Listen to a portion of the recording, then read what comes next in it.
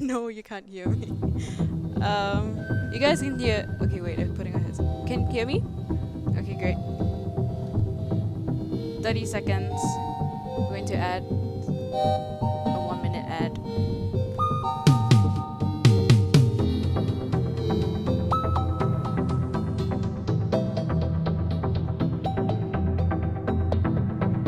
Fifteen. 10. 6. 5. 4. 3. 2. 1. Transitioning to ads. And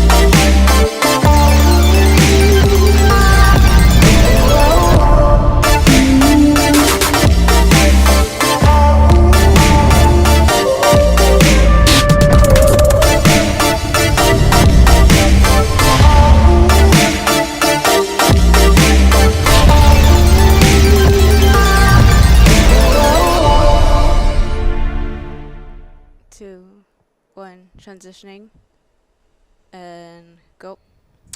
Welcome, folks, to the official Riot Games Campus League in Singapore. Teams from Singapore's top tertiary institutions have been battling out for the past few months to fight for a chance to represent their school on a national level. And today we'll be crowning two champions of Campus League. It's the fall season. We have one for Valorant and one for Wild Rift. We'll start with Wild Rift first.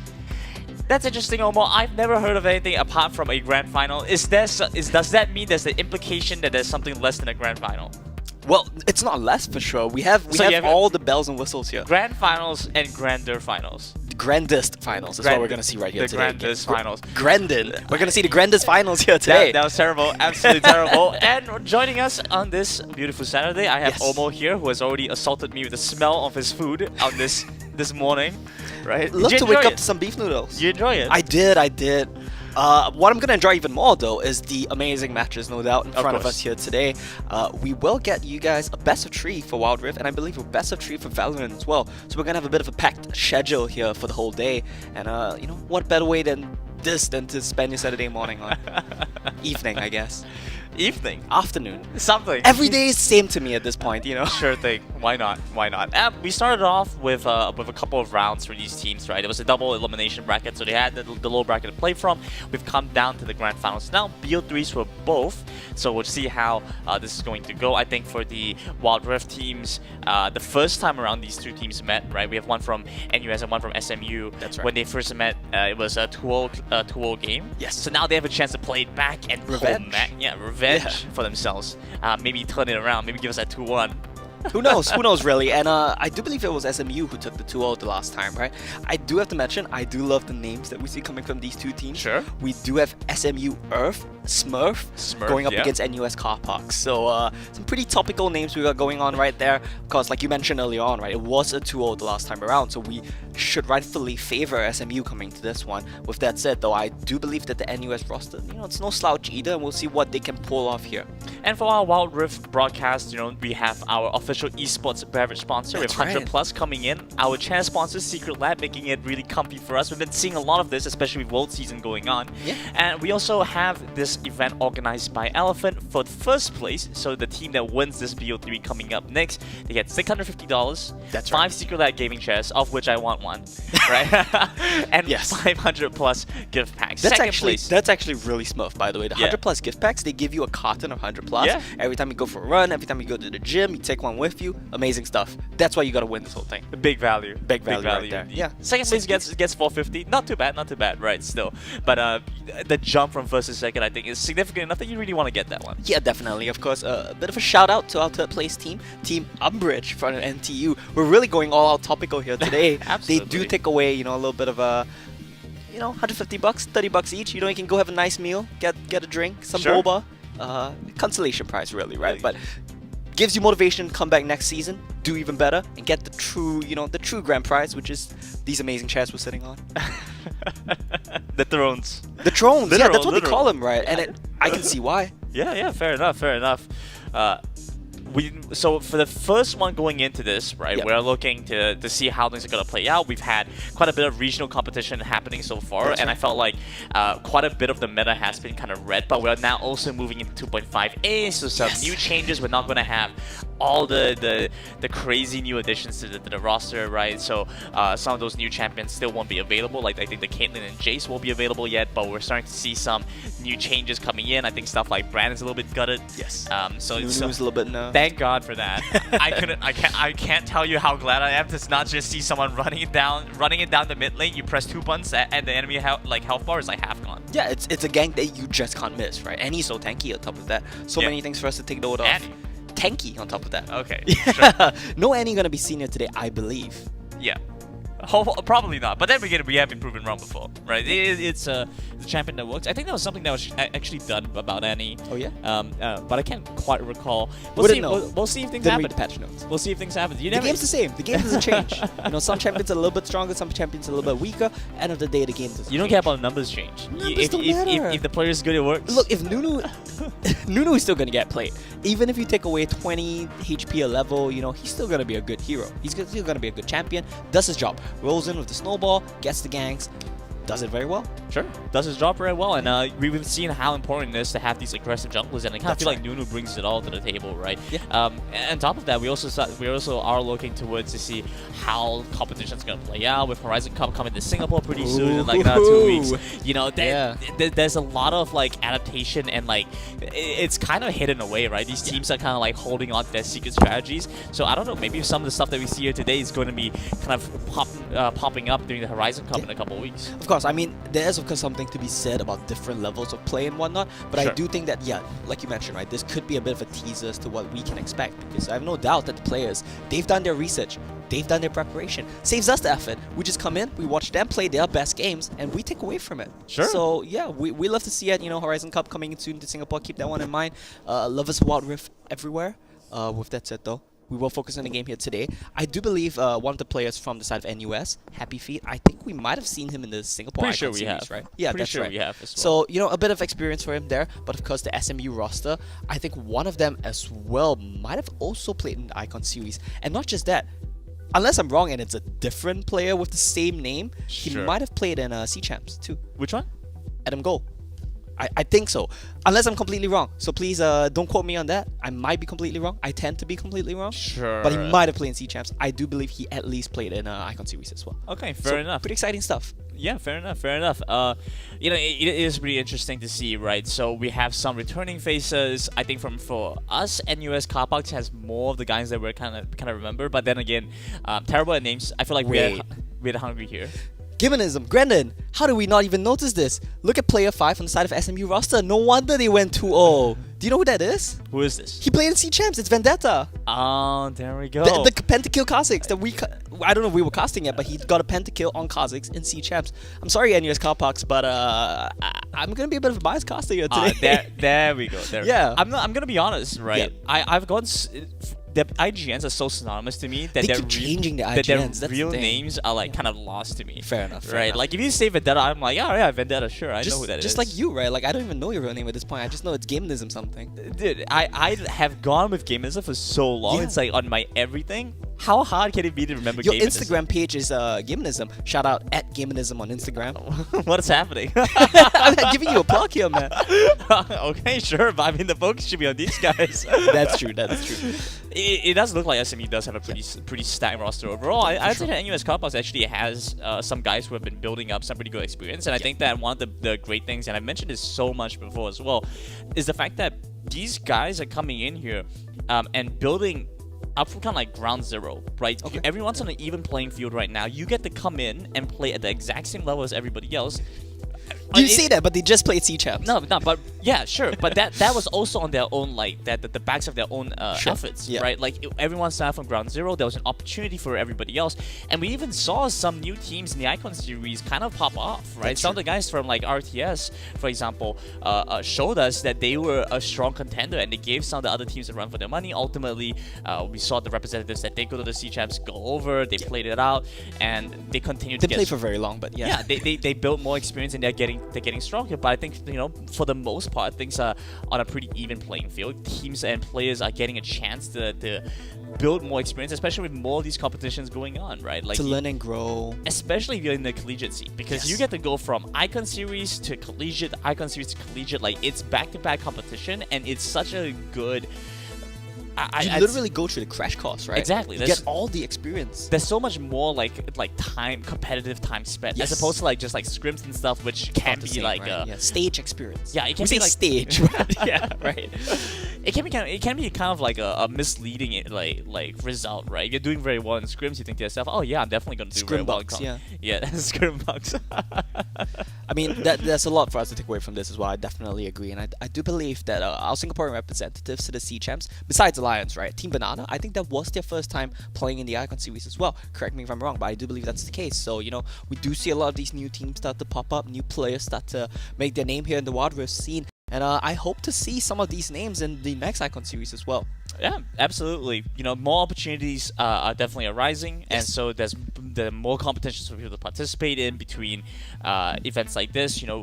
Backed and sponsored by Riot to community ones as well. I think like the community has been growing at a pretty good rate as well. And now that we just introduced the guild mechanic, I've been seeing a bunch of posts on my Facebook timeline. It's like, anybody want to join my guild? No one's invited me to it's like, anybody want to join my guild? I have like X number of spots. I mean, we can make our own, but I'm not sure what rank are you right now.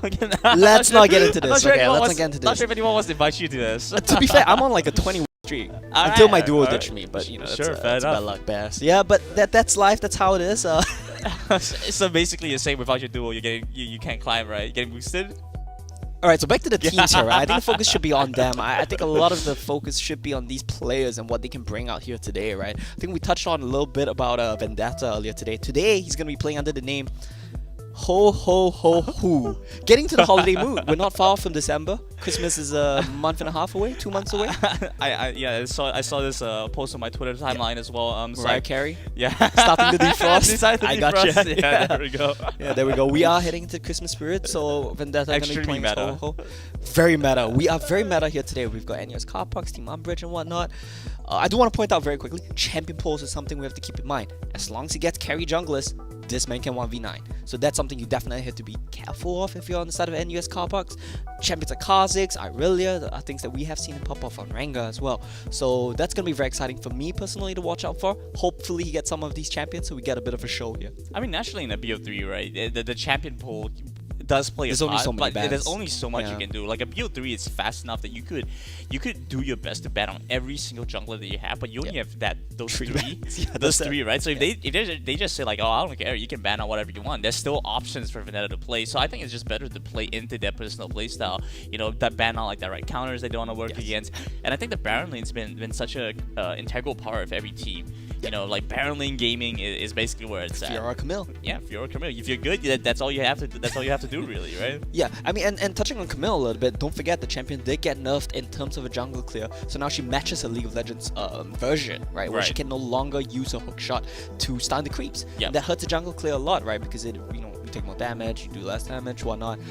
I think that's going to be pretty interesting. Camille has been such a highly contested priority champion because she can flex into these two roles. With that being taken away from her, I'm curious to see if her priority drops a bit here today. We just switch over to Camille support.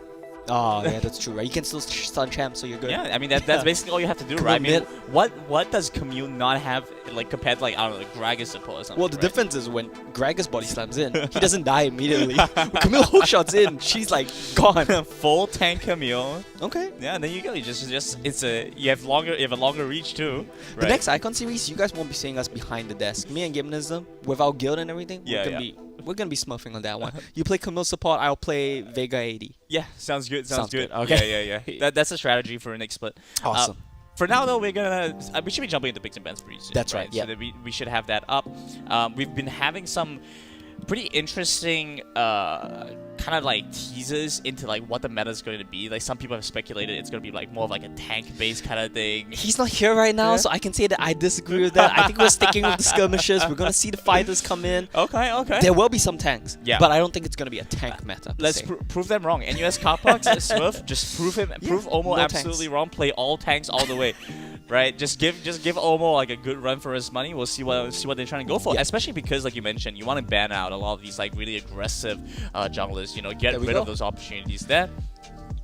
Alright, on your screen right now, we do see the bans come in already, I believe. Fast ones too. Fast right? ones, You yeah. get rid of those. Also looking at the Camille, I mean, and like you mentioned before, you know, less flex opportunity there, so you're just kind of locked in with that option once you really go for it. Yeah. Looking towards NUS car parks though and how they try and respond there. Corki has been an interesting one. It's kind of done really well, but also fallen out of favor every once in a while. It's been like a repeating on and off kind of performance. Yeah, he's still gonna be really good at what he's good at, right? Which is when you get to the late game, when he gets some items, he is gonna pump out damage. The problem is getting there is the hard part. He doesn't have the best early game, has package timings you can play around, but other than that, generally a lackluster early game champion. They do, you know, round it out a little bit here with the Twisted Fate, and I do like that one because you don't show your top side. On red side, you can save your last pick counter pick, and your TF is gonna enable that really well in the side lane. And of course, don't forget, if you have Twisted Fate, you help your jungler a lot, and that's what you need going up against Vendetta. Absolutely, and they're getting pretty tanky as well, right? Going for the Alistar, going for the Darius, it does feel like they have quite a decent amount of work cut out for Smurf there. That being said, Michael Scott, that's a guy that I recognize, right? I actually didn't. Yeah, I watched The Office. Well, beyond that, he has played with us before. I didn't manage to right? Yeah, they didn't manage to recognize him off the player sheet because the name was a little bit weird. Interesting choices coming through for this team. I'm a bit let down we don't get to see the Kazakhs, but Irelia is always going to be fun to watch. Now, a lot of flex picks here, but I believe what we're likely going to see from the side of SMU is we're going to be seeing Garen top here because he knows he's going to get counter picked on 5 pick regardless. So I early pick a Garen to stabilize the lane and make it so that whatever your counter pick is, it's less effective. With that said, Darius is still one of the most effective ones at being a tank shredder, and we're going to see a Diana mid counter, and we're going to see an Irelia jungle here for Vendetta. I really am quite impressed by NUS Car Park's composition. It does look really good to me, but it's so heavy on execution. Like you mess this up, there's really no coming back from it. Like you really have to hit it right on the nail. But there's so much opportunity to perform so well in this. Yeah, definitely. I mean, if you look at the Pantheon Twisted Fate combo already, right, that tells you all you need to know. It's going to be so aggressive. They're going to look to be so active in early stages of the game. Just make one guy not be able to play the game. Exactly. Point and click stunts at that. And on top of that, you have Alistar as well, and that's about like what 6-7 seconds of chain CC that you just cannot move out of. I think that's going to be very effective if they want to play to shut down ho here in the jungle. And I think that should be the game plan. And when you get into the mid to late stages of the game, you have that Corki, you have the Darius who can scale in team fights as well. So like you said, SMU, not a bad draft here. I think they have a good chance. Well, there we go. Game number 1 is underway for our Campus League fall season. Let's take a look at how this one plays out. It's interesting composition, no direct. I'm curious to see how this Lucian Seraphine is going to kind of play out. Yeah, it's a bit of a unique lane, but I don't think it's all too bad, because when you look at a champion like Lucian, he actually pairs really well with Enchantress. You get things like Nami, you get things like Lulu, those are traditionally what you would pair with a Lucian. Seraphine functions very much the same way. You buff him, he dashes forward, that sets up your ultimate, right? The whole line and everything going on, and it's a pretty nice combo that they will have going on there as well. Decent amount of scaling. I think Seraphine, you mainly want to pair her focused around the Diana, focused around the Irelia dives, and I think that's going to be great in the mid game. Even especially pairing the fact that they're running Electrocute as well, right? It's like more additional damage, just bigger burst and stuff like that. Really looking to try and maximize the effectiveness of the Seraphine. Close call there. Nearly did a bit more damage with that piercing light onto the Corki. But when we talk about laning phases from Corki, that's exactly what you would expect, right? You see him not being able to really contest the wave. Part of that is he has melee support as well. Alistar can't really do much against Seraphine here in the early stages of the game.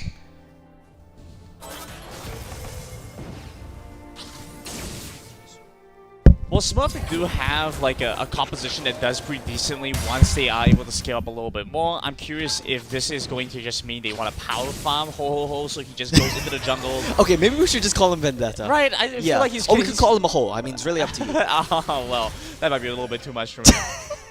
But really just power farm him, leave him to do it, leave him to his own devices, have him do his own thing, because you look at how the game is played out, right? Generally you see like junglers come to the mid lane, having crash waves, all that good stuff. But instead what we're seeing here is just great stuff. They just go by, trade the scuttle crabs, just play for however they want to play it. Yeah, and I mean, like you mentioned, right, a lot of burden of execution is going to be on NUS car parks here, because you have Twisted Fate, doesn't scale as well as the Diana in team fights, straight up 5v5s.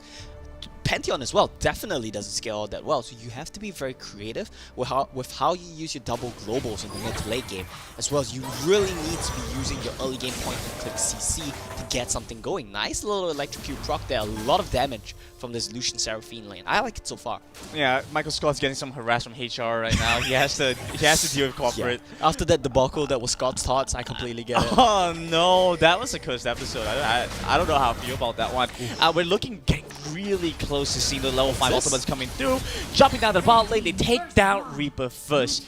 Trying to trade something back, but you have to worry about Zhang coming in now. Flash away from the Lucian. Wonka builds some space for himself, but it's still hard to pursue. He dashes right back on the turret. Yeah, just creates enough distance between them so he can buy time and relentless pursuit over the wall. Not sure what he's pursuing there, but safety, I guess. Pursuing some safety. But nice little usage of the Pantheon first ultimate. Now, when we talk about global spells, when we talk about key impactful outs, Destiny Gate, Pantheon ultimate, what's that called? Man drop? You don't really call it man drop anymore. Grand Skyfall. Grand Skyfall, that's the one, Skyfall. yeah. And spells like Ranga's ultimate, you have to Throw be of the very Hunt. particular. Throw of the Hunt, thank you very much. Very particular about how you use your first out, because it's such a key timing window. Going down, relieving pressure from Michael Scott in the bottom lane of NUS Carparks, you're going to be very happy with that first usage. Burning Psalms as well, relieves so much pressure from your bottom lane. Now we want to take a look at Happy Feet. That's the big key for me here. He's a bit pressured on the tower, but when he gets the timing, he's going to Destiny Gate somewhere. Dragon coming up pretty soon, and that's the thing that we're looking for, right? Because you have those big two ultimates, they give you vision, and then the Pantheon jumps in. I mean, it's he's not going to have it, maybe? I don't think he'll have it in time. I think it will, right? Like, it's 15 seconds. Like, you're not going to start it the second it comes online, right? Yeah. So you should be up by the time the fight comes about. Encore misses, so that's the call to jump in. But you still have to worry about Ho. He goes on to Michael Scott, looking to take him down. Unchained keeps him alive for now, but he steps too far forward and will get taken down as the culling finishes off the cow as well. You see, and that's the thing, Gaminism.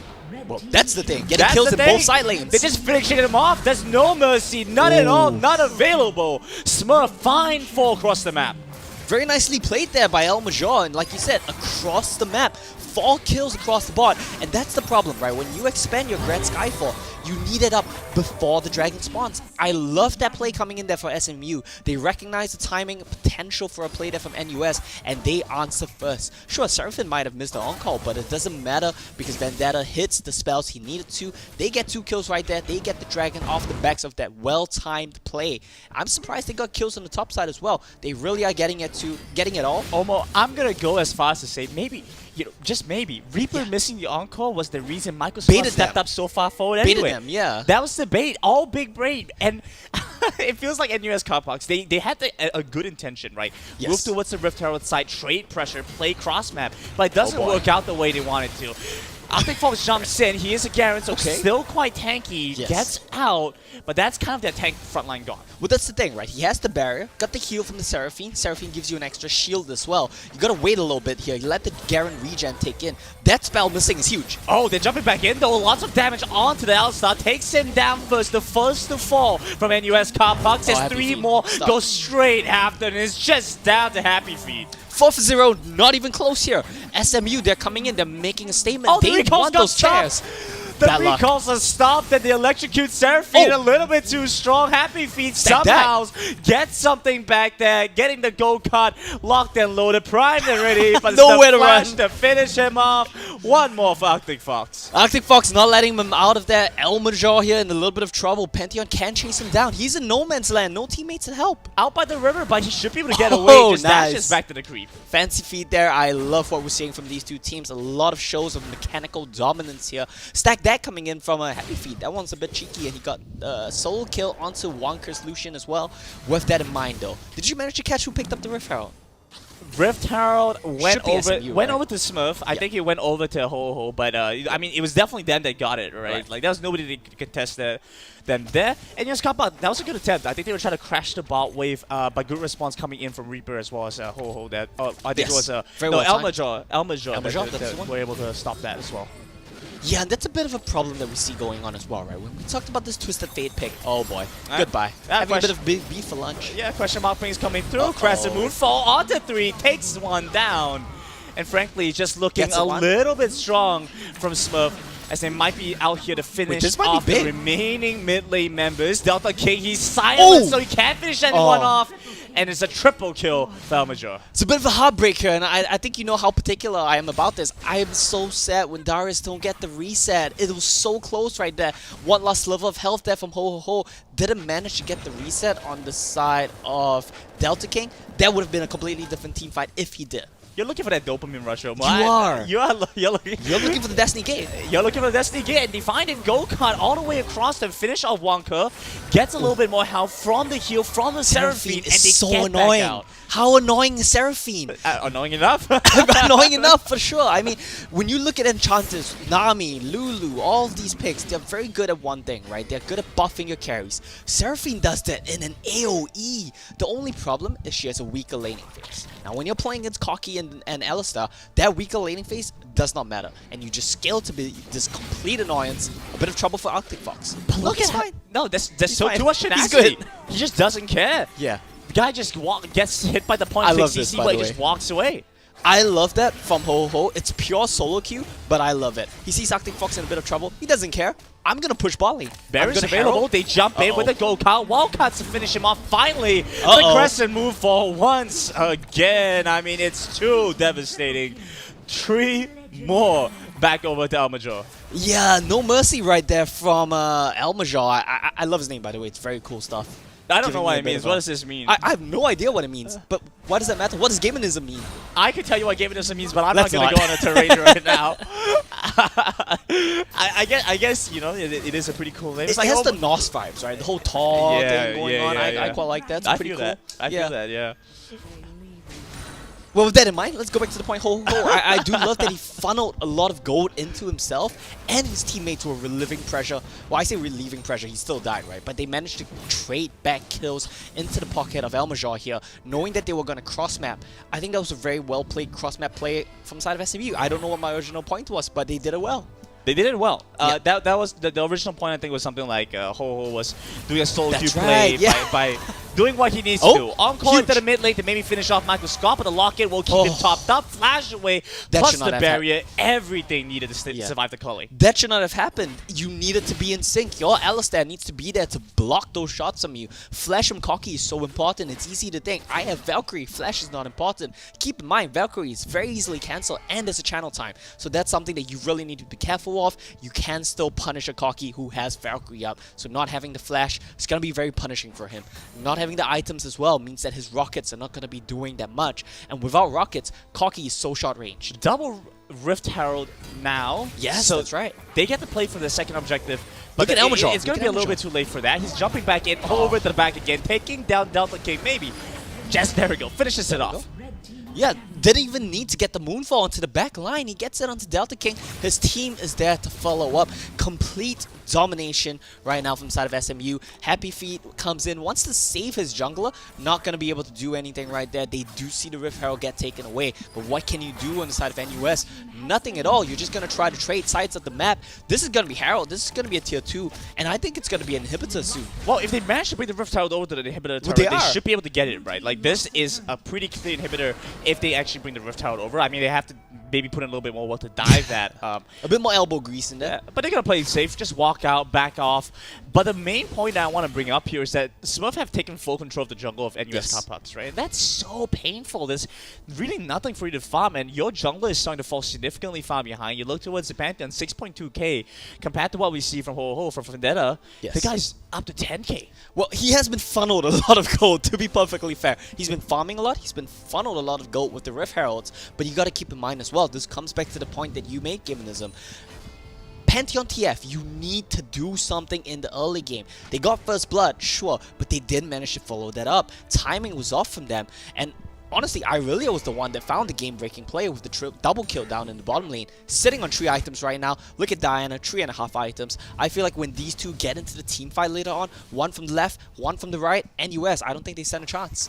Playing with that 11-0-3 scoreline, it's a little bit much. It's a little bit bad. It's a bit much, yeah. Yeah. Especially coming into the grand finals, right? Just having this kind of standout performance. Yes. Someone better get his contract ready. Oh. And it's like, are you looking for a new mid laner? Looking at me?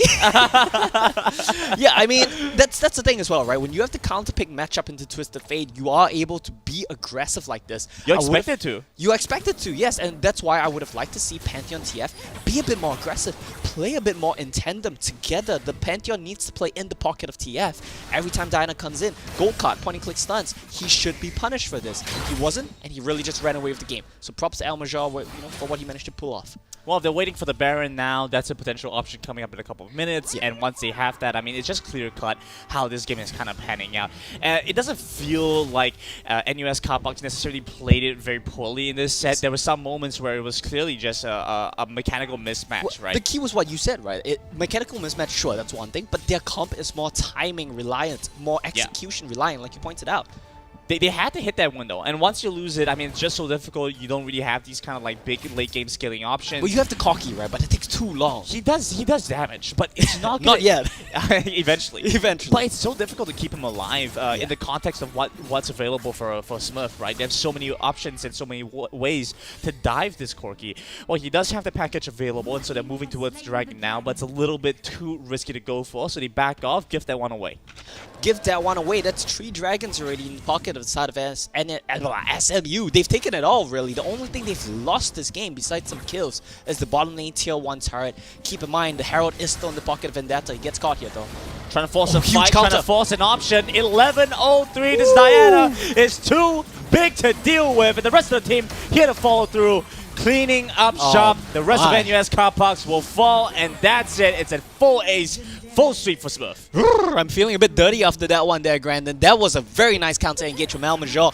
Getting right into the backline. You have the flawless duet as well to clean that one up. Rift Herald, we're going to see a dancing Shelly this game. 20 seconds left on the death timers. There's no time left for NUS Cardbox, and Smurf will bring us the first game win in the Campus League Grand Finals. Yeah, and keep in mind, the last time these two teams faced off, it was a 2-0 as well. Not to discredit NUS, I think they did some things pretty well this game, but they were just given no window, no opportunity to get their foot in the door here.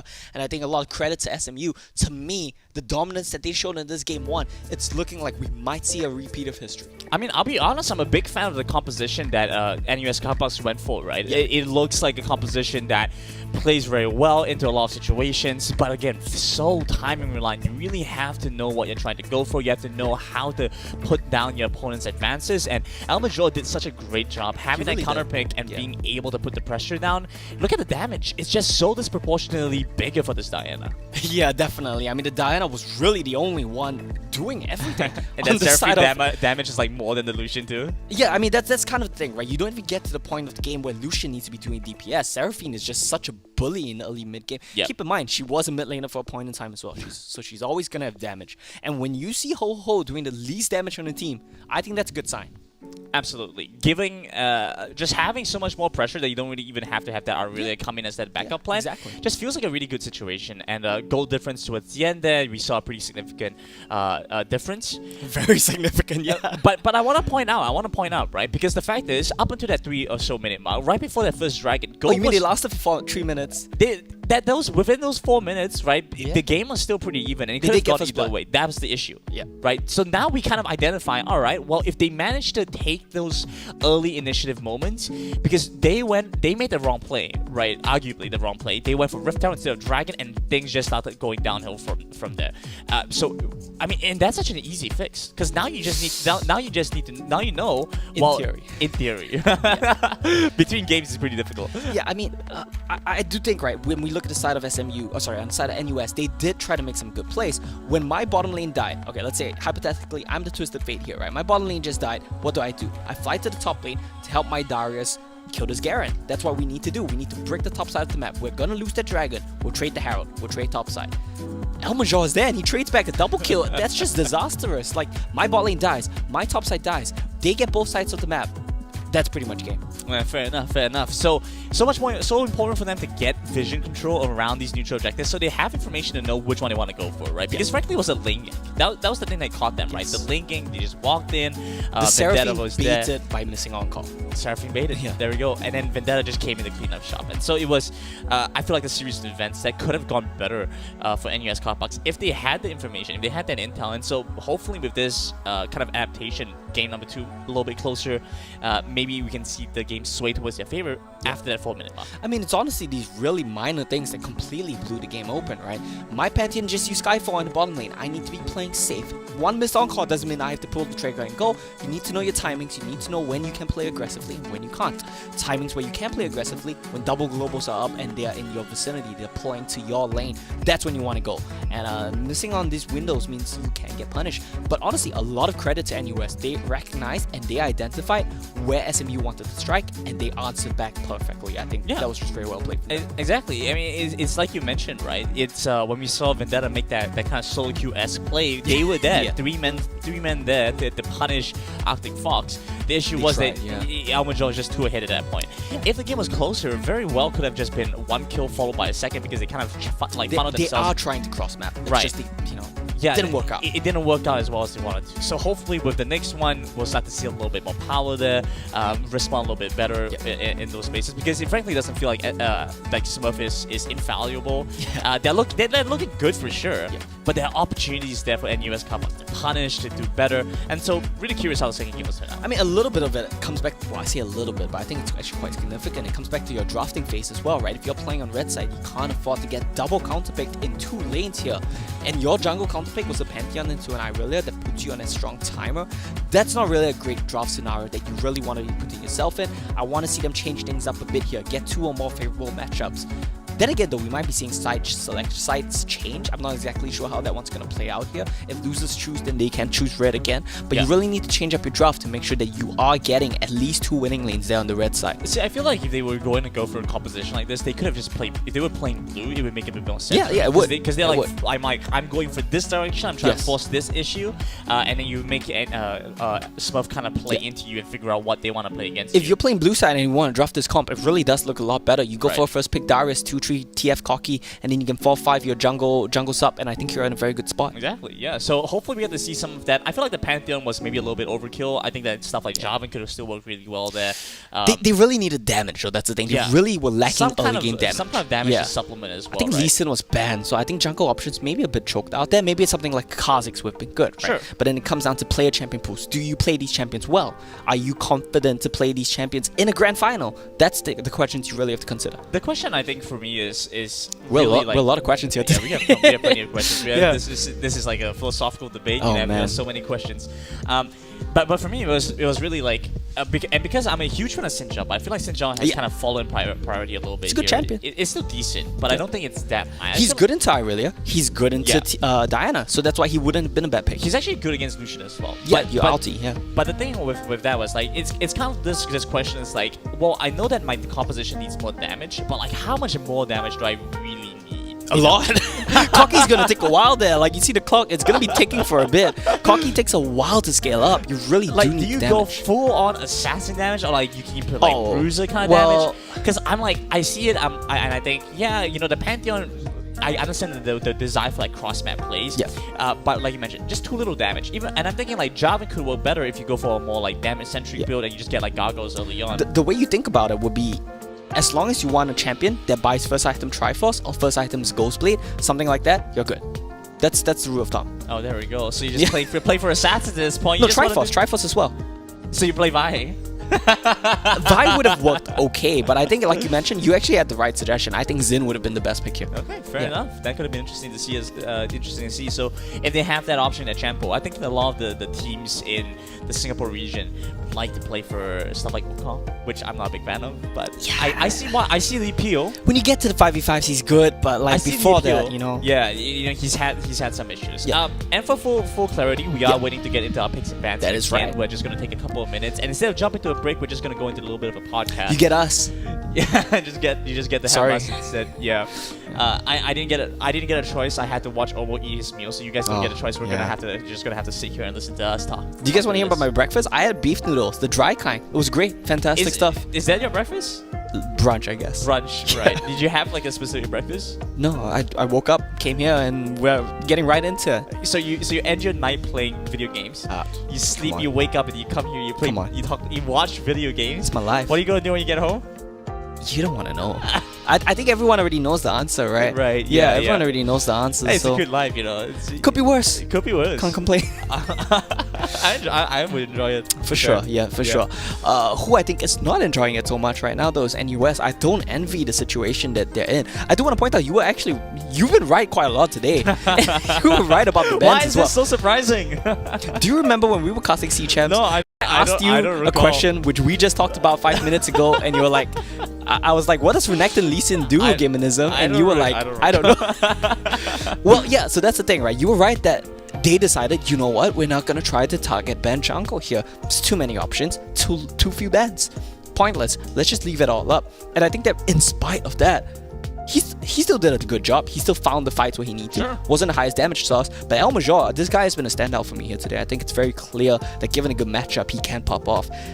If they swap sides and he's on red side this time, I'm not envious of what's gonna happen to the NUS team. It kind of feels like a throwback to like all the way at the start of Wild Rift competitively, right? Like early years. Oh, back in the day, like 3 months ago. Right, and it was a Ziggs Diana show. And we saw the Ziggs ban from Smurf. Get Ziggs out of the game. The champion is so imbalanced. Like, just by the nature of his kit and what he provides, it's just so imbalanced. And he was banned in the first game. Yeah, banned. And so you get Diana. It was felt like they had this like duality where they were able to play some powerful picks either way. And you know the thing was, despite the fact that jungle really wasn't hit very hard. Yep. I feel like Vendetta went to like a lower priority jungler. It's just something which is fun to play. Yeah, it's interesting for sure. But if you're talking about like your maximum like efficiency, you could have gone for so many other options, but you went for the Irelia. I mean, that's an interesting sign by itself. Right? I really hated the Irelia in C Champs. I'm not a fan of it here either. I don't think it's a great pick. We saw his Irelia have one good, correct me if I'm wrong, right? But one really good game and one really poor game. And that's the nature of the champion. She needs so much resources. She needs so much gold. That's why you typically see her play as laner. She's very feast or famine in the jungle. This game, he was feasting, didn't do too much damage. Definitely was feasting though. He was 3 items before the end of the game. Definitely had a good time there. Up over his opponent. The thing was just he didn't need to. He wasn't needed. They didn't need him to pop off. Next game, I would like to see him go for something a bit more aggressive, something with a bit more early game control and tempo. Kha'Zix Rengar, close it out in 15. I mean, I think they can do it. To be fair though, I kind of see where this is coming from, right? If you put all your like eggs in a player basket, like you're gonna get used He to got a pentakill in C Champs game, right? He did, and against some pretty decent teams as well, right? Like, but that's the thing. If you start over relying on a single player, like you're gonna build some bad habits. Well, that's the thing, right? We're not here playing out an entire split. We're not planning for Worlds. We're not planning for Horizon Cup. You say that, but it's just a one-off. There are many instances. Like we had the previous Campus League for the summer season, and I was here for with that. I think with Hungry. I'm not jealous or anything. It's fine. It's great. We'll make something together. And so it's a consistent thing, it's recurring, and there are more opportunities for these teams and players to really build up experience. And for some of them, the way I see it is that if I were a competitive player playing in like C Champs, for example, this is a good chance for me to play differently from how I normally would, and still be in a competitive setting. And develop a different skill set, and it's such a rare opportunity for that to happen, honestly, if you ask me. Because we don't have an academy. Yeah, that's definitely true, right? I mean, we talk about all this. We think about a lot of the detail, the level of play involved and whatnot, and what goes through these player minds, right? I know Vendetta a little bit. I can tell you what went on behind the decision making there. What do you want to play? You ask me. Okay, I'm Vendetta. Okay. What do you want to play? I don't know, Irelia. How about something else? I think Irelia more fun here. Yeah. Looks fun. Let's do it. Send it. That's pretty much the top process. I'm pretty sure. And it's locked in, and you're just like, all right, I guess I'm playing when I really this game. Yeah, I mean, not to fault the pick, it works, right? But I don't think that definitely the points you raise make a lot of sense. they're just not thinking about that. They're just like, yeah, let's have fun. Subconsciously, somewhere, maybe. somewhere, like they Yeah. recognize like somewhere in their minds. Like even when you say like, oh yeah, I'm just gonna play for something that's fun. Yes. It's like subconsciously they are thinking like, how can I be able to continue playing the game while also like de-stressing, and so I'm not constantly building up like this pressure going into every single match. You know, that's a big I think thing they as don't well. feel any pressure here. I think they're feeling smooth sailing all the way through, right? Keep in mind, this is a best of 3. That first game was just dominance. Last time they faced off in the best of 3 upper bracket, 2-0 as well. That's how it goes. I feel like the confidence should be sky high for the side of SMU, and I feel like, yeah, they should ride that wave to a convincing 2-0 here. But I do want to see NUS put up a fight. Like we said, right, they did have some moments where they showed they had the right idea. It was just answered very well by SMU. Maybe go for a simpler comp this time around. I think that would be fun to watch, right? Fair enough. Just play with some tanks. Stick for team fighting. Get some scaling in there. Yeah. You know, play it simple. Go back to the basics. That's something I always do. What is the kiss? Keep it simple, stupid. Not saying anyone's stupid, right? But that's the saying, right? Kiss. When Right. you're in doubt, Keep just it kiss. Keep Yeah. it simple. Keep right? it simple. Keep it simple. Yeah. We've seen a decent amount of that. You know, every once in a while we have teams just go back to the basics and they're able to eke out a couple of wins. And I think that's the nature of like a BO3, right? It's gonna be so quick and just Your so, back's against the wall. it's just snap. You're going into the next one. You just keep playing. Yeah. And there's some pretty good opportunity there to just keep on going back to like simple ideas that can catch the opponents off guard, especially if they're expecting something Like pretty an Irelia jungle. convoluted, right? Like, it's like an Irelia jungle or something. I mean, yeah, like we are going to draft soon, but keep in mind, you know, this is just a best of 3, so they don't really have many chances. I think just play what you're confident in, play what you know you're gonna be able to do well in. Don't pick high execution stuff. Just go to team fight. Play what you're confident in. Play for team fighting. This should be the mantra now for NUS, and I think I'm hopeful to see if they can put on a fight here. There we go. Couple bans come through. I mean, pretty Diana. much like we expected there, but they've switched over to the blue side. So Yep.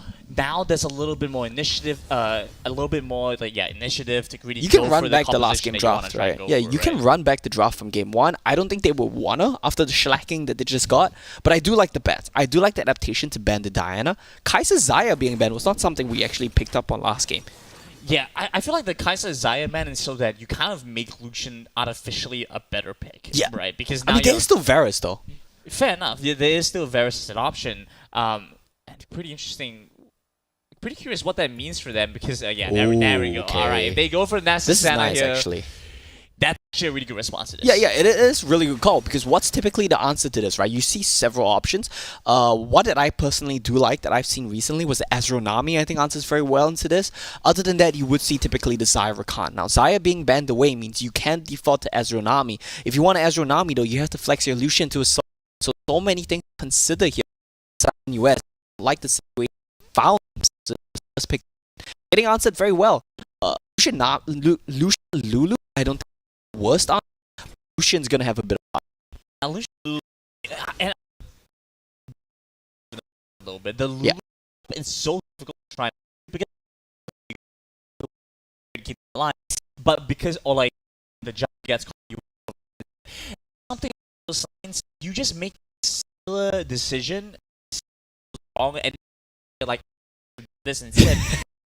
It's different. Like, you can't happen this. Yeah, 2020. But that's okay. We're seeing a bit of an interesting draft here for NUS. Correct me if I'm wrong, but I think it's going to be mid, top, and then you see Graves jungle. I do like the pairing of Lulu Graves. I really didn't like when they were hovering 5 because you want to pair Lulu with a bit of a hyper carry who can really get going. This works. On the side of SMU though, we're going to see something spicy for the side of Vendetta again. Fiora jungle. I think one of the key players of that and the C champs was Velders from EVOS. He did so well in that pick. And I love the pairing that they have with the Ari. A bit more push, a bit more setup. No magic damage for NUS though. Basically no. I mean, Hey, unless Lulu has the Lulu has the lance glitter lantern. Yeah. It's you do realize that the lance is literally made of glitter, right? It's like the sparkly stuff. There we go. It's not like a laser beam as opposed to some other mages who fire literal. Like, have you? Ari isn't firing laser beams. It's an orb of. It's a literal orb of concentrated magic. Of deception. It's true damage on it. It's true It's damage deception. on its return.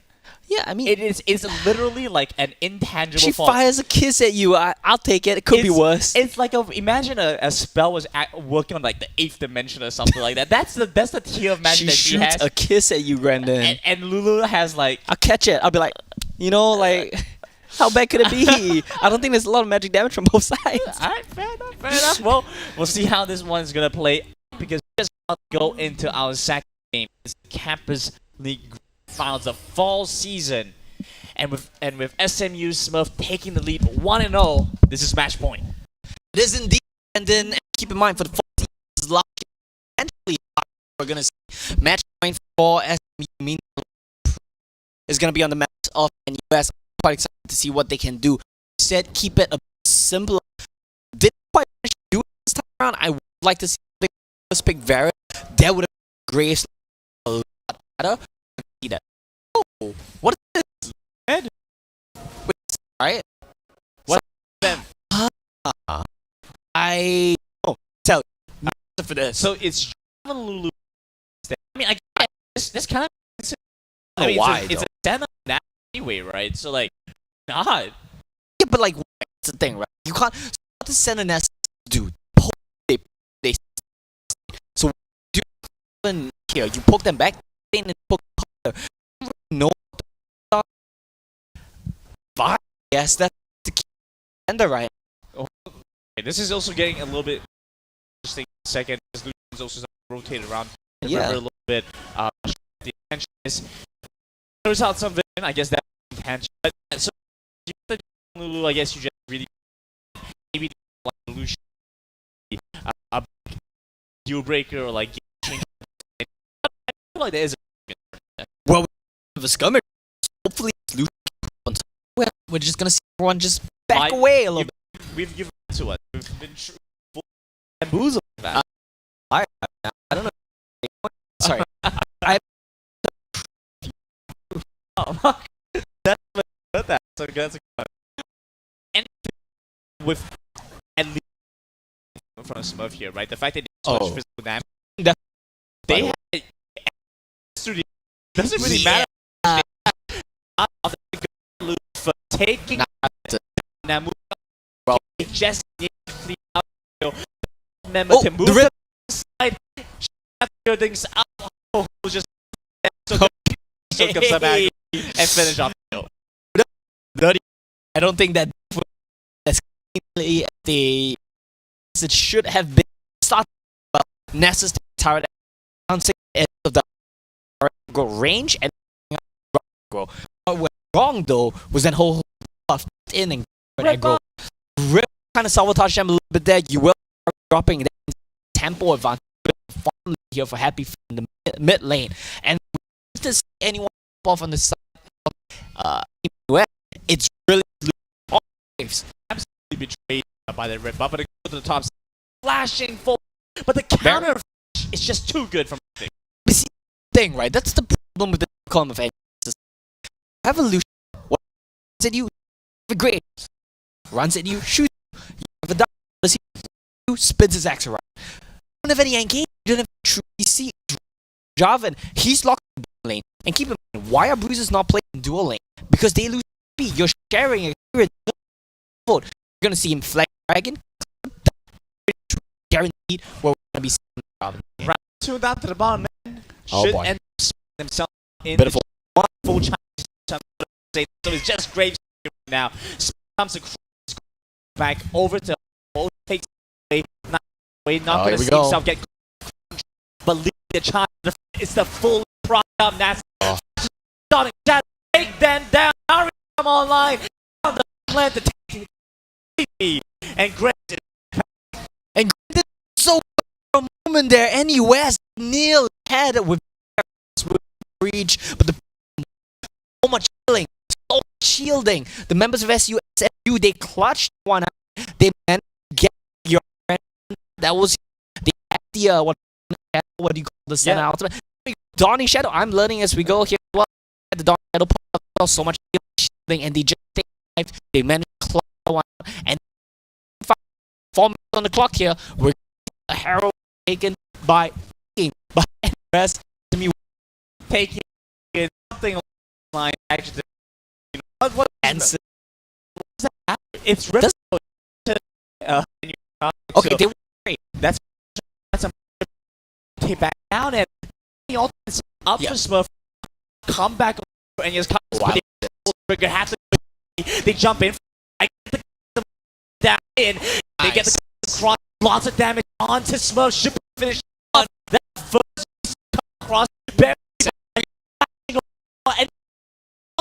And by the kiss goes in over. What about Didn't manage to get away from the kiss right there. Early for Delta King, he did get set. Able to find the mean part. I do like what I did see. The idea there for Mendes was really good. I love the dropping in the middle tower for SU now. Some HP here. Little a breeze will just knock at this point. Something you have to be really careful of. Means a lot more tempo, a lot more ability to be aggressive in the map here for NUS. Yeah, it doesn't matter. It's very rushing. So you get locked on the trade of ultimate. Frank just like it's going to get changes for Ari. Mentioned HB to get that in the mid lane. I felt like the lane so better. Yeah, still managed to get the kind of coming through. Brendan, something I didn't actually catch, right? The game is happening. I actually pretty close. But look at the you 2,000 gold to 18, do the quick 8 gold at 6 minutes. Good job. 1,000 minute, Brendan. 1,000 gold a minute. Good value. Off that gold, you can see the difference comes down. Look at they have half their gold.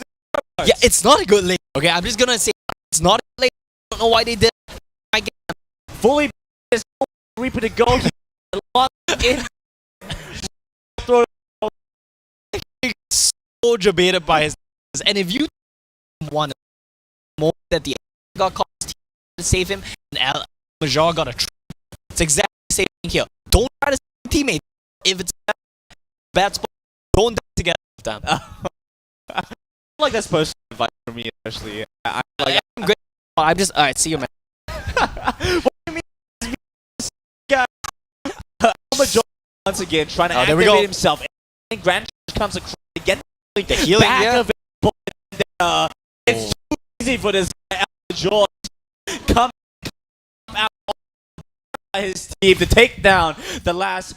Well, a couple of guys still up for a US Cup box. Yeah, and I love this from Vendetta, by the way. No time to breathe, no space given. The moment we win this team fight, I'm not farming anything. I'm coming down here to push your bottom lane tier 2 turret, and I am a Fiora, so I'm going to take this really quickly as well. That's that experience. That's that game knowledge of having played for so long, having played with different teams in different environments, to know the most appropriate call at that singular moment. Yeah, I mean, we talk about C-Champs, right? But you got to keep in mind that this player has a lot of League of Legends experience as well. He has the macro experience. This guy played in the TLC Grand Finals, went to 5 games, nearly went to the GPL, unfortunately, but we don't talk about that one. Full-on historian mode, go all the way back to like ancient history, effectively. Esports like so 3 fast. years ago, 4 years ago. Esports moves so fast. It's ancient history at this point. It really is. It truly is. Like you were talking about early days of Wild Rift 5 months ago, you know. Nearly a solo kill here. It's gonna save him. It's gonna save him. There we go. Do you remember? We're talking about history here, right? You remember back in the day there was that old, really bad meme where it was like a shitty MS Paint image of Gangplank and he was like 8 orange and it was K. Same thing here. Something along those lines. Major, he leads back in, has that Spirit Rush, so he gets back out pretty safely. Ho-Ho in the back line, taking down Happy Feet. I mean, there's just no run to run in front of the face of the Grand Challenge. Fiora looking at a second to take down Zhang Yu as well. In the back, you have to watch out a little bit for this Graves, but he won't be able to get much more done. Picked up by Smurf. And Blinken, you missed it. Ho-Ho got a double kill in the back line as well. Takes down Happy Feet, takes down Sleepy while he's at it. You get a buy one, get one free situation. The turret pre-chunked here by Vendetta. It's going to take that one down as well. Gold lead ballooning, 13,000 in 9 minutes. I mean, it's just not a great spot to be in for NUS. Yeah, difficult for sure. Yeah. Right. They went for a different idea for the composition this time around. But again, it just felt like there were some minor details that didn't seem to quite align with thing, Brandon. That's the thing. Last game, they had the crowd control. They didn't have the damage. This game, they had the damage. They don't have the crowd control. You got to have a bit of both. Yeah, they find that middle ground. You gotta find a middle ground. We're looking at NUS once again. They have good macro. They know what they want to go for. Rift Tower started off by them because they know that Smurf is going to want that Inferno Drake. Yeah. So now they're going to pick this one up quickly. They've taken it down already. And just there's no chance for Smurf to contest this. And so once again, we see good moments of macro, but these fights just don't represent that. The fights truly don't. I mean, part of it is, yes, mechanics gap a little bit. Pretty Smurf on the side of SMU, that's why they named their team Smurf. Other than that, draft gap plays into it a little bit as well. A lot of things to consider here for the side of NUS. I think, honestly, they can take away a lot from this experience. Keep in mind, they at least get second, right? This game is not over. It very likely is going to be soon. But they at least pick up second place in all the collegiate teams in Singapore. So I think definitely a lot to take away, a lot to learn from this. You talk about experience, and I think they should definitely get some good experience from this. Yeah, absolutely. It just felt like from the moment that they decided to invest the Javan into the bot side, and again, the goal difference just kind of says it all, right? Because they weren't able to find much impact there. And even if you wanted to make the argument that, hey, well, if I have this Javan, I get better control around the dragon, then yeah, you can make that. Yeah, Java mid does the same thing. Exactly. Yeah. So it doesn't feel like there's any much tangible benefit there. A good attempt doesn't seem to quite work out the way they want to. Re-engage comes across. Nice. He gets out though. Very nice portable usage there. Dodges away the last proc. I think he would have lived anyway, but it was with these cheeky little mechanical outplays. I think it's really important here. Shows the side of NUS they're not truly out of it just yet. Might be really far behind in goal, but they still are trying to put on a fight. I love that they're still trying to find advantages where they can. Here we go. They commit there, jump into the backhand. This is a lock down Elmajor, and even as he dashes away, the Spirit Rush gets out the range, the collateral damage, but will go down to the bleed. And the highlight for me right there was that Sleepy, he got charmed, right? So he was walking towards the Ari, but Cataclysm was blocking him, so he kept face palming to the wall. What's this? Delta King, I mean, you used the Proto Belt the last time, buddy. You can't walk up like this. Yeah, you can't keep getting away with it, and here we go. Vendetta's here to clean up shop, to clean up the remaining members of NUS car parks. The spot, the season parking, give it to Vendetta, man. Yeah, and Darius comes in from downtown, gets the dunk for himself as well, cleans up the clean ace, 4 for 1. Fortunately, Elmajor did drop to the bleed, but that's gonna be the turret in the bottom lane. That's gonna be the Nexus as well, Grandin. The Nexus going over to Smurf means we have our fall season grand finals winners. SMU take it in a dominating fashion. Yeah, dominant indeed. No other way to put that one. I think it was a very well-played performance here from the side of SMU. We got to give props. We got to give commiserations to the side of NUS as well. Keep in mind, second best team in collegiate Singapore. This finals might not have seemed like much, but they definitely put in the work to get here as well. With that said, congratulations to SMU, the Smurfs, you know, living up to their name. Absolutely, and I want to contest that point a little bit more. You might want to say it didn't seem like much. I actually felt like they had some pretty good moments. Decent, yeah, decent for sure. And it's kind of like a difference, right? It's like you have the big brain, but maybe like the scrawny body, and so you're not able to like fully, like your body can't react the way that you want it. You got both though. You got the big brain and the big body. Hey, let's not go there. So for me, it really feels like NUS Car Park. They knew what they wanted to try and go for. Like they had some like executional issues, but in their minds, it feels like they had a game plan, they had strategy, but ultimately it just didn't work out. Yeah, for sure. It's a bit unfortunate there for the side of NUS. With that said, though, congratulations to our champions here at SMU. I think everyone on this team definitely played very well. I love the willingness to play and to pull out the Senna Nessus as well. Playing for your team. Look at them both. 14 assists apiece. Really letting their teammates shine right there. Arctic Fox as well on this Garen in both lanes. Yeah, stabilizing because apparently knowing he was going to be attacked in both games. Definitely doing their jobs right here. Reaper with that 100% kill participation just to make sure that you know that setup pickup works so well for them. And that's the first place prize going over to Smurfs from the from SMU. It's $650, 5 Secret Eye Gaming chairs, and 500 plus gift packs. Of course, second place prize, $450. Going over the side of NUS, not too bad though. Knowing the state of the NUS cafes, though, it's probably only get you one lunch, but that's fine. I don't know. I've never been there. No, I haven't either. I just made a joke. No, I just pull it out the air. Yeah. Fair enough. You know, maybe sometime once everything's kind of died down, we can go over and see how what 450 can get you. Yeah, fair enough. 450 being 450 for the viewers at home, by the way. Not actually like $4.50, but yeah, great stuff. I mean, like still pretty decent prices. Keep in mind, this is just collegiate. We have stuff like the C Icon series and whatnot. A lot of Wild Rift competition. If you're interested, if you're a fan at home, make sure you guys look out. Yeah, it's definitely growing. It's gonna be huge, right? Riot fully behind this as well. Not like we're shilling or anything. But yeah, make sure you guys keep an eye out. I mean, if you love to play Wild Rift, if you love to watch Wild Rift, there's going to be a ton of events, ton of competitions. I'm sorry, Omo, but you got to do this. We got to go full on shilling now. Yeah, our official esports beverage sponsor, 100 plus. Brilliant. You know? Love Cheers, it. we can have this. Cheers. All right, there we go. Quick. What else do we got? Our official Secret chat Lab. sponsors, Yeah. Secret Lab. I've been seeing a bunch of them all around these days. Yeah. You know, I see everyone has one. Waiting for my own as well. Secret Lab. Hook this man up. As well as organized by Elephant. This is the official Riot Games Campus League.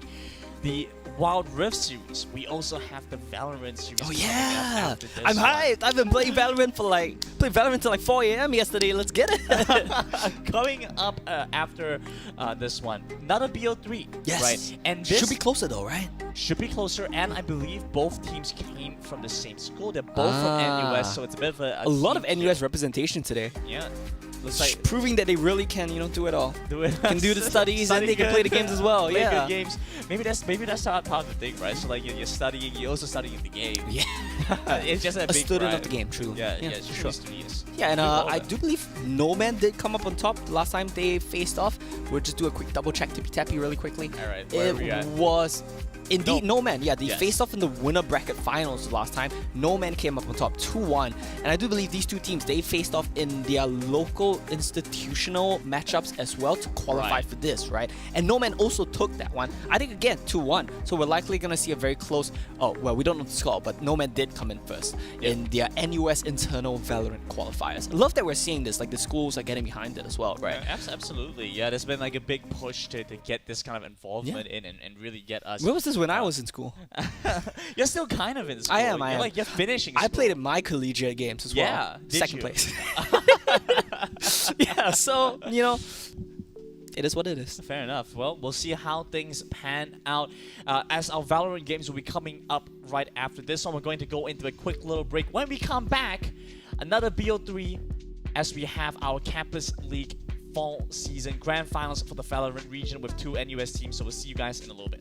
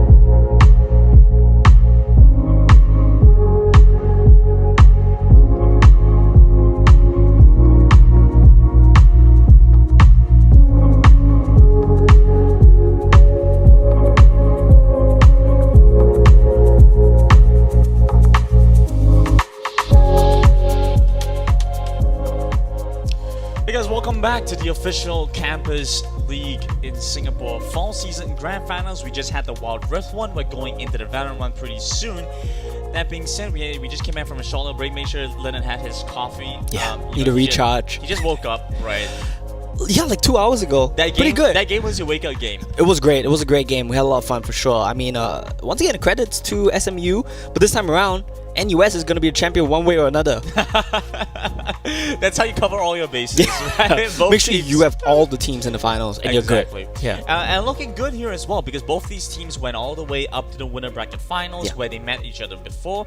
They, I believe it was Noman that won it out. Then we had the other team drop down, came back up. Now we're in the grand finals, and once again playing it out in this BO3 on the line here. It's first place at 600 and second place at 300. It's not bad, not bad. And of course, third place, shout out to Intuition from NTU.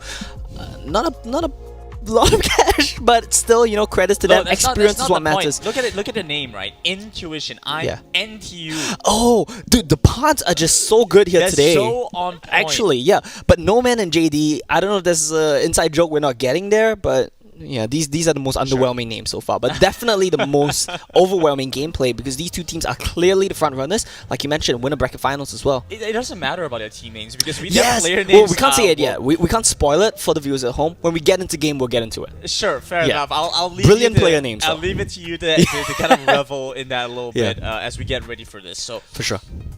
We've been seeing some interesting things, and we also saw that recent new announcement for the new agent. Yeah, the French weapon very master. Kingsman. Yeah, yeah. But he's French though, so like probably a bit annoying. Where is this coming from? Okay, yeah, let's move on from that. Yeah, I'm gonna save you from yourself. Killjoy was very annoying. Enemy. Killjoy is extremely annoying. Fair enough. Fair enough. And he's a Sentinel, so he's probably gonna be extremely annoying as well. I mean, frankly, let's be real here, right? Yeah. Like everything's kind of annoying, right? Seriously. If it just depends on like your mood and what you're playing. Like if you're playing stuff like Sage and you see like a jet jumping around you, flying around you, you're like, that's the most annoying thing in the game.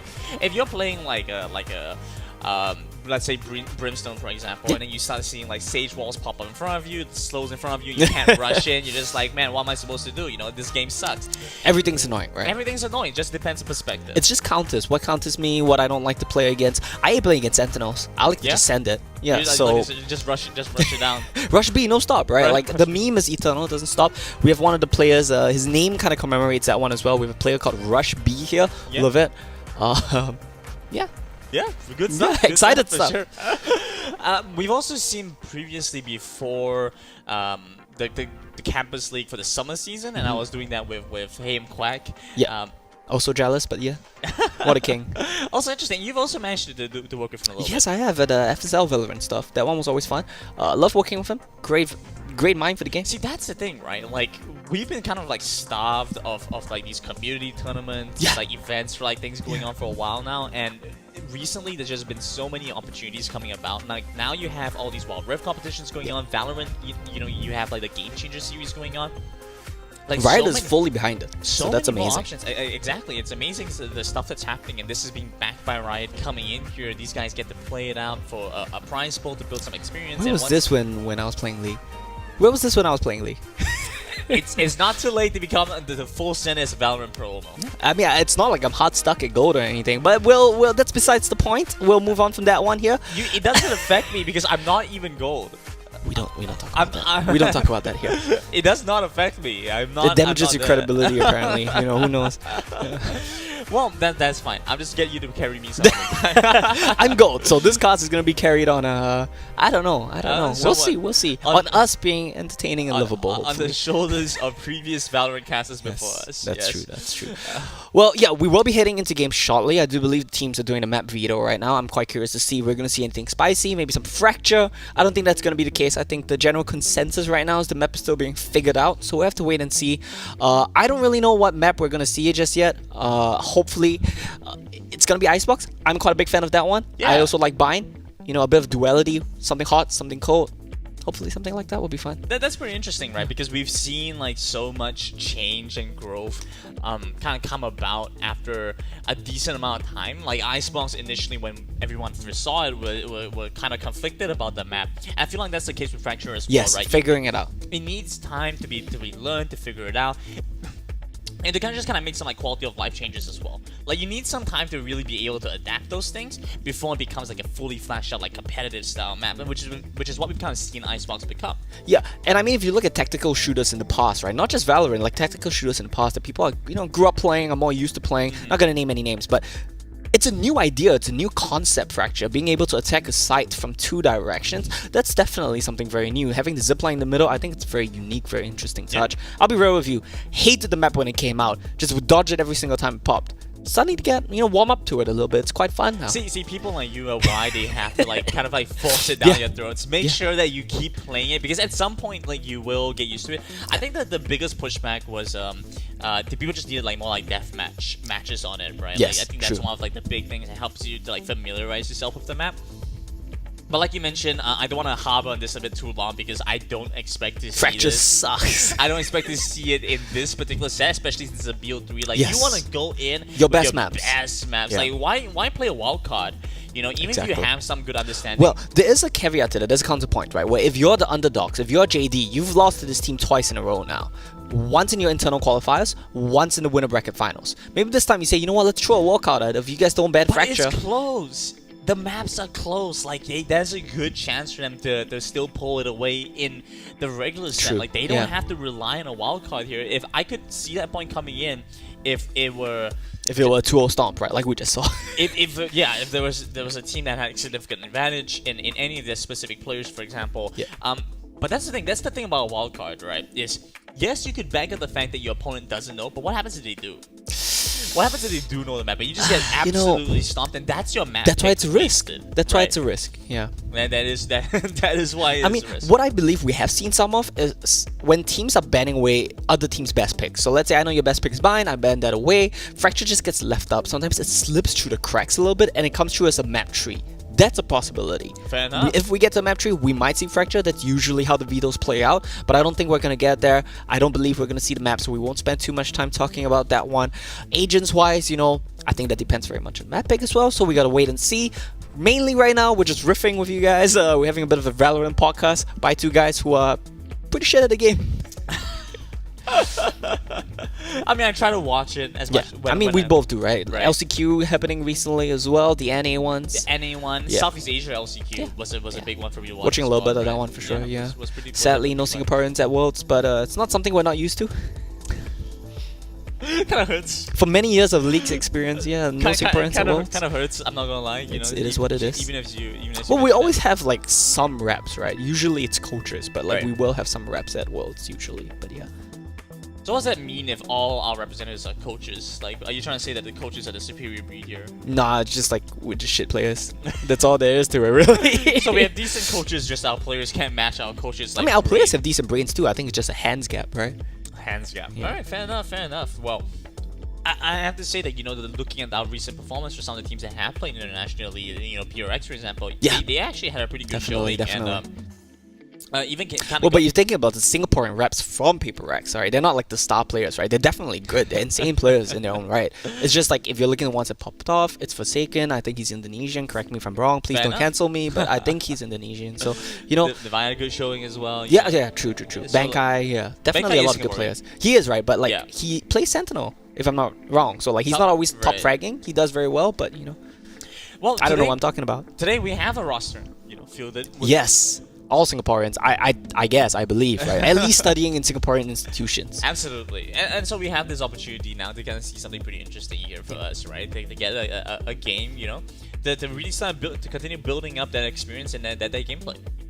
Yeah, that's gonna be very exciting for us to look out for. We talk a lot about experience. I don't know if any of these players are actually playing on more established teams. That's definitely a possibility that we see a lot. Studying and playing when you're free as a passion thing, could be a possibility. But mainly you want to get experience out of this, right? The prizes, they're nice, but they're not the main motivation. You're playing because you love the game. You're playing because you want to get better at the game, and that's collegiate leagues are definitely a great way to do it because you raised the point earlier. We don't have academy leagues, right? It's as good as you're gonna get for new players. This is technically academy. Basically, yeah. Collegiate So- means the same as academy, kind of. Yeah, true. But what does it say about Singapore that the only way to get amateur experience as a player is to be in a tertiary institution? We are very young. Making a political statement over here. But yeah, moving on. Our esports is very young. No, Yeah, but that's true. realistically, That is true. Yeah. if there is a significant overlap with our esports players and the collegiate scene, like why do both? You could just do the one, right? True. Like so that I think is a big kind of factor into why you would want to have that. Yeah, that's fair. That's fair. All right. A voice in my ear is telling me that we're gonna see Ascent for the first map. Okay. What are your thoughts on that one? Yeah. You want to flip it around and ask me? You're asking me. You're asking me for my opinion. What is your opinion?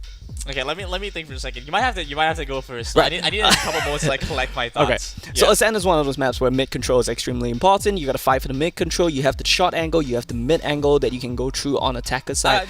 Are these your thoughts, or are you just analyzing the map for me? Just giving a little bit of a TLDR for the viewers so, at home as well as you, sure. right? Yeah, especially for players who don't play the game so much. The main thing you want to pay attention to on Ascent, it's pretty hard to hit the sites directly, right? The entryways are very small. You tend to funnel in. Champion picks, oh my god, agent picks. I just got off a Wild Rift cast, so agent picks like Astra can really punish you when you try to funnel in the chokehold. So mid control, extremely important. Something you got to be looking out for both of these teams. Whether you're on attack, whether you're on defense. And of course, keep in mind as well, I think what's interesting is the map veto system. If I pick a map, you get to pick what side to start on. So you get whatever side you're more comfortable on. On Ascent, I think that should be defense. We'll have to see what these teams do prefer though. I mean, we'd always just bump up the statistics. Check it, Google it right now Google quickly. Yeah, right. Yeah, there we go. While that's happening, I'll talk a little bit more about the map, right? Yeah, I mean, I think it's one of the more default maps. It's more standardized, like what players of most tech shooters and past are used to. Well, that is true, right? But it's standardized in the sense that it's very familiar for what a tech shooter player expects when they go into game. Great, look at the stats. Okay, I don't know how recent this is, but defenders have a 53% round win rate on Ascent, That's apparently. pretty recent. Oh, September 26th. Yeah, definitely very recent. But then, of course, keep in mind that that is for, casual play, right? Like, that's ranked play, that's normal gameplay. Doesn't quite take into account the ranked competitive stats, which is what we're looking out here today. Sure. If you're a well-organized team, if you know how to hit the A split, hit the B split, go in through mid, control catwalk, all of these factors, then I think maybe attack gets a little bit more balanced. No, Valorant always feels to me like it's a traditional sport almost, where you have the coach telling you, all right, this is the play this round. In this round you gotta hit that A split, half go this way, half go through catwalk, and then you try and go about it that way. And you gotta be adaptable in game as well. You got a quarterback calling the plays as well, right? So a lot of things to pay attention to. Yeah, so it's been really interesting about what we've been kind of seeing as the kind of adaptation and kind of growth. Yeah, I would say that mechanically, Southeast Asian plays are actually not that bad. Surprising, that's the fun thing, right? So since we're talking about MOBAs a bit, since we're talking about Riot games a bit, SEA players, well, let's start with Singaporean players, right? Yeah. Singaporean players typically have bad hands. So when you see them go to regional leagues and stuff, they then get outclassed a little bit by other players in MOBAs. Sure. Surprisingly, in shooters, that's not the case. Well, not surprisingly, I guess. But yeah, in shooters, that's not really the case, right? So we can kind of match up to the other players. C as well, we see some really great players in C. So, I'm pretty excited to see what the future holds for Singaporean as well as Southeast Asian, Valorant, gameplay, competitive play. And I think that's something we definitely need to be looking out for. Great point. That's the first step. Our hands are no longer gapped, and so now the brains actually start It's to matter. so sad, it's so sad to put it that way, but yeah. Yeah, so now we're playing on pretty even field, and so this is, again, just great opportunity, great chances for people to start building up some skill and some experience. I would say there was a point in time where I tried really hard to become like a Sova player. And like learning the lineups and everything? Yeah, so I know a couple in a set, right? Yeah. Like I recall you have to go to garden and you stand at this exact spot and you look at this specific leaf.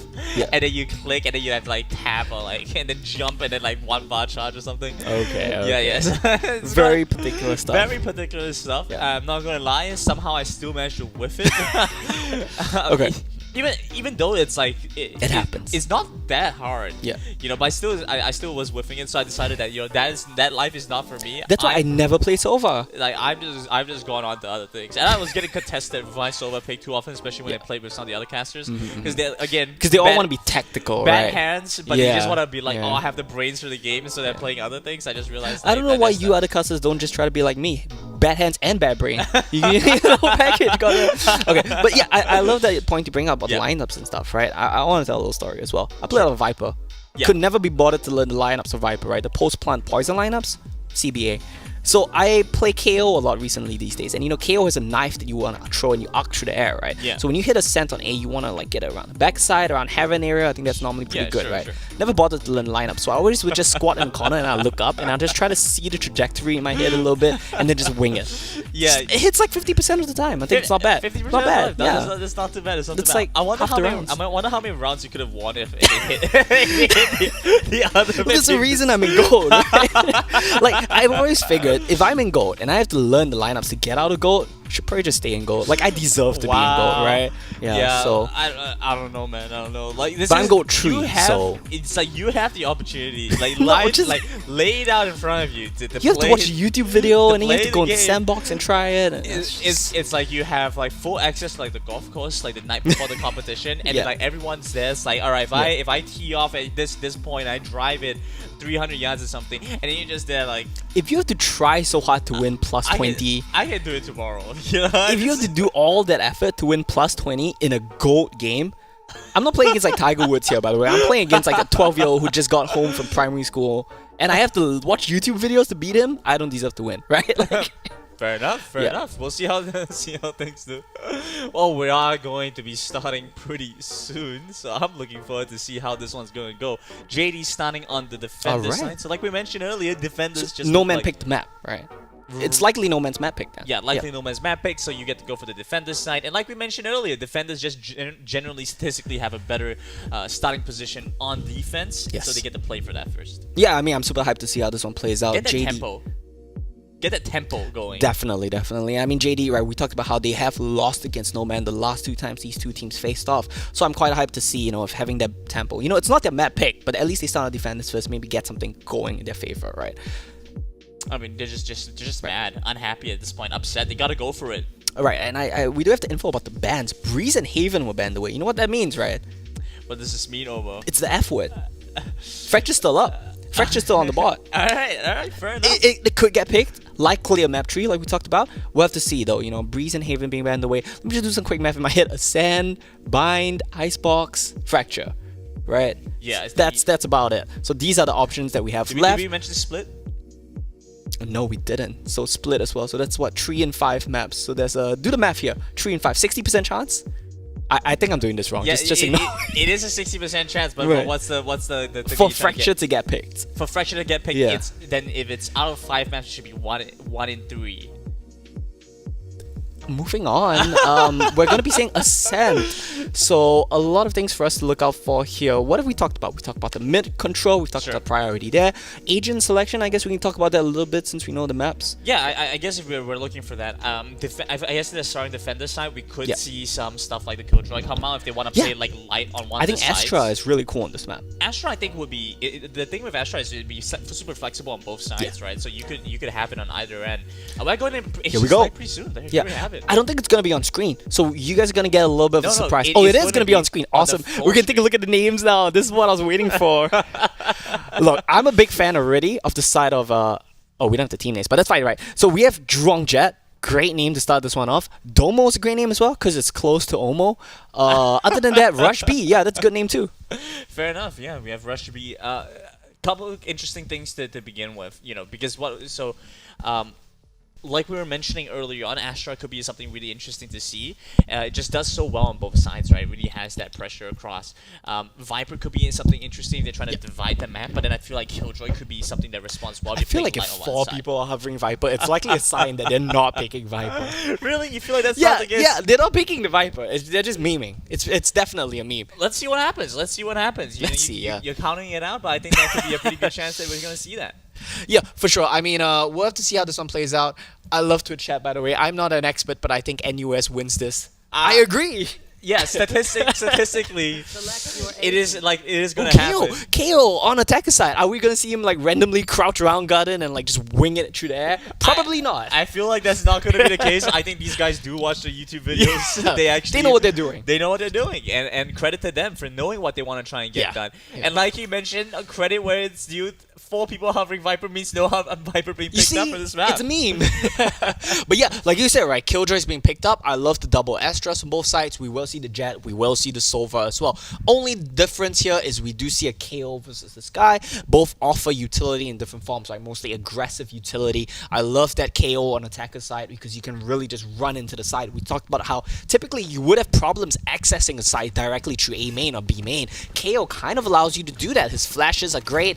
Most importantly, his ultimate as well as his suppression are going to be also important here. So that's great to see. Yeah, it's going to be really nice having that suppression, especially against some guys that don't really move very well out of sight. So if you get to have that early aggressive move coming in, so I'm wondering how this is them funneling into the players early on. Yeah, we'll have to see as well. I mean, I'm quite curious about why we have the defender side Sky. I guess if you want to peek aggressively, Sky does great for that. The bird really allows you to flash around tight corners, as well as you have the wolf to help you. Is it a wolf or is it a dog? I don't really know. The dog to help you check. It's a wolf, I'm pretty sure. The wolf dog. It's Australia, right? So we don't really know. The wolf dog to help you check corners. It's a dingo. It's a dingo. It's a kangaroo. It could be anything. You know what a dingo is, right? No, I actually don't. I just play along with it. Like, a dingo is like, they became like a wild type of dog that's like really invasive and really aggressive. Like, is it the one that looks like the it looks like a dog, but it's like undomesticated itself. Is it cute? And I think it's pretty cute. Oh, is it the one? Is it the ones in the Lion King that tried to eat Scar? No. Okay, never mind that. Dingo, Australian. It is legitimately like a dog's got released in Australia and they just reversed it. You know what? I'll Google it. Google it after the game. Let's focus Yes. on what's happening right now. Okay, so Drone Jet, like you mentioned, west side, best side, by the way. Is gonna they're gonna watch out for this. They're gonna start spawning them out here quickly. Has the sheriff, so maybe looking for some lineup there, gets suppressed off. They're just gonna walk right past him, past guard, and get into side as quickly as they can. Yeah, gonna get into sight already. They have control. Spike is planted right from the get-go. It's gonna be a pretty tough one to retake, I think. That's a big brain play because now they have the Sky who has Yeah. the power to retake sites. Retake sites with that big blind. They dash in They have to forward, push him, nice. takes him down on the back shot, comes back 3 in, on gets 3. caught by Garden, and now trying to find an entry angle again. Gonna be difficult though. Waves right in there, looking for those shots, but he gets taken down from the side. And we do have Ori here. He's trying to retake on the Sky. He gets one. Gets second, and there Oh, we go. They right take like them that. down, and they finish it off the first round. Goes over to NUS. Alright, that was pretty smooth and easy. Like you talked about, the big brain Sky that's let you go for the easy retakes. Really good stuff coming in from side of a... Do we just call them NUS and NUS? Yeah, they're both NUS. The first Great round goes retake to from NUS. Yeah, the takedown NUS. Fantastic stuff. And right from the get-go, right, this is Team JD. They didn't pick this map, but they got Defender side. And we always say the narrative, right? JD, you know, they've lost No Man twice. It's great to get some tempo going. And let's see if they can really run with this one. I really like what's happened here as well, right? Because the kind of confidence they had going into that first play, despite the fact that they kind of lost the control at the end there, definitely, they really had some good momentum to get in there quickly through Garden. A little bit of information granted. Ooh, here we go, it's starting. So obnoxious. Not much value there found. Not much. But the idea was there for sure. Trying to just get information right now. Both of these teams jostling for mid-control like we talked about. Oh, this is pretty critical there. Drone Jet needed that cover from the smoke. Yeah, Both it's sides a had very bullets. dangerous situation to be in. You have a Spectre, you're contesting against Sheriffs, you can definitely lose that duel. The spray pattern, the spray control of the Sheriff, not the easiest to deal with, so you want to play closer angles. Don't risk getting picked off by these Sheriffs. Both players on both sides, you have to worry about that. Yeah. And that's that mid control that you were mentioning. You know, it's so critical to have mid control, especially when you're the attackers, to try and get in. Look at the rotations that are happening now. They went light on the B side attack, now going back, stacking towards A. It just looks like their preferred side. Yeah, just fishing for information, right? Start the round, you want to jostle for as much of this information as you can. They didn't really get much out of it. Very right good behind discipline the from No Man. Ooh, what's No, this? he's under hell. He's under hell, so they can't He's see gonna be him. good. Yeah, He's yeah, gonna be good. We're just sealing his silhouette there. We have a bit of a god view thing going on. They're gonna rush through the smoke, it looks like. They got vision again. Recon Dog going across, trying to get back into side quickly. Oh, They boy. take down the first defender on site. Over by Garden. The jet dashes in, takes down the other, and it's Oh. just down to Neom. Right, Ori gets 2 as well, right? So you have the Spectres, you come in, once you take these fights in close angles, it's not gonna look good. You can get the picks from range, but you're not gonna follow up with that. It's just a simple anti-eco here. They close that one out, only losing one. I'm always curious about what people should do in the third round if you lose a gun. Do you try to buy up? Do you just, you know, go for a half buy? What's the play here for, I can't pronounce his name, Tited? I don't know, man. I don't know, man. What am I supposed to say here, Omo? I mean, okay, so let's look at how this one's gonna play out. He just goes for the sheriff and half armor, right? So the thought process, the rationale here, if we win this round, we get upgrades. Fantastic. We lose this round, we can see full buy on next. Make sure our economy is in a solid spot. It's a great call here from the side of Team JD. And there we go again, hard and fast, mid-aggression coming in. But now with the buys, so they have a little bit more pressure to try and work with. They're also going to stack towards B side. Maybe get some information here to take one down right behind that wall. So Neom has the line up there, but going to be a little bit cautious to make the move. Rotations coming across now slowly, but you still have one guy on A side.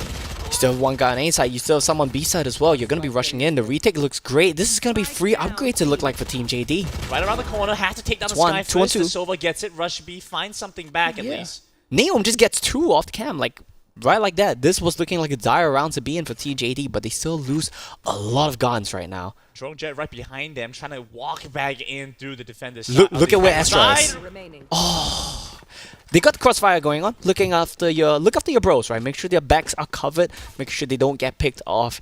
Look at this positioning though. Drone Jet, he's gonna be in a bit of a cheeky position. Against one, Oh, the headshot to nice. finish him off. It's a 4K. Yeah, I love how he transferred the headshot right there. Like, he wasn't quite getting the spray on, but he managed to transfer it over, gets the hit. Very nice stuff. Good performance so far from Neom. It was really important that they secured that round after the investment that they put in terms of economy, right? They still do lose 3 rifles, so that's going to be pretty harmful for the side of No Man. They will just force up with Spectres. They really need to get a win here. They need to get some upgrades going, because if they lose this round, I do believe it's likely going to be an eco the next round again. Keep in mind, really bad at math, so don't quote me on that one. Keeping the momentum going, kind of trying to put the pressure really on JD so they can pull some rounds back. Yeah. Again, just see so much mid control from this team. They've been able to really get into the faces of JD so effectively here. Yeah, so once again, hard and fast into mid. We talked about the importance of mid control. Alarm bot spots them out. They do peek now. Trying to get back in here. The smoke comes across, so they block off one potential site to go watch out for. Moving Nice. in. But Tabs gets the takedown on Naoms. Yeah, gets a takedown into Naoms. Good little flash and make sure he keeps safe as well. That's a big one because that's the guy that had the full gun buy. Yeah, definitely. So losing the Phantom right there is going to hurt. The smokes comes in. They're trying to cross mid, get into shot right now. They want to make a play towards A. Keep in mind, a lot of them's on these Spectres as well. They want to take these close angle fights. KO pops the ultimate. They're going in. And it could go well for them if they're able to get there. But the Sky actually finding some decent value. They're moving into side quickly. That's a knockdown onto the Chanel first. Spike down A. Rush B is going to be rushing A now. He's going to be coming in, try to save his teammates. Look at Domo's position, though. Right behind them, looking for the boxes. They're attacking on He both needs to get sides, this. so they have to be able to take down Wow. Ty, but just cannot finish them off. I love this from Astra. Tai Tui just kiting him around the boxes. Domo gets one, but that's going to be the end of the story there. Really important thing for the side of Team JD. They keep 4 members alive. They keep their economy strong. They really need to start building this up right now. Get some gold flowing. Get some creds flowing for them. That's right. It's going to be an eco as well for the side of No Man. So it's looking like we're off to a 4-1 start. Nothing to write home about, but pretty decent here for the side of Team JD. Do you think Creds are backed by gold? Or do you think like Creds Was it are like just... Bitcoin or something? No, I don't know. Like Creds, like it seems like a futuristic. Like, It is. Like Whenever you currency, think right? about credits, it's very futuristic, right? It's all like Right. Star Wars and Yeah, stuff. so like, do you think it could still be backed by gold? Like you say, like yeah, you need like 5,000 gold. I feel like if you're like in a post-apocalyptic like future scenario, gold is the last thing you're worrying about. Maybe like bottle caps. I don't know. Well, that being said, we actually saw the operator come across, right? Yeah. And that's a pretty big purchase, a big investment from JD to meet. It kind of They're rich, to be fair. it kind of means to me like they want to say that hey, we're gonna maintain control Yes. of these rounds and keep our guy with the op safe. Yeah, definitely, right? They need to not be losing guns, and that's what we talked about. They need to be building up an economy. I think they're close to max. If they win this, they're probably really close to max, and that's a fantastic spot to be in. Now, they're going to see a bit of a change up. They probed towards B, they got info, but the problem is, they popped a lot of stars. Oh no, actually, she retrieved most of her stars, so she's going to be able to reassign them to A here. Looks like no rotations coming in just yet. Right now, if you pay attention to your mini-map, you see the defender Killjoy starting to make some moves over. I think they smell that things are not all quite right. B's a bit too quiet. They're getting back Here we go. into A quickly, and so you have to watch out for this. Get the suppression back onto No, you nice. first, but he gets the first pick off right behind him. Neon finishes him off. 30 seconds left. Oh, he peeks into the smoke there. A bit unfortunate, but retake attempt 3 on 2. This is looking like a winnable round suddenly. Still, you have to worry about Jerome Jet. He has the big purchase. He No also plunges has yet. the daggers. If they want to go for this, the Sky Ultimate 2 on comes 2. through. So making things much more favorable for them. They just have to play out the clock. Just have to play out the clock. That's a great point there, Garen. And then you ran the clock a bit too tightly here, and you're not going to be able to win the round because of that. Too much pressure. Drops in the end as well. Chanel, nowhere to go. At least the consolation prize that they can take away from this. We want full eco, and we made it expensive for them. Don't let them build up that full economy. Absolutely. Look at what's happened to them, right? They're kind of split between these decisions. Like, do we go for full armor and then not have the rifles, or are we it's gonna a have rough to spot. play for the rifles and then just have to play for like light armor? Also, and to make a point, I think we've managed to figure out how this guy's name is said. It's Tuted. It's like Is it Tuted. really? Yeah, because his last name, right? Wait, what? Like you see it right there, right? Is Tu. So Right. it's like Tuted. Oh, okay, Tew. Okay, I get it now. Yeah, so I'm not dumb so or anything, we guys. It's gotta- just extremely confusing. We have another pun for our player names. That I'm is loving it. right. These guys are so Love it. creative with their player Yeah. names, honestly. Wish I had something cool like that. Like, what can I do with? I'm not gonna say my real name, but what can I do with my real name, right? Like, it's not much to work with. Let it. I don't. That's. We're just really bad at this. That's why we have such crap IGNs. But here we go. Full buys coming in. Execution. And pushing it hard. They Ooh. want to take down Wei here. Oh, Just oh. one more shot. He goes into the scope, so he doesn't have the move speed Yeah. to get out. It's a tough spot to be in, right? He was stuck between a rock and a hard place, had no cover to fall back to, forced out of cover by the opposing Solver, and he has to face off. Look at Jurongjet right now, though. He doesn't want to lose the op. That's the most important thing right now. It's always come down to Ori and Jurongjet. Like, these two are the last Yeah. remaining players in every situation. I mean, they've been so good. They've under been pressure very to clutch. Hold on, but the wall's coming in now. Here we go. That could be big. This is great at shutting down the op. I think he might want to trade out to a different weapon right now, but they're not committing to the plunge just yet. Ori sneaking into a very cheeky position. They won't have the crossfire, though. They're playing effectively 2-1v1s. Oh, there we go! The Nice! shorty with the first Oh. pickup, but he doesn't realize the other one is waiting right there. Rush B right around the corner. Oh, He just turns the no! corner and finishes off Ori. He's not going to be able to get the op, though. I think he's not going to be able to make it back in time. Opts to go for the plant instead. Can you do a bit of math here, Grandin, okay? So Okay. let's say a rifle is 2.9. An Yeah. op is 4.7. Yeah. So what's the difference in price there? 1.8. 1.8. So 300 times 5, that's 1.5, right? Yeah. Upgrade the op, that's more worth it. Yeah, theoretically, if someone wants to play for the operator, it is more valuable for Yeah, them that's to true. go for that play. But there is the assumption that is under the assumption that someone wants to play the operator. Yeah, that's fair. And- I mean, on offense as well, right? Because they're Yeah. playing so safe in defense, they're playing so far back. It's hard for you to get these picks. That's Well, true. Even then, like, you are directly contesting against Jurongjet. You would have to directly play against him with the operator, and that is a statement to be made of its own. Immediately pulls out the Yeah. blades and looking for something, trying to push Very through cheeky A angle side here. and maybe spot I someone. think he past knows. boxes. I think he sees his head peek out. He knows he's in stars! Oh, that was brutal. That was very dirty there from Jurong Jet. He knew that he was in stars. I think he saw his head peek out over the box, pushed up, got the pick off. Really great stuff. I think he's saving money for an operator for next round as well. So being able to do this with the knives is a great sign here from Jurong Jet. Ori Nice comes flash. back again, but Chanel Not takes him enough. down despite the flash being Yeah. available. Taps is in here to try and respond, back up his team, but goes down as well. Domo having a very good round. Yeah, Domo having a great round to be sure. His teammates are right now saying Domo arigato. Other than that, we do see a bit of a transition though. Jurong Jet is going very aggressive through mid. I think they smell the play being made towards B. The spike is in B. They're just clearing it out, making sure they can get some control. There we go. Just gets planted right now. They want to go for the retake. Keep in mind, only knives available now. Pushes Yuta gets past one. the corner, finds the first one, and now there's one right under his feet. He spots Brandon, the he head, sees the head, but yeah. it's difficult to finish off. Oh. Very nice try there. Exposes himself to the Sova. Unfortunately, gets taken down. This is a bit of a breath of air here for No Man. They really needed to even things up a little bit here. Of course, we do talk about it being a little bit defender-sided, so you want to make it as close as possible on attackers, and they're doing just that. Now, economy damage from the side of JD. It's so tight here, Omo. It and is, it it just is. goes back and forth, back and forth. Both teams have been able to, and I feel like this comes back to the fact that they came from the same school, from the same region. No, You're reading too much. no, really, because when you have these teams here, I imagine they have. This is a good scrim partner, right? They understand their yeah. strategies to a degree. They played against each other at the very least. That is true. Yeah, at the five- very least. At Yeah. the very least, 5 games have been played with these two teams. Yes, before, that's right. Right, and so they must, to some extent, know what the opponent is trying to go for. Yeah, that's true. I mean, I think there's also a lot to be said about the nature of a tech shooter. As long as both of these teams, the players, they're relatively evenly matched, it's typically going to play out pretty close, you know, maybe not down to the wire. Right, right. It's the easiest game to coach for because you just tell them, why didn't you hit the hit? My goodness, you're such a noob. Why don't you just shoot him in the head, dude? Easiest coaching job of my life. I mean, obviously we're blowing out of proportion here, right? But like the main thing is a lot of strats that we need to look out for from these teams. The one that I really liked so far from No Man was how they would push aggressively for mid control on these eco and this half buy rounds. Haven't been doing it on the full buys. They don't want to lose the rifles. Gonna just execute towards B right now.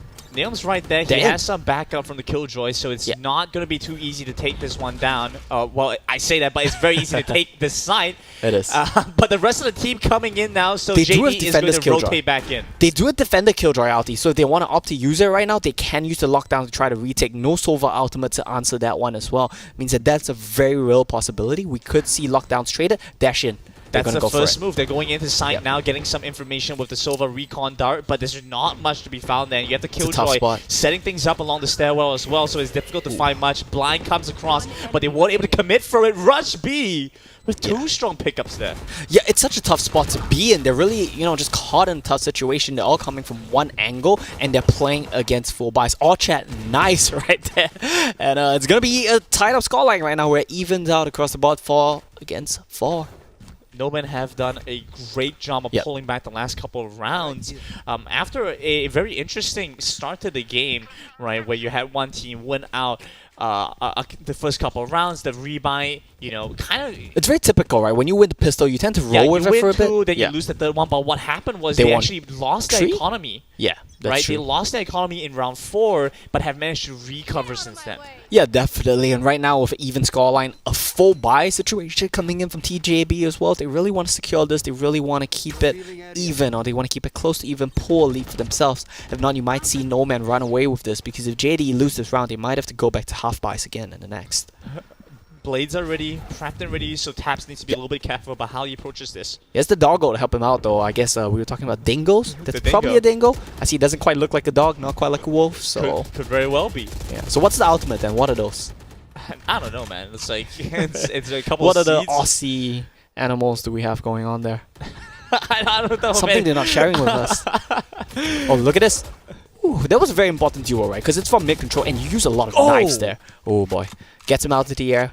That's even bigger. I mean, because it looked like he was going to get out, but then he jumps into the air, gets finished off, and Tuted will continue to hold on to side pretty decently here. Comes back out, takes down Rush B. Right behind him, nice. There's a couple of points. Crossfire! But Ari right there to back him up. Brilliant crossfire there from JD, and they pull it back. This is exactly what we talked about. Stop No Man from running away with the lead here. They will still be able to pull out 4 buys, no issue at all. Very good economy build up for them. But now JD, they need to stabilize.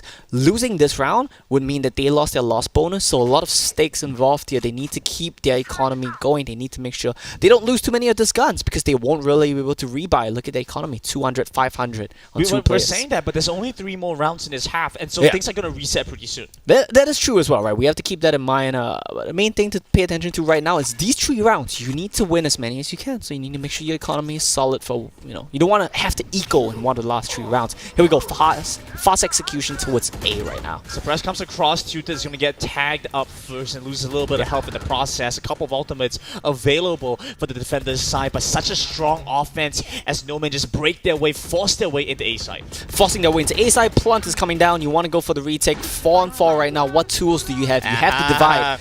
Double Killjoy ultimates. No, but that's the thing. You have the Sova ultimate to destroy that one, but nice push. Oh, watch out. They're trapped in the corner, but they respond so well there. Yeah. Double fire, just walks right into the firing squad. What can Tilted really do right here? He has the divide. It is used. He's going to be using his actives as well. He's running low on time, and both players are playing in different positions as well. So many angles to clear out. He's playing 2 one-on-ones effectively. He's That's right one. there. He spots out the first. He tries to fake. He needs to stake it, but he doesn't know right now. He doesn't know. He needs to get to the half. He spots out the Killjoy. Knows he has to rush for it, but there's no He's in time. trouble. He tries to go for the final smoke to build some space for himself, but right there, they're looking for the shots. It's down the half. Can they finish him off? That's not enough time. That's the thing. He was missing the shots. Domo wasn't quite, you know, wasn't quite hitting him. He didn't know where he was positioned, but he ran out of time, had the right idea with the play, but he had to play 2 1v1s, meant that it was it was a tough spot to be in. He has so many angles to clear out, and his wall kind of worked against him at the end there. Such a Pyrrhic victory. Both sides lost so much in Indeed. that round. Everyone died. All the economy they were talking about. Things have Never kinda heard anyone reset say a little bit. Pyrrhic victory in an esports cast. It's a first for everything. Is it Pyrrhic or is it Pyric? Pyrrhic. It's Pyric, right? Pyrrhic, I yeah, think, that's the yeah. one, yeah. We're figuring things out. We're learning right here as well. Absolutely. I'm learning how to do math every time I cast a game. So. I'm increasing my vocabulary. I'm learning new words and how to say new words. Alright, and hopefully we can learn from these players as well. Once again, we're going to see the hard and fast B take coming in from No Man. This is the thing that they do best. Going into mid side, getting control around B at the same time. Yeah, I think this is just so important for the map as well. Being If you can do it. Especially because they have shown such clear understanding of how to break past Garden and just be able to get onto side from there. Yeah, definitely. And here we go. We do see Gnome in a very cheeky position right now. Divide Flanking. comes in. Flanking! He doesn't know. They didn't know that Gnome made it this deep into their side of the map already. Look at that. The dot gets him. Beautiful stuff coming through. Chanel just gonna Pushes rush through the flash right as well. past into Look the at Nano Swarm. that. He doesn't care about this at all. Look at that aggression coming in. He knew that his teammate put the Nano Swarm grenades there, but he doesn't care. I'm going to flash you. You're not going to expect it. And I get a kill for myself. No, I'm so aggressive with the Spectre right now. Cleans out tree for himself. Very nice push in. Gets the mid control. No defenders from the side of JD being watching that corner because they want to play it safe. Means that he will just get deep into gardens. He will get into market. Gets full control of the map from there. And you know, correct me if I'm wrong, but I believe the speculation from outside was that Noman were the ones that picked Ascent in the first definitely. place. It's right? very And likely, yeah. It's showing. They look so clean on a map that it should be their own selection. They have so much understanding of what they need to get done and have been able to execute very well there. Yeah, a lot of it is a jet pick as well, right? Gnome doing exactly his job. If you look at the frag counter, JD, they're pretty even across the board. He does chunk them, Tax though. them a bit, yeah. Tax them a little bit. It's you know, it's not much to write home about. It's a bit of a love tap. Yeah, Could have been worse. Could have been a lot worse, to say the least. But we're looking at JD. If we're looking at the frag counts, it's pretty even, right? Everyone's doing the thing. They're really trying to just keep it, you know, keep it stable, but no one really popping off like Gnome is on the side of No Man right now, finding these entries for his team, finding the flank angles. They're trying to be a bit more safe in mid right now, though, making sure no one can creep into market like last round. Yeah, that's exactly it, right? Like, look at how much more defensively they're playing towards market, and the fact that Drone Jet is so far behind. vision. He's not directly contesting mid. He's playing all the way back, waiting for them to walk into him. Looks like we're gonna see an A hit right now. Knives do get popped. But there's so much setup for for JD here that it's difficult for Noman to really try and Rotation's get in. already coming in. They know about this. But they're pushing Look at the through. They're dash. trying to go for it. They're inside right now. Rotations are a little bit too late. 3 on 5. They do pop the cabbages, but it's not going to really be able to do much right now. Plant is not in yet. That's the consolation prize for JD.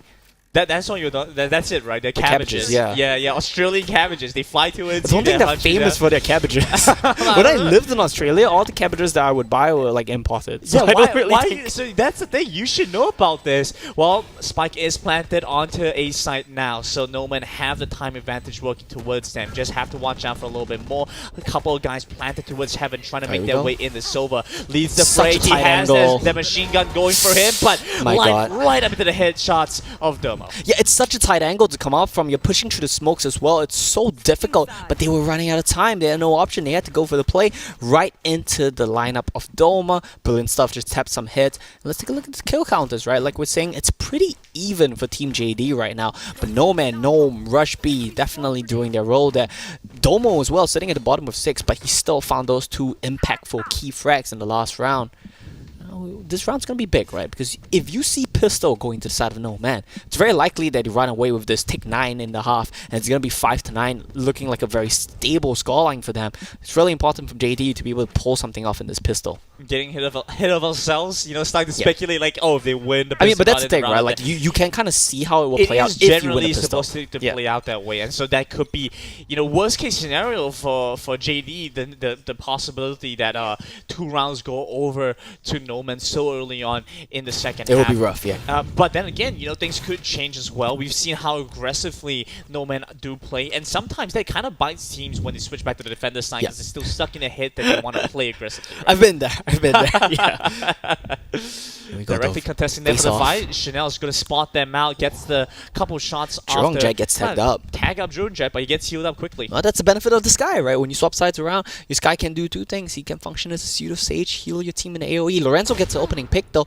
Oh, that's bad. They get two already. Chanel once more. He's gonna be able to run away from this one. And they know where they are. They get They some do. information towards that side as well. Love the pop flashes. It's like the move Tries to past trade the Cam, but gun. gets caught over on the other end. Calms Nearly their pants loses his down. life The for shots that. come across on the Sheriff. Neom Yeah. gonna start chasing Oh, kind boy. of the remaining players left. I think Tutid is trying to sneak his way in. It's like anybody here? Anyone on the A side? But Neom's right there, lying away for way. Yeah, Neom has definitely been popping off here. Very aggressive on this jet, pushing up into angles Oh, no. that no one expects. Right Chanel, tap, right tap. That's Finishes one. on with the left tap. Yeah, you just want to get as many kills as you can get. Kind of jinxed it. You want to get as much money, as much credit as you can get. That's really the consolation prize here. But look at Naum sitting at 17. Has the Sheriff in his pocket as well. Great start from him, and you really need to see your key performers pop off if you want to be doing well in the final, right? In the clutch matches, who's going to be your performer? Neo stepping up. He's saying it's going to be me, and I'm going to be able to, you know, lead my team here to a victory. Yeah, I want to make a really bad joke about Do it. NSYNC. I want to make a really bad Do joke it. about NSYNC. I couldn't figure out what I wanted to say Well, exactly. you know, give me the pieces. I'll it's help like, you figure it out. It's NSYNC, it's gonna be me, right? I can't help you there. Let's move on with this.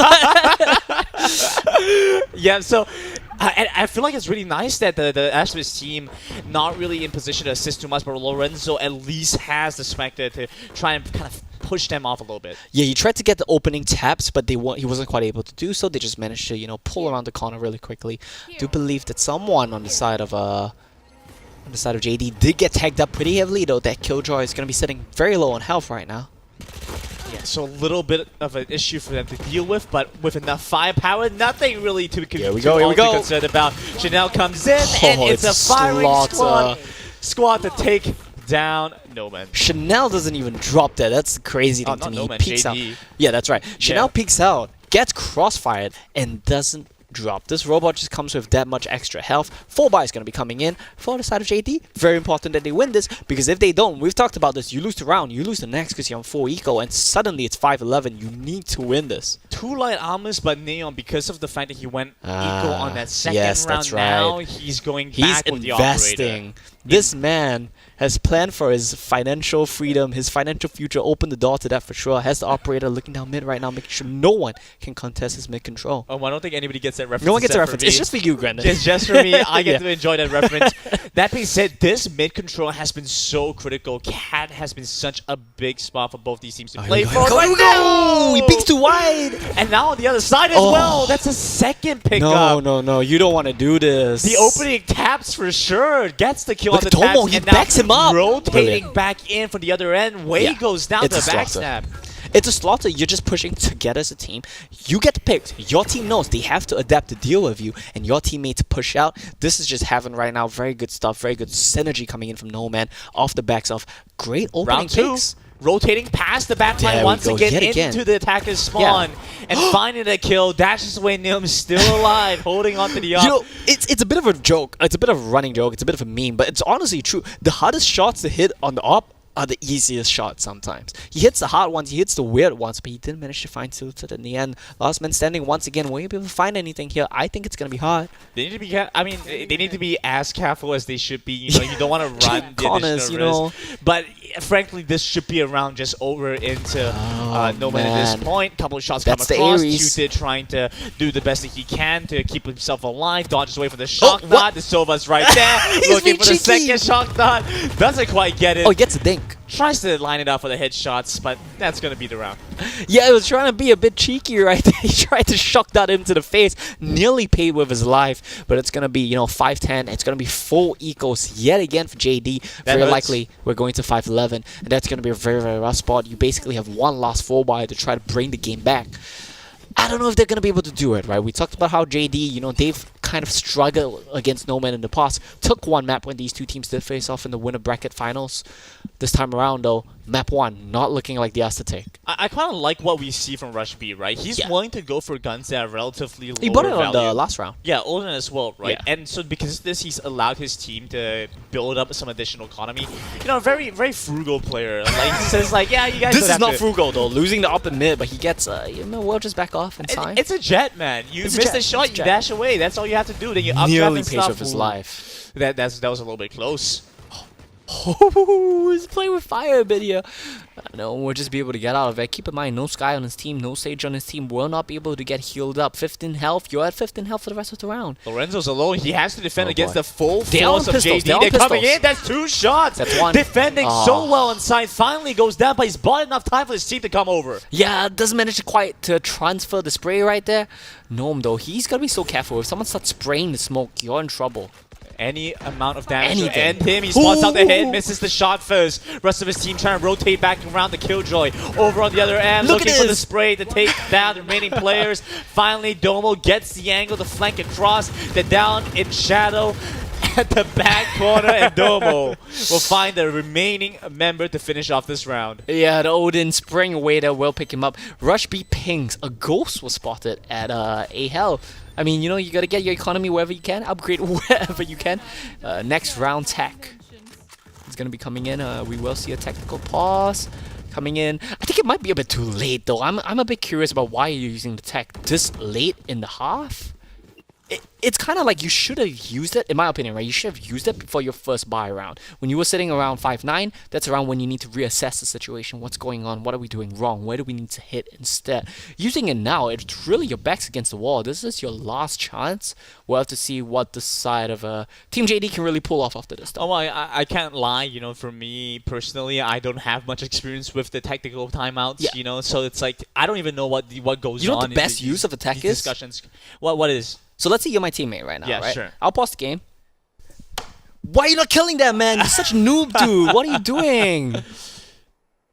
That's yours. Well, that's not what the teams are doing. Sure. That's what I would do. But the teams right now, they're probably assessing the situation, right? Like, what are we doing? Okay, so we're trying to hit mid, we're trying to hit A. These are the last 2 plays that we've gone for. Both didn't quite work out. So what do we do in the next round? Where do we need to hit? Maybe we try B this time. Maybe we reassess our A play, reassess our mid play. A lot of things for you to cover. What are their tendencies? Where do they like to hold? We know their op likes to play garden. We know he likes to play high mid. So how do we adapt to that? And these are the questions that they really need to ask, and they need to find that answer in a short time of 1 minute. We put it in such an eloquent way, Omo, but I feel like it's just a lot of shouting over one another. It's like, hey, I'm going mid. It's like back me up, man. What are Well, you that's doing? why you need an IGL. That's why a good IGL is also It's so important. invaluable, It's honestly. invaluable, exactly, yeah. Any teams looking for an IGL that gets 1 frag a game, hit me up. Not 1 frag a round, guys. You guys. That's Yeah, a 1 little- frag a game, not a full half, game, not yes. a round. Yeah. No. Hey, but if you guys are willing for that, play for like a Phantom 6 man. You're willing to play that 4v5. It's basically, you know, there was a time some tactical shooters had the coach in Yes. comms, right? Together Yes. with the players. That's right. A different breed altogether. Very aggressive now. We're starting to see some movement from No Man just directly in the face of JD. As JD trying to set up towards A once again. Some indication towards that side. Naom is just going to be the last one holding on to B as the rest just start rushing towards A. Yeah, it looks like Naom, he's going to be able to lock this one down by himself. And that's the power of a Jet. That's the power of a good sniper. He can lock a side down by himself. Moving around means the enemies will always be unaware. And they're going to be hitting A into a stack. They're into the side, but Chanel's right there to take them down. Domo has been so Oh good with my these flank goodness, angles, just- coming back around, and Naom finds somebody in the mid side as well. You know what's funny? We were just talking about this, right? What did you talk about in the tech? Let's rush A, guys. Let's do it. Let's get it. And then you run into a stack. And then that's immediately mental boom. Let's go next, guys. Well, nice try. Nice try. You try it. You try it. But that's the power, right? That's what we talked about. That's the power of a good operator. If That- you keep moving around the map, keep your opponents on their toes, keep them guessing. They don't know That's when the they're going to power get of one map tap. pick. It's about map picking pick as your well. own Yeah, map. for sure. You're familiar, and a good op means that, you're always safe. And look at this. Naom's going to rush Full this. rush. Let's go for He's it. gonna rush this down mid. The whole team's coming in. Look at that.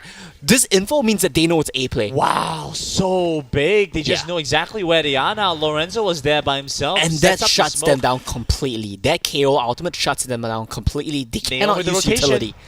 And this buys time for Naom coming around the back. Needs to check every corner. Killjoy rotates back into mid to try and get some information. Wall pass. Chanel's right there as well. Oof. Goes straight into the headshot. Lines it up so well there.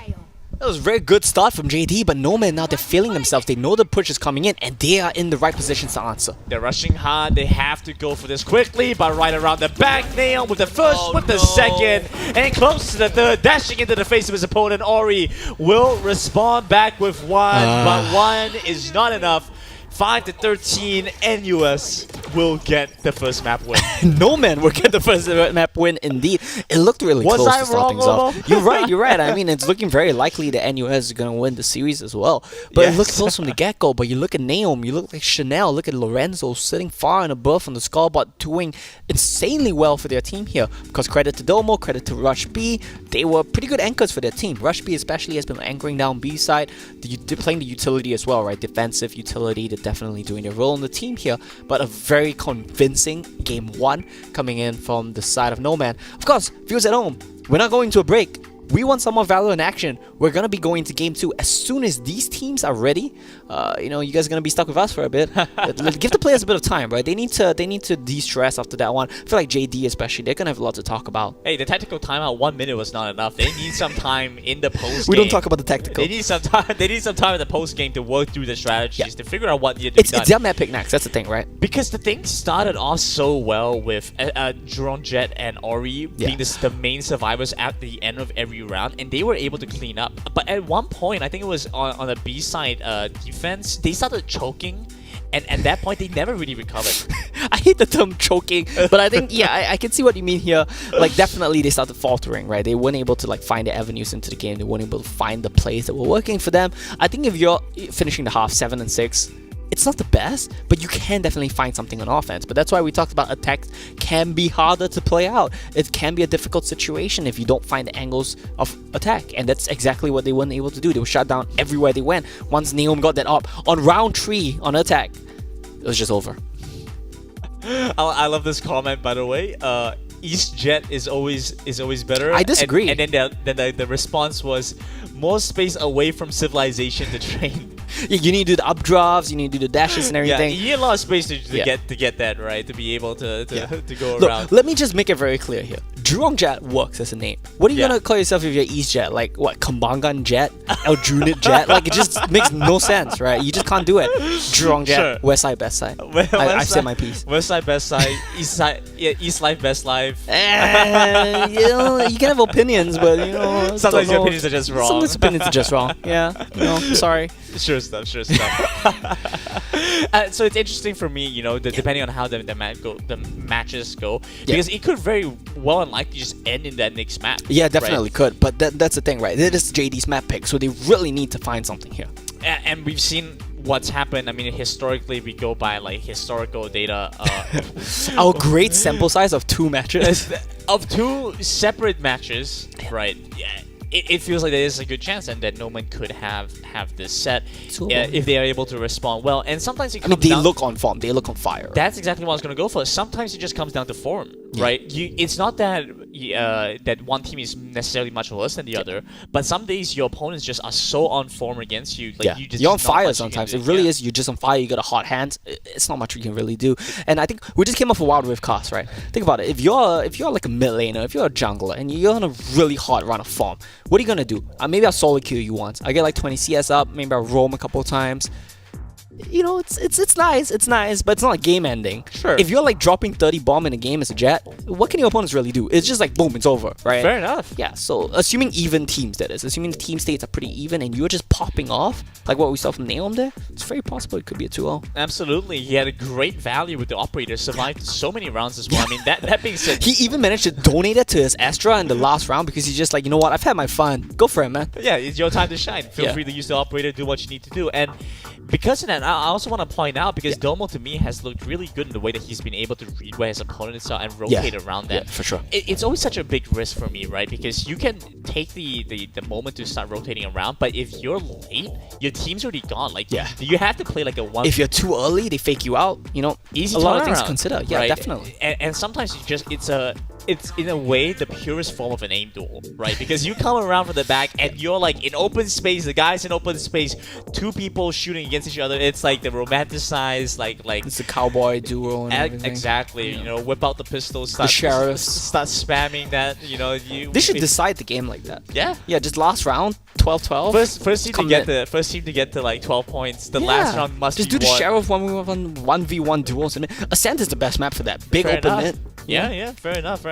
But Domo has done so well in that, Yeah, right? everyone exactly has. Everyone has. I want to, yeah, everyone has, and that's the thing though. Like the fact that you have someone who's able to reliably and consistently do it, but the fact that everyone else in your team has also been able to. I mean, that's just such a feels good moment for this team. It definitely is, right? And that's something that we were touching on a little bit about as well. When we were looking at the players in the first half, when we were looking at the defender side, I'm trying to find the names really quickly because I'm really bad with names and I just can't remember. There we go. Yeah, we were looking at Aoi as well as one more guy. Who was it? It was this guy and the... What, Jet? Who was it staying alive every side The from Team Jet. JD, right? Clutching last round. It was it Jet? Drone. Yeah. So was it Jurong, Jet, and Aoi, right? The Yes, two of that's them. correct. They were doing very well in the first few rounds. First Exactly. 10 rounds, right? Yeah. This thing started to, I wouldn't say choke, right? But they kind of just slipped up a little bit there. Sure, fair They enough. need to be finding their form on the next map pick. I'm not exactly sure what map we're playing yet. I think that's going to be very important for us to check. Oh, yeah, Split. Odd, though. It's quite similar to Ascent in the sense that mid control is so important. Yeah. And you just came off Ascent with, you know, you didn't have the best time. I mean, it's easier to hit sites directly. I guess that could be one thing. That's always easier on attack rather than having to deal with the mid control. Playing mid control against a good Jet, We're against a moving good op. fast. We're moving fast, yeah. Agent selection is getting right underway as well. Let's talk a little bit about the map here, granted. Sure. You I can don't take know. the lead. Yeah, Take the wheel. I don't know if this is the best pick though. That's the thing. I mean, I'm sure they're confident on it, and we'll have to see what they manage to do here on this map. But yeah, I think it's a bit too similar to Ascent to really give me any confidence. So we're going to go into Split for this one to see how they want to play it out. This time, No Man's going to start the defending side. We also get information for our last map if we need to. We just got news that unfortunately I'm very disappointed. I'm very heartbroken that Fracture will not be part of the pool for Why today. are you heartbroken about this, Omo? Because I want to see a mess. I want to see shit go down, you know? I want to see it be messy. But I do love the last map. I do love that we will see potentially Icebox. I guess it's similar to Ascent in the sense that you have a lot of longer angles in mid as well. Other than that, though, let's focus on Split right now. We might not even go to a map tree. Pretty similar agent lineups for both sides so far. You really like the Sage here for the mid control, for the wall in heaven. You really like the Sage and the Raze combo to just control this tight corners with your grenade and the slow field. Other than that, Astra, probably the best smoker in the game right now. On top of that, Jet, you know, you're always going to see that. Your name is literally Jurong Jet. You're definitely picking that one. And you have Naom as well, who did so well in the Jet in the last game. So not surprising. Very solid drafts. It feels like any composition. You draft Jet and then 4. Well, Jet is one of the best duelists, right? Like It brings such a different like tone to everything else. It's with the just mobility. so dumb. You can dash in, updraft, and then just like your opponents have to react to you. Maybe they nerf the speed of that a little bit. I think that would be nice. But I think everyone loves to see a flashy Jet, right? Which is why I think there was some like adjustments that have been made to her again recently and stuff like that. I mean, we'll tune it. I'm sure it'll be tuned eventually we'll see, to like yeah. But another thing that I want to bring out was that the KO no longer being played. That's Instead, right. that we've gone for this race. Chanel has changed it up a little bit. I'm quite interested to see how this is and what this is going to mean, especially starting on the defending side. Yeah, we'll have to see, right? Because this is JD's map pick, but being on defense means that we could very likely see the tempo. Well, okay, you know what? Let's put it this way. There are two sides to the coin, right? Starting on defense means you want to chain together as many rounds as possible so that you don't feel pressure on your attacking side. But starting on attacking side kind of relieves that pressure in a sense from you because you have the constellation that, you know what? At least we'll have defense. At least we'll be able to swap sides and try to pull it back on defense. Now, right from the get-go, I do believe we see No Man posturing very heavily towards B side right now. And we've seen a lot of teams be able to really turn things around. Yeah. Be able to really turn things around once they get to the defending side. Yeah. So it might be a little bit too early to speculate like what could be the keys here. But again, it just feels like there's a good chance for that. Rush B's going to set the wall early, grab the point, grab the orb, and yeah, we're looking towards mid control because that's such a big part of it. It goes back to the similar idea of what we saw before, and Naom is just going to be one of the key factors for No Man to maintain control. The frenzy is deadly at this angle. Need to be very careful about that. Ray's going to step forward, lose a lot of health quickly. my The goodness, secondary the Astra. turnaround from Rush B. The Astra Stars are just so punishing if you over-aggress. And look at this mid-control being fought for once again. Both sides, opponents So aggressive. coming in. That's like crossfire lined up. You step too far forward, you're dead. Yeah, definitely. Like, it's a very aggressive push here. I think maybe even too aggressive from the side of Nomad. But they're going to do alright. They're going to be able to get out of this. Of course, it is just a trade 1-for-1. Losing a Sage is pretty rough, though. Smoke's coming in right around the mailbox. They have a little bit more control there. Coming in, they're rushing forward quickly. Oh. Not able to finish them off. Chanel goes down. Domo's going to rotate back. It's a 2 versus 3 by Health Blast. Top down, Lorenzo spots out the first. Nice. Finishes off Tweeted. Taking down a potential second here, but goes down instead. Yeah, Auri actually, we didn't quite notice, but changing around from the Sky to the Sage, a very different change of pace here. Last man standing, who's it going to be? There we There go. tries for the Spot him retake. out. Low on HP though, just needs a couple of shots to finish him off. Yeah, he has the classic, so if he gets up close and personal, he can really do this. But it's going to be a 1-on-2, and they are just kiting him away. Right around the corner, it's so difficult. They have this huge wall in front of them. Domo. He needs to Blade. push, but he's running out of time. That's Bring the around the problem Rosie. right now. Spots out the Oh, it's very first. doable. It just needs to get a couple more shots off. The second headshot Zomo! to clutch out the round. Yeah, great stuff there. I'm not going to make the Domo Arigato joke again. I think it's once is enough, but he definitely did very well in this round.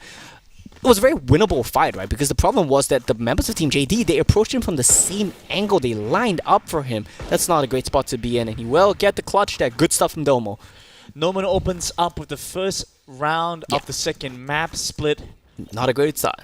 It's important for them to be able to do so, I think, because especially on the defender side, you need that firepower to maintain mid control. Because once you lose that, I mean, it's just so difficult to get anything done. What's interesting here, though, is we do see Chanel's the one with the Marshall. It's not going to be on Neum's hands. Chanel wants to be peeking this angle, and it looks like he might actually be able to find some things here. Couple right around the corner. Oh boy. Looks like a bit of a One force tag. spy to get a little bit of damage cross. The grenade could kill. Popping some utility, but they in back time. off very nicely there. Yeah, Stars forcing him away from his position. Nice little pick here for Taps, though, in the mid lane. This is important. Now he gets that gun upgrade. He's going to be able to get a little bit more done as well. Yeah, that's going to be also important for him. Actually, they did force up because they did get the plant in the last round. JD will be forcing Oh, up, you're so they will right. be on Spectres as well. So that's something to keep in mind. But the Marshall has done so much work. Look at the health bars. Exactly. No health on 2 of these players. They just need a couple of shots to confirm those kills, but still going to be difficult Here we because go. they're rushing in quickly onto his site now. Domo's taken down. Wei doing a great job to open up the map. JD looks like they're going to answer. 5 still alive. They need to get the plant down, though. Critical Suddenly 2 two kills dead. returned Yeah. back. Rushby right around the corner, spots out 1. Going to top up his health bomb before rushing it back in. And so important because the Astra is still far away. Astra is too far away. The spike is planted. They are going to be hitting it from both sides, but To they the need right. to fight to Oh. isolate it. There we go. Rushby not going to be able to get that one. Lorenzo, 1-on-3. But they are really low. Spots out the head as well, but wasn't able to convert that into a kill. It's 1 versus 3. Quite a disadvantage for himself. Has to get rid of the drone first. Taps is so very low right now. Tilted as well. He just needs to find his angle into the So side. many angles to check. Jurong Jet right there lying in wait and returns the favor. Round 2 back over to Team JD. Alright, awesome. The force works up for JD, and that kind of evens things out here. This means that full eco is likely going to be the name of the game for the members of No Man. But being on offense, pay attention to the inventory. Being on defense, means that you will be able to pick up a cheeky little shotty for yourself. 150 to get, 2 clicks to the body and a close angle, and you are dead. So definitely need to be very careful of that one if you're on the side of JD. Tilted, picking up the Marshall for himself, not a bad call here because of how aggressive No Man have been playing on defense. They like to peek you. If they like to peek you, click the heads off with the Marshall. Lorenzo's right around the corner, and Lorenzo has been a critical part of No Man's defense Here we on go. these sides. They push in quickly, right around the Look at the close shotty. angle, down to 18 HP, but they managed to take down all of the defenders on this side. Yeah, I take down all the defenders just like that, like in a blink of an eye. You get the side, you get the plant. There's going to be 5 members still alive, and that means they have 1 more bonus round. Very likely after this. They just need to be careful not to over push into any of these shorties right now. We saw how deadly they can be. Drone Jet had a good angle in heaven, so Neom has to fully rotate. He needs to back get closer around. because no damage. Oh, he doesn't want to spoil Oh. it. Nice try. I thought he was trying to get closer to the sentry, but he was actually just trying to creep around. I think he was given away because the sentry did turn and shoot him a single time, so he kind of knew he was there. Still, though, the headshot nearly takes the kill. Even the second time as well, still gave some At the boom bot. inclination that it was there. Dropping down low, Chanel. I don't think there's much more to be done here. Yeah, not much he could really do, so you can't really blame him. It's a tough situation to be in. Just trying to be a bit aggressive with the shot. He won't quite find anything. That's going to be 2-1 in favor of Team JD right now. Good start for them. If they can win around here, they can get some upgrades. Maybe it's a good start to the map for them, but we really need to see how this first gun round plays out here. I think that was pretty big, right? Well, I mean, not to say really big, but I think that was really important that they didn't really lose anyone there, because then they get to hold on to the economy, and so even if they lose this round, they could still potentially buy albeit with like light armor and stuff like that. So there is still a pretty flexible option for JD, regardless that of always what happens. You gotta be so careful of that potential boost there from the Sage Wall. Lorenzo with some good pickups. Drone Jet gonna get control of mid. It's going to be Chanel that goes down. There we go. It's a 3-on-4, but they will get inside first, still being a 3-on-3 on the side itself. They're rushing in. They are losing a lot of health quickly. Has to worry about the front and the back. Wings on the side. They have some good control now. Oh, nice adjustment. Some HP rush. B goes down. Really nice adjustment there from Ori. I love to see it. He misses the initial spray, but he compensates so hard and gets the kill. They know where he is now. He was breaking the wall. He had to spend so much time getting rid of that utility there. There you go, 1-on-2. Crossfire, very nice stuff. That is a huge round from JD. They get 2 upgrades, but more importantly than that, they destroy the economy of No Man. Force them back into ecos. Very good round from them. See, the thing is, right, they might be down members. They might be 3 against 4. But the thing is, if you're on offense and your opponents are split onto 2 sides, if you're hitting a side as 3, you're still hitting a 3-on-2. You still outnumber them, and they recognize that. They hit the side hard and fast. Very good stuff from JD. Good start for them, and we will see full ecos from the side of No Man, except for the cheeky little judges. We saw what a shotty can do. Yeah, we kind of can expect a lot from this shot, from this judge. Bump it up another step. Let's go for Bump a it big... up 2 steps. You skipped the Bucky. Oh, wow. Yeah. Think about it that way. Jump up 2 steps now. Let's see what that shotgun is going to be able to get done. Yeah, we have to definitely take a look. They will likely want to just wait out the utility, wait out the extra stars. You don't want to be rushing into an eco round team, because you don't want to lose your guns. You don't want to take these close angle fights. You want to make sure you take proper long angle fights here with your rifles. And I like the patience that we're seeing. And it's still This is going to spot him out. It's still pretty early on, Omo, but Yeah, I it have is. to say, it feels... Oh, it doesn't spot him out. He's so cheeky. Are they be- going to check this corner? It feels like he is, so this is going to be trouble for Lorenzo. There we go. Get some Boom. intel. Right to the head. Perfectly lined up there. And this... Oh, he's not looking! Oh, he didn't see the jet, but because he was moving so fast, the knife couldn't hit him. Nice. Gets the second headshot as well. Looking for Wow. a third. Finds the 3K to open up the site.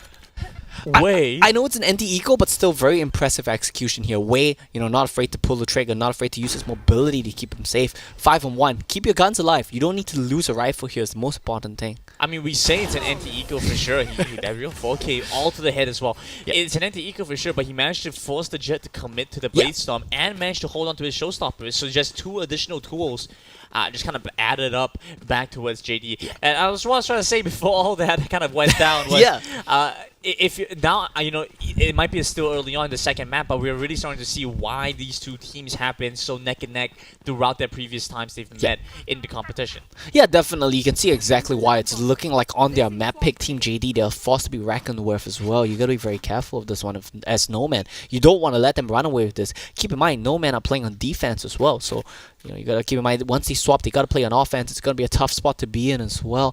Looks like the push is going to be coming towards A right now. It's a full change-up, right? Once you go onto offense, you're going to have to readjust your strategies, change everything. So you want to be able to pick up as many wins as you can early on. But now we're finally looking at a full buy once again. We're back to an even state from both sides. Yeah, I love that we took a little look at the cranes right there. Just I like admiring cranes. the map. Really? Yeah. What about them do you like? They have built our society.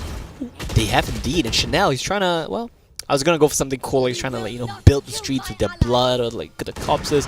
Gets one.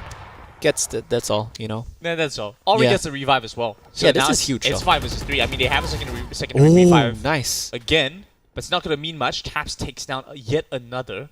And that was the Sage, so no more revives. Yeah, no more revives. Enough of that nonsense. No more heals, no walls, no slows. And it looks like 5 men, they're going to be rotating around. I kind of think they suspect the stack on B. I say stack, it's just 2 members. That's so fast, and they're Ranzo, rotating back towards that's one. mid. Yeah, they want to come in from heaven, but they have the option to go through ropes to A, so that's always a nice option for them. That's why mid control is important, right? You get to go everywhere. You can go B through heaven, you can go A through ropes. A lot of options definitely available to you, and it looks like they will force the rotation coming in from Nomad. They will get the plant in time, running the timer down extremely low here. Exactly, with only 10 seconds left on the clock to get back onto the side, Oh, looking for a no, couple of wait. shots there. Wade goes in. He went up vertical. Looking for a response there, but at Heal the me, very heal least me, Sage. survives. Yeah, you see him looking at the stage, begging for a heal right there. Twisted does get, Tilted does get Yeah. one. It's hard. It's a hard name to remember. Gets one. The plant is down. Lorenzo, he probably just wants to save his gun here. It's a very tough spot to be in, so low on health as well. Keep that one rifle. Maybe your team can play around it in the next half. That's probably your best hopes right now. Yeah, just being able to save that one gun is probably going to be some additional value for your team. But Yeah. again, it just feels so punishing. I mean, look It is. towards what JD have. They've been able to build up the full economy. Their bank accounts are just spilling out. The creds, too many. Spilling out. I'm definitely catching some here as well. The Just creds are falling down on me. hands out, trying to like... Got my hands out. I got my mouth open. I got my shirt open. I'm trying to catch it everywhere I can. Have you ever seen the shows where they would put the people into the booth? Sure. And then they would blast the cash everywhere, and then as much cash as you can carry, Yeah. you were allowed to leave with, right? Like Yeah. people like catch it with their mouth, they would keep it in their clothes, they would just pack it up everywhere, stuff your pants with credits. That's basically what's going on right now. If you're Team JD, Yeah, they're loaded. it's kind of like trickling down. Like, we're seeing some like... No, aggressive- trickle down economy doesn't work. Hey, on this. hey, little bit. Like, look at this. They're building up towards like the operators and stuff, and even with those ops, like you still have guys that like sitting above 5k, 6k. Here we go. They have the money to spend. Jumps right in. He sent it. He full sent it. Believe in yourself. You just gotta believe in yourself sometimes. Fall towards mid. They're trying Clearly, to it get doesn't some work. control back Brendan, you're here. just giving Ori bad advice. is right there trying to defend. They managed to take down one. Yeah, they Rush got one. B opens back up 1-for-1 this early. You do have to Sage heal soon, so that's gonna help out your Killjoy a little bit right there. But they don't have many Oh, more tools to suddenly. make things work. Unless they just get two there. Wait, with no man on eco, I didn't even notice the res comes in though. They jump in with a showstopper. They get the Oh. shots, the headshot to finish off the kill. Wait, how are they winning this eco? I didn't even realize they were on eco. They suddenly get the spike. They get the rifles. They get upgrades. The aggressiveness pays off. What was that about bad advice, Obo? What was that about bad advice? Well, the race did die. They just suddenly got two sheriff tabs. I don't even know how that happened. Absolutely fake news. You're spitting out here, Obo. All right, great advice as always. Oh, you look at that. Like he tries to go for the stars to do the suck, but the wall is just gonna completely zone him off. Nothing at all he can do, and looks like Tilted this time around forced to save 30 himself. seconds left. Finally putting the brakes. They're rich though. Yeah, finally putting the brakes to some of the aggression, pulling back. Tapping the bricks. Not stomping it just yet, but just tapping the bricks a little bit. These are the normal brakes. The Right. e-brake is still there. Okay. Right. You know the engine's still running. Right. And if the wire to the brakes are cut, we don't know that yet. All we know is that they're trying to Oh. push Oh. down on it right now. They What's get this? into sight. Oh. The Jet's right there. Sage moves in, but Yeah. Rush B will get the kill. He was trying to play off sound cues. He heard them running around. He knew there was one on the left. He knew there was one on the right. He couldn't decide which one to go for. And yeah, it was a rough spot to be in. Loses the gun at the end of the day, but not something he really needed to save. He had the gold. He had the credits. And this is, just another round here. Even if they lose this round, that's a good thing about managing to chain these 5 rounds together. Even if you lose this round, you can still fall by the next. So great spot to be in for Team JD. But keep in mind, this is just a best of 3, so they are feeling a bit of pressure for sure. They really need to keep things going. They really need to get the control back in this game. Ball control. You has love been that spray. Such You an see them important spraying it and you pick point. it. Oh my goodness, moving into his Wait, how do you ropes see now, him? right through the smoke. I mean, I guess you just knew he was gonna be there. Naom's gonna have to back all the way back out. Right, Team JD hitting it hard and fast yet again. They saw No Man's aggressiveness to mid, and they said, we can do it too, we'll do you one better. And they hit them right back. And you know what the problem is here? The problem for No Man is they won a round, so they no longer have loss bonuses. I think they're back to full ecos. That's it. That's a full damaging sweep. They're back. Okay, they're not. Wait, what is this? Okay, one member has money and everyone else is broke. Considering they're thinking about it, they're like, He wishes. how badly do we want to win this map? It's such a huge risk, though. I mean, the defense op can be so effective, but if you don't hit your side, if they hit B here, and your teammates just drop because they don't have guns, you're forced to save right from the get-go. So this is a very high risk, high reward potential play here from Nomad, and we'll have to see if Gnome can pop off yet again. Round 2. It looks like he's in the wrong place, though. The opponent, JD, they're around mid, they're around B. He was trying to go for something cheeky, trying to go for something predictive, but he predicted Mid-control wrong. once again is going to count for a lot. They've already got past mail room, and that means that Heaven is the next step for them. Chanel going to do the best he That can nade hurt. to get some control here. Yeah, that nade definitely did some damage. The wall is down. Looks like Gnome is still not rotating. He's not buying it just yet, right? He's saying, you guys are not committing to the play. I'm still going to hold this angle in case anyone rotates back. He has a teammate holding ropes. There we go. Domo is guarding his back with the Phantom. The play looks like it's still coming in towards B, though. So Gnome, he really needs to make a move around, but he Yeah. sees They're nothing, all he there. hears nothing. He needs info right now. They're ready to go in for that. Lorenzo, he has the stars needs in info, he position, needs though, info. so he could make something happen. He's trying to jiggle peek to get some information. Oh, here we go. They know now, but I think it's too late. I think you have to save at this point, To right? get the wall across, 30 seconds Wait, the still push is not left on the coming. clock. They could potentially just hold on and try and run out of time or force them to make a No misstep. way. They're But they're back towards faking mid. it. Where are they going? They're trying to do something here. Trying to get them to run into them. They're trying to be a bit cheeky. They're trying to fake the rotation, but they're not actually going for it. They're going to run into a slaughterhouse, maybe. Killjoy comes across. Chanel tries to set up with the raise utility. Yeah, Gonna no be man's to difficult save. though because Drone Jet comes in now. Couple of seconds left, but it's enough for them to get the plant down. Yeah. Nice little push. They really ran the clock down on that one, but he will get in the end. Gnome doesn't get the shot. Means he will just be forced to back off. Your economy is extremely shattered. You have to save your gun. He knows he's getting no. pushed. Okay, that's a first. Okay, that's one. Not too Oh, bad, boy. not too bad. Second. Oh, he nearly gets two. But that's the thing. Shattered. High risk, high reward. Shattered is the word for it because now I think they have to be broke. Surely they're broke. Would it have mattered though? There were two more there. You get the second one, you die to the third. It just Yep. doesn't seem to pay off That's well. why you double peek. You get like another, what, 150 crits? Like, what's the value I there? think that the logic was he couldn't have ran, but He has all I'm not sure. neutral. I'm not sure. He has- He used his dash. He has well, I mean, he has smoke. I believe Yeah, he has- could try to smoke and then go down ropes. I think that was possible. I don't know. I couldn't tell you. Maybe Yeah. desperation. Maybe he was trying to clutch it. I think Sure. it's also like a sunk cost thing. Like, oh, I sunk the op into this round, which was like a half buy round. I need to do something. Maybe. That sounds like one of the smartest things you've ever told me before.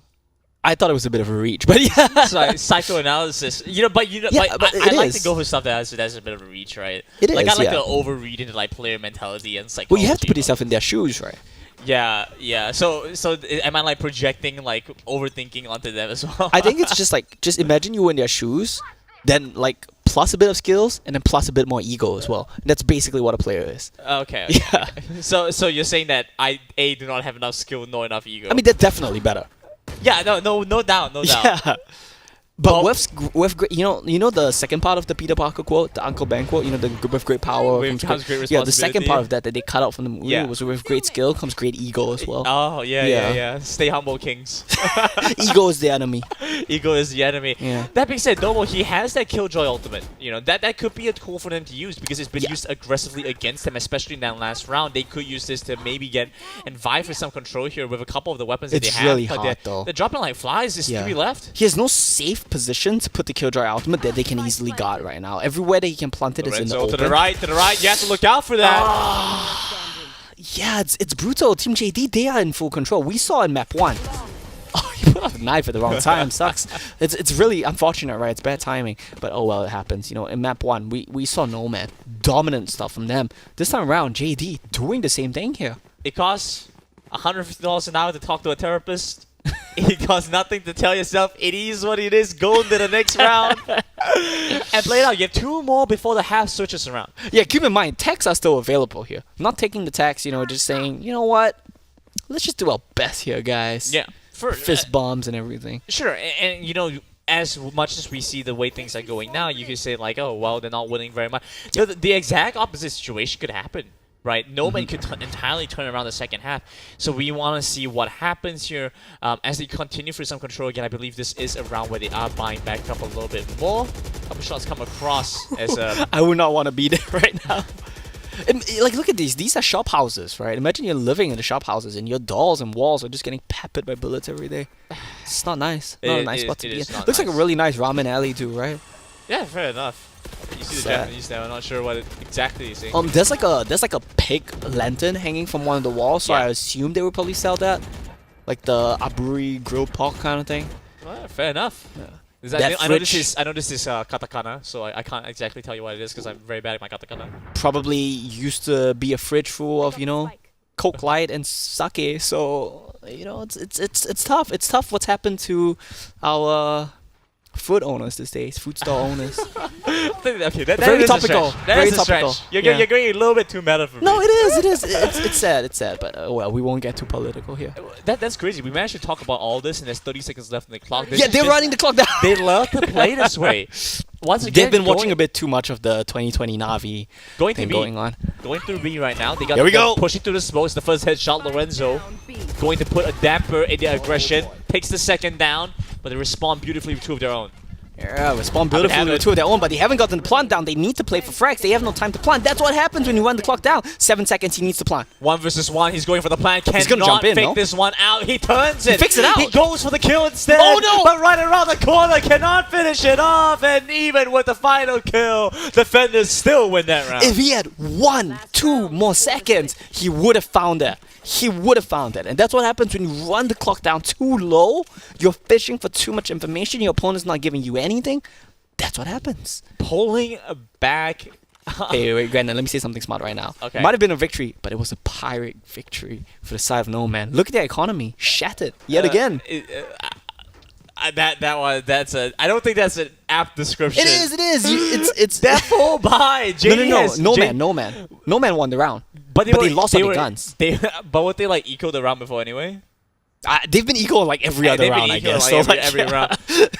Look, at this point, there is no like pirate victory for them because Yeah. they just need to get A past win's a this win. half, right? A win's a win's win. a win. They just need Yeah. to get past this first half. If they can get 4 to 8, I mean, they should be more than content with that. If you ask me, frankly, Yeah, definitely. I mean, I would say content, but I would say you take what you can get here. content is what you take. You take what you get. I would not be content with 4-8. It's a rough spot to be in. Nice little wall here, very cheeky stuff. But not gonna quite find too much. Have you ever wondered why the wall was different color in different sections? Why the walls different color, different I have no idea. It wasn't rhetorical. I don't know. Maybe like when you're rising the wall, like algae grows in different Oh, species. that's or something. nasty. Nice little tap here from Neom. Finds one, finds two. Down A. That's a big start. This could mean the 4th round. Only He finds the the two spike. He remaining finds the members. spike. Oh, this is big. Wait, how are they getting picked off? This is so big here. Yeah, sometimes when you hold for too long, you run the clock too long, your opponents just start pushing out. This is Oh, one right, right, eventuality. whoops. Oh my goodness, Neom. That wall isn't going to do anything, and now they know exactly where it's going to be coming from. they're just trading the Astra walls. Not too much is gonna really happen. Let's go. Once Tilted. again, tilted. Yeah, Well, last this man is one. standing. Face this off. Did he get this? No. They got a bit third-partied right there. That's a bit unfortunate. But 4-8, you take what you can get. Content. Contented.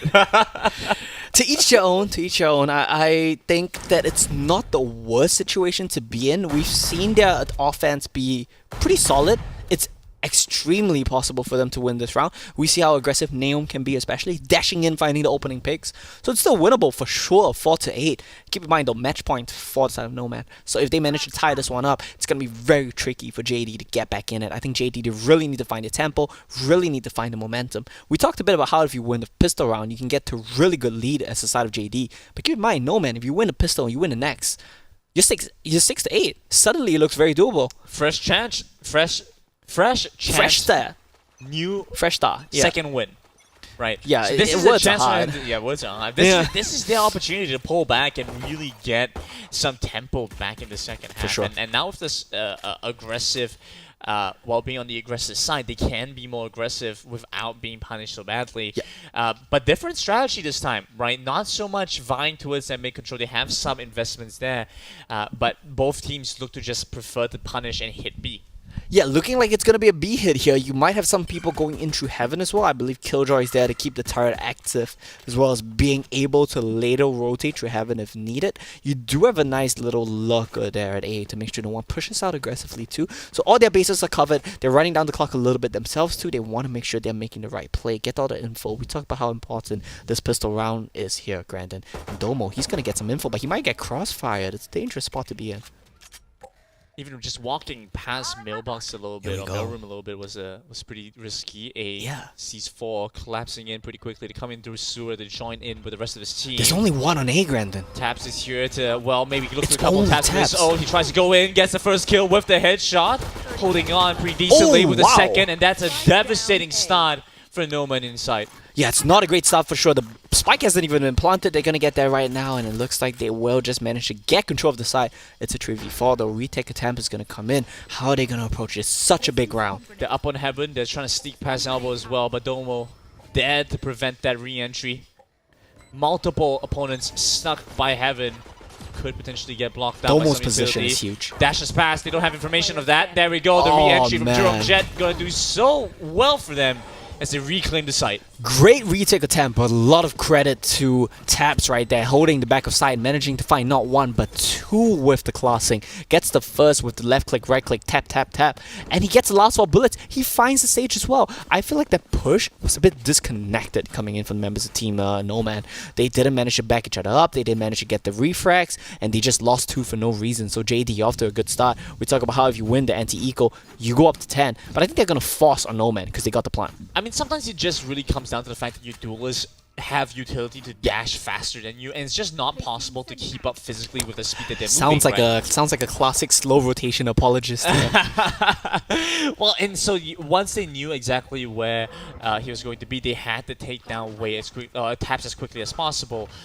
Didn't seem to be the case. Now they're gonna bomb rush through mid. They try to go for a force buy, hoping to maybe make something happen here. Look at Naom. He got forced forward, now he's stuck. He's stuck with so little HP as well. Does he get a heal? 14 HP, he has to get away. Gonna get slowed now. That isn't a good angle for him to get into side from. They're trying to push in through heaven now. Back to side They get faces B. one over by, well, they smoke out the other corner. Won't be able to get in. The doorway's gonna get blocked out. That's the pickup. That clears up side. They can go for the plant. Yeah, that's one. They're gonna push through as well. They want more. They want to push aggressively. He's Don't right want to there. risk There's a two there. refrag. That's the first kill. The second, Oh, but they the get spray down lined the up into the collateral. spray through from Ori. Yeah, the collateral from Ori. Both hits. He gets done. Well, the 4 finishes it off, and once again, it looks like it's just too clean from JD. Ori, we talked about this guy. We talked about his performance in the first map on Ascent. The first half, he looked really good on the sky. This time around, even on the stage, he proves it's not going to stop him from fragging. Clicks 2 hits, gets a third, collateral as well. Very good stuff. They save some of their Spectres. They want to go for... I think the thing is, right, they have rounds to play with. I feel like they should go for a bit of a half buy here on the members that died. Don't risk your economy. Oh, wait, no, but then again... I didn't quite notice. They forced the Nomad the last time, so they will be forced into a full eco now. Yeah. Going into a full eco because they tried to use the Spectres to power through mid and do basically what happened to them in the first half, right? exactly. They tried to return the favor, but you cannot out maneuver the master while also get Look broken at that. down. They try to break their way through, but end up losing their lives over it. Yeah, they get the wall to try to get the AWP. They shoot down the wall and they pay with their lives, like you mentioned. And they get the kill, they get the AWP, they get it all on the side of Team JD. They don't lose anyone just yet. 4 ecos. I don't really know what they can do on the side of Nomad. It's a tough spot to be in. Absolutely. It's starting to stack up and weigh very heavily on Nomad, right? They're starting to feel the pressure here. 4 and 10. It's only a couple more rounds until, well, frankly, they face off against match point. They see one guy come in. First.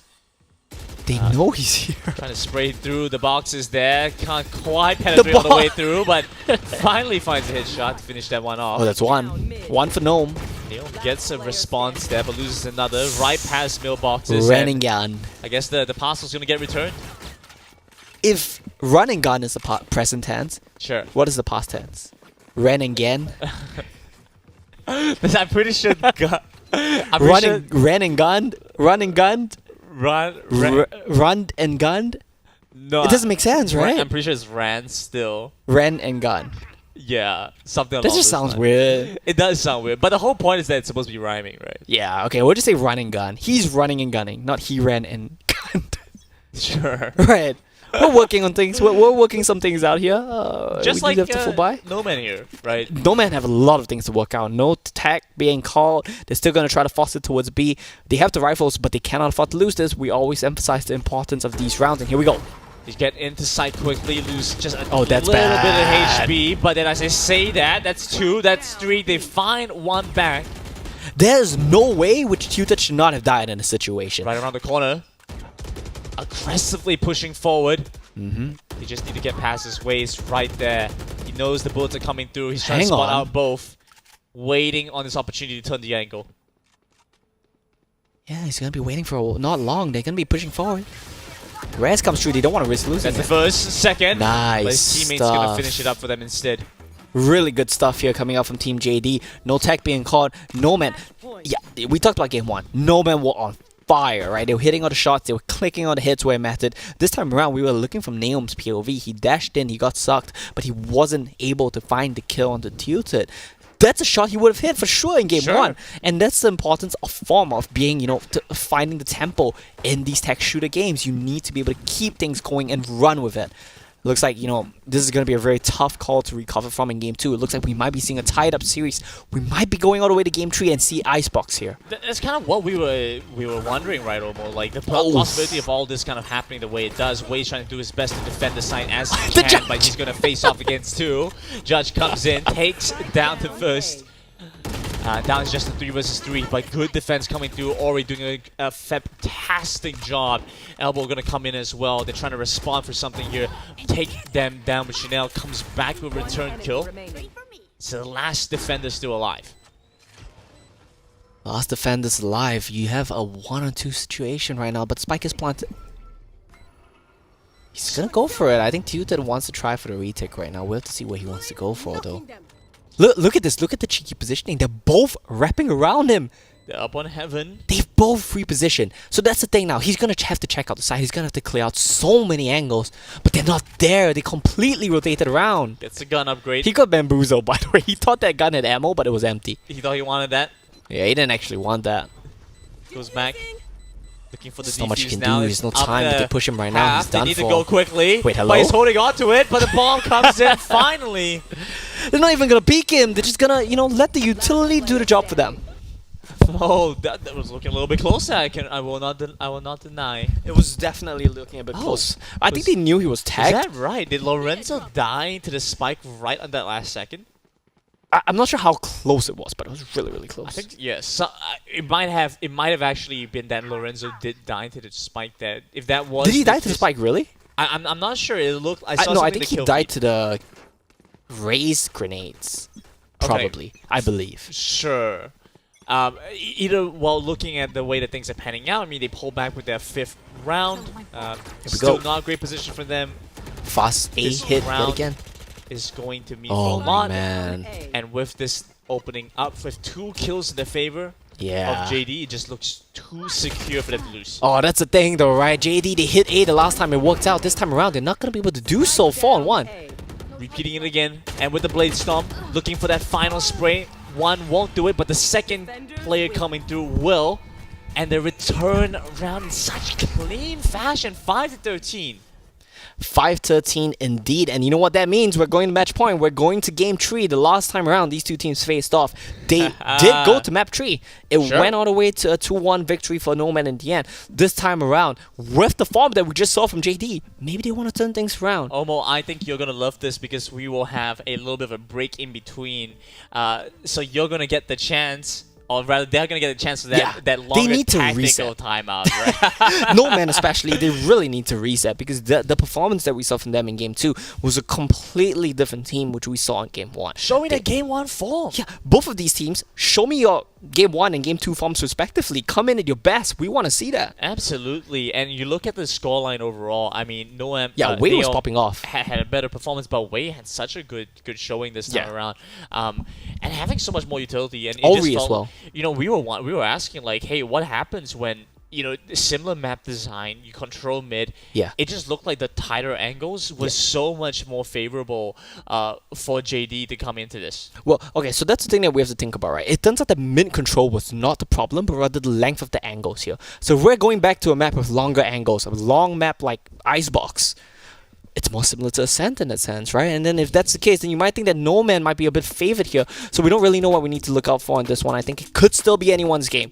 I'd say it's a bit No Man favored though.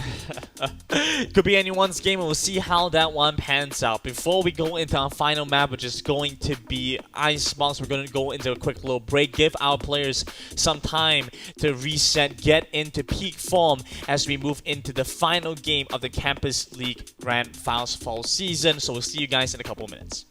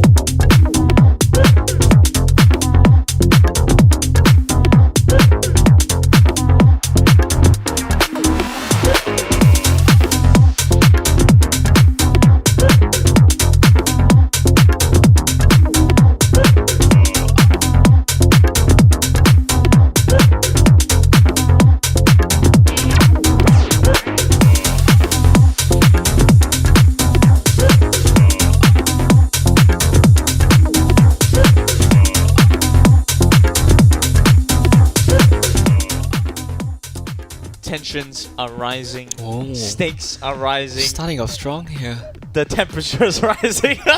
Global warming, it is a serious trap. As we go into our very final game of the Campus Legend Fall Season Grand Finals, it is down to the last two teams, both from NUS, Noman and Team JD, one apiece as we get ready for our final map. It is Icebox. Yeah, I think it's great that you mentioned tensions rising, temperatures rising. Look at Icebox, look at the map state. They're drilling from oil in like Antarctica It's or something. melting. The map's Come on, melting. guys, the world, save the world, guys. Okay, but no, the point is these two teams, once again, they're going to match point. They're going to game 3. It's going to be a very big, high-stakes game because these teams, they faced off a lot of times before.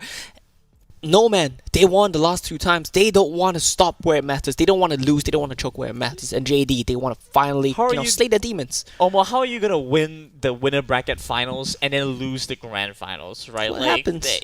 That's demoralizing. It literally just happened in the tournament with the biggest prize pool every year. That just happened a month ago. That must not be you named. know what? That it must not be named. It must not be named. Never even bring it up again. I'll sorry. unfriend you on this.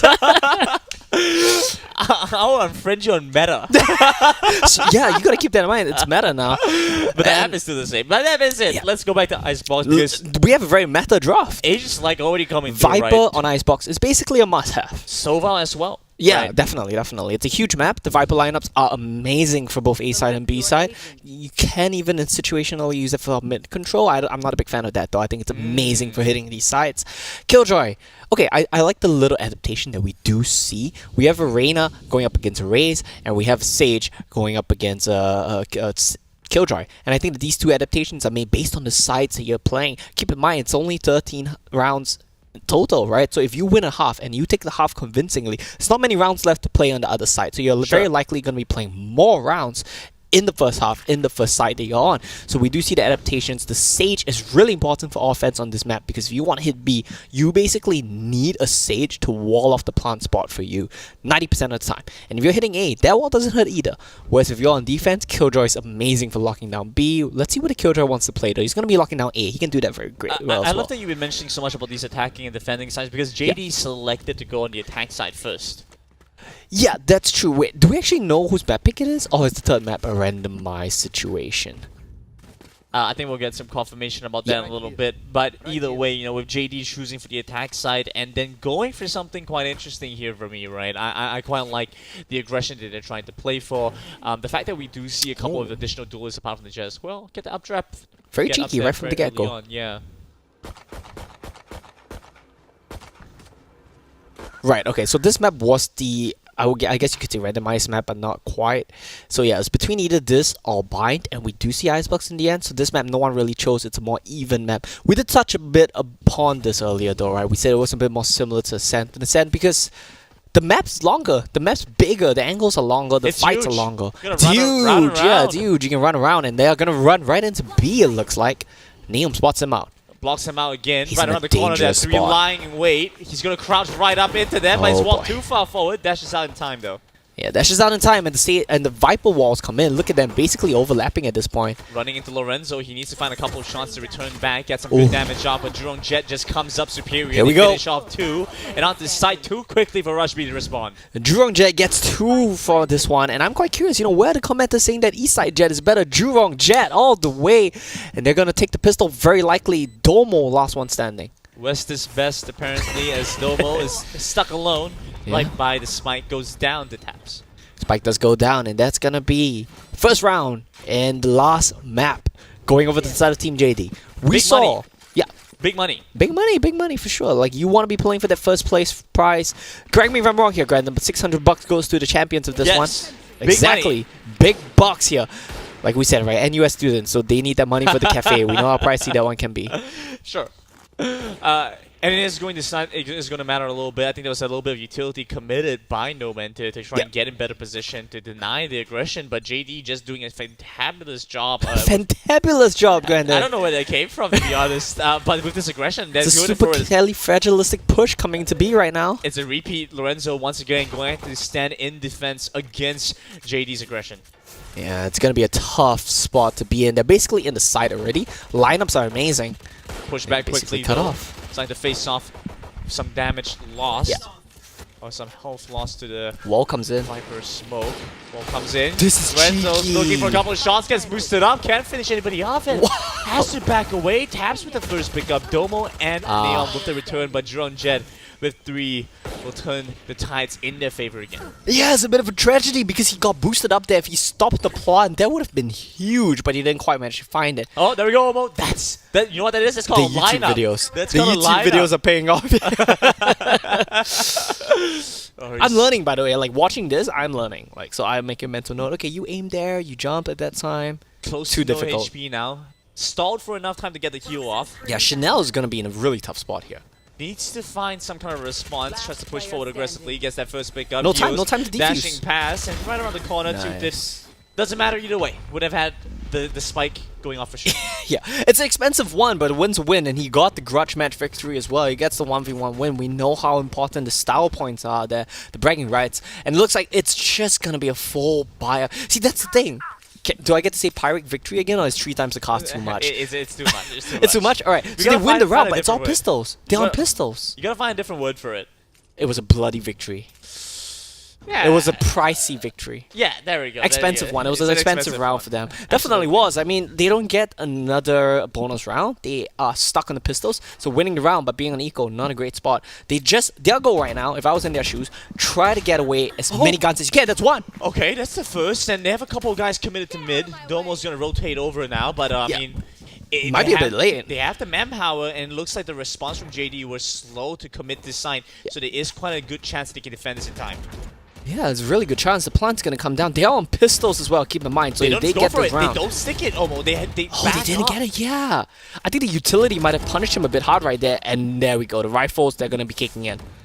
Recon not gonna give them some Wait a additional minute. information, but Wei with 2 pickups. Ray is coming up huge. He came up huge in map 2, he's coming up huge in map 3.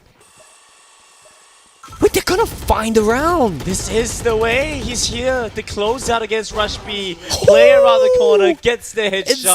Insane! Has the gun, but he's still playing with the sheriff. Is that his third? That's his third, yeah, that's his third kill with the sheriff. Second on a headshot as well, so he's definitely finding these one-taps here. Granted, he's gonna be running to the last man. He's gonna be running to Domo really soon. Domo, you don't Plan want comes to down. jump off here, man. You have so much to live for. He's gonna climb down the stairs instead, Oh, right to the head. right there into the 4K. Technex right off the bat. Technex done. Let's call it right now. Don't give them a chance to run away with the tempo. This is the last map. We're not giving you that chance. And granted, I got a question for you. You know, when we were talking about this team Sure. in map 1, when we saw them lose in Ascent, we were talking about, what was it? Ori. And we were talking about Jurong Jet, right? Yeah. Now I want to ask you, do you know that way? Come on, man. That was too easy. I already set it up for you. I already set it up for you, man. Come on. That was too low hanging. I mean, it's a timeout. I gotta find like shitty jokes and stuff. Yeah, you can see you are flustered with how bad your own joke was. I just forget. I forgot that there are actually people watching this Yeah. and fair actually enough. hearing that joke. I like Yes. to apologize. Punishing This is the very view- 2020. Why are you punishing the viewers, man? Like if you look at the Twitch stream, the moment like because there's a delay on stream, right? So if Yeah. you watch the Twitch stream 5 minutes later, when you're just gonna see the viewer count drop. Sure, we'll set a timer. 5 minutes from now. Right, timeout. A lot to talk about because if you pay attention how the first 3 rounds played out, it's only B hits. We talked about the last 2 maps. We talked a bit about the long angles versus the short angles. We talked about how No Man, they seem to do better on these long angles. So how do JD even this one out? They hit B, they smoke it off, they use the wall, they make it as close as possible. And it looks like this time around though, a bit of a change up. You said it. Yeah. 3 times in B means you gotta go A at some point, and Yeah. it feels like every time I they've love gone this, by the first, way. They've always start with that owl drone first, get some information, get some intel before they lead into the site, and you can see go for a how lineup. defensively Norman have played towards B because of this expectation they're gonna play. Yeah, towards and it's the gonna be a 5-on-2. If they hit this fast, I think they stand no chance really. They know that because of the tech, they're gonna be planning to deal with the B push, but they are not ready to deal with the A push. A bit of a bad grenade though. Our drone comes in again. They're looking for the chance on the side. No one gets the first response to try and maybe hold on to this, but they pushed all the way back to the back end as well. Where's the spike? Where's the Coming spike? in here, they're getting the heal off. They have the res. I mean, so many tools available for JD if they really want to commit to this. Spike coming down, loaded. Just a little bit more time is necessary though. Look at this. He's trying to Oh, knife he down has the a wall. knife. He's gonna get shot, right? No. The Viper screen keeps him safe. No vision, but he's right there. He's lying in wait. Did he get the Pass transfer? first. Oh, he doesn't get the transfer. 7 bullets. Doesn't have the faith to commit for it. Yeah, look at this. It's getting like a bit of a dangerous situation right now. God. 4 on 3, but they have to plan. Sets 4 on up 2. Ori so well there. They get information on where everyone is. Ori with the second. Ori with the third. Nice. And they keep 4 guns. JD there on a roll right here. The tech wouldn't save you. I don't know if this was intended. I don't know if it was calculated. But because of the tech pause, they might have just assumed, you know what? They are having troubles dealing with our B push. They're probably talking about how they want to deal with our B push. Let's hit A. And it definitely worked. Yeah, I mean, fair enough. You say I'm reading too deep into things. Maybe you are as well. Look, I'm sorry, man. I just expect people to be as 6-hit as me, you know? Yeah, fair enough. And it looks to be the case. JD with some great responses. First half of the map. Neom is up already, by the way. Half armor, but he's saying, you know what? Take matters into my own hands right here. I'm gonna push out. If you come into me, I will Into the destroy smoke, he you. misses! Oh, that's a... yeah, that's a... Oh my goodness. That's rough. Punishing. It's bad. Waves right around the corner. You have to watch out for this Jerome Jet finish on Chanel despite the ultimate coming in. Viper Wall gonna block off some vision. Domo's still lying wait, and so while he might be able to take down Wei, he won't be able to stop the rest. Lorenzo falls. The last bastion Did of they get the up? defense. They don't want it. 6 rounds over to JD. 6 rounds and a Oh, full 5 eco? rounds. 5 5 rounds, right. It's not going to be an eco. They had the money for the op. He does have knives in the hands of Naom, so he doesn't need a gun, right? I mean, you would like a gun, but he won't be able to get one. He would have to just settle for the knives. Won't be able to force up. They have to force up because this game is starting to get out of control. And we saw JD on map 2. Once they got the lead, once they, put their foot down the pedal, they never really let up. I think this is it. This is why JD wanted the attacker's side. They looked so good on it. They knew exactly what they needed to do. I love the way they played their angles, and even as the front man might fall, they were right there to go and back him up to go and clean up house after. Yeah. None of that shenanigans about like, oh, let's get mid control or any like, What's a mid? What's mid control? None of these concepts are relevant. 5 men, hit a site, let's go in hard, let's go in fast. We get the frags, we get the entry, we can trade frags, refrag, and we're good to go. It's very good stuff from JD, and they're looking to keep it up. This time around, though, a bit slower. Slow it down, yeah. You don't want to go too aggressive every single round. Yeah. It makes you too readable, too predictable. So they're going to take their time trying to make their way into his side. Even have to spike all the way back towards mid. So they have some flexibility in which way they want to go. But look at the response coming through from No Man, stacking multiple people towards mid. Sticking multiple people towards mid right now will mean that, at least they can rotate to the sides for a retake. Keep in mind, their buy is not in a great situation. So you want to play together, and you want to play for the retakes. You want to play together as a team and go in, hit them 5v5, basically. Sure, you could see the brute, if JD were to go and brute force this, no one have a good chance to try and respond and retake. Just playing firepower against firepower hasn't been working for them, so this could be an inclination 30 seconds towards left. their strategies and adaptations they want to go for, playing down the time. 25 seconds left on the clock. They try and set the wall first. A gonna get cut off. It's difficult for them to get in. Blade Storm there. Let's see how they play this one out. Defender Killjoy. Alright, this will stall them, but I think they get the plant in time. This is what happens when you run the clock down too low. You have to commit into the Killjoy out. Will they get out in time, or will anyone get detained? I mean, they're looking to get away from this. A couple more seconds. Oh, maybe. are we get detained? Sure, detained. Two but it doesn't players really, get detained. Really matter all too much. There isn't much of a response there. Neon They're comes defusing. In. They're taking down Drone Jet. The defuse comes across. There's no time to defend. You see? That's what happens when you run the timer down. It was a free round. There was no economy from the side of No Man. But because of that, the Killjoy ultimate just shut them down completely. And Domo definitely the MVP of the round. That was wrong, Homo. Look at the defense coming through. Great use of the Killjoy ultimate. Domo has been so critical in a lot of these moments, even in the previous maps as well. It's going to be important for him to have a standout performance again. Yeah, and keep in mind, like Domo getting these frags, Domo getting these kills means that the lockdown will be up more often. If he gets it off a second time, well, it's unlikely he gets it off a third, but he might definitely get it off a second time this half, and that's going to be very impactful as well. Neom, maybe he's feeling it right now, going for an aggressive peak. It looks like they're starting to come alive. The duos that they won winning earlier, they're starting to find. But it's Rush B that finds the catch off instead. Neom gets tagged in the back leg as he dashes away. Tagged in the back leg indeed, and that's gonna be a res onto Wei.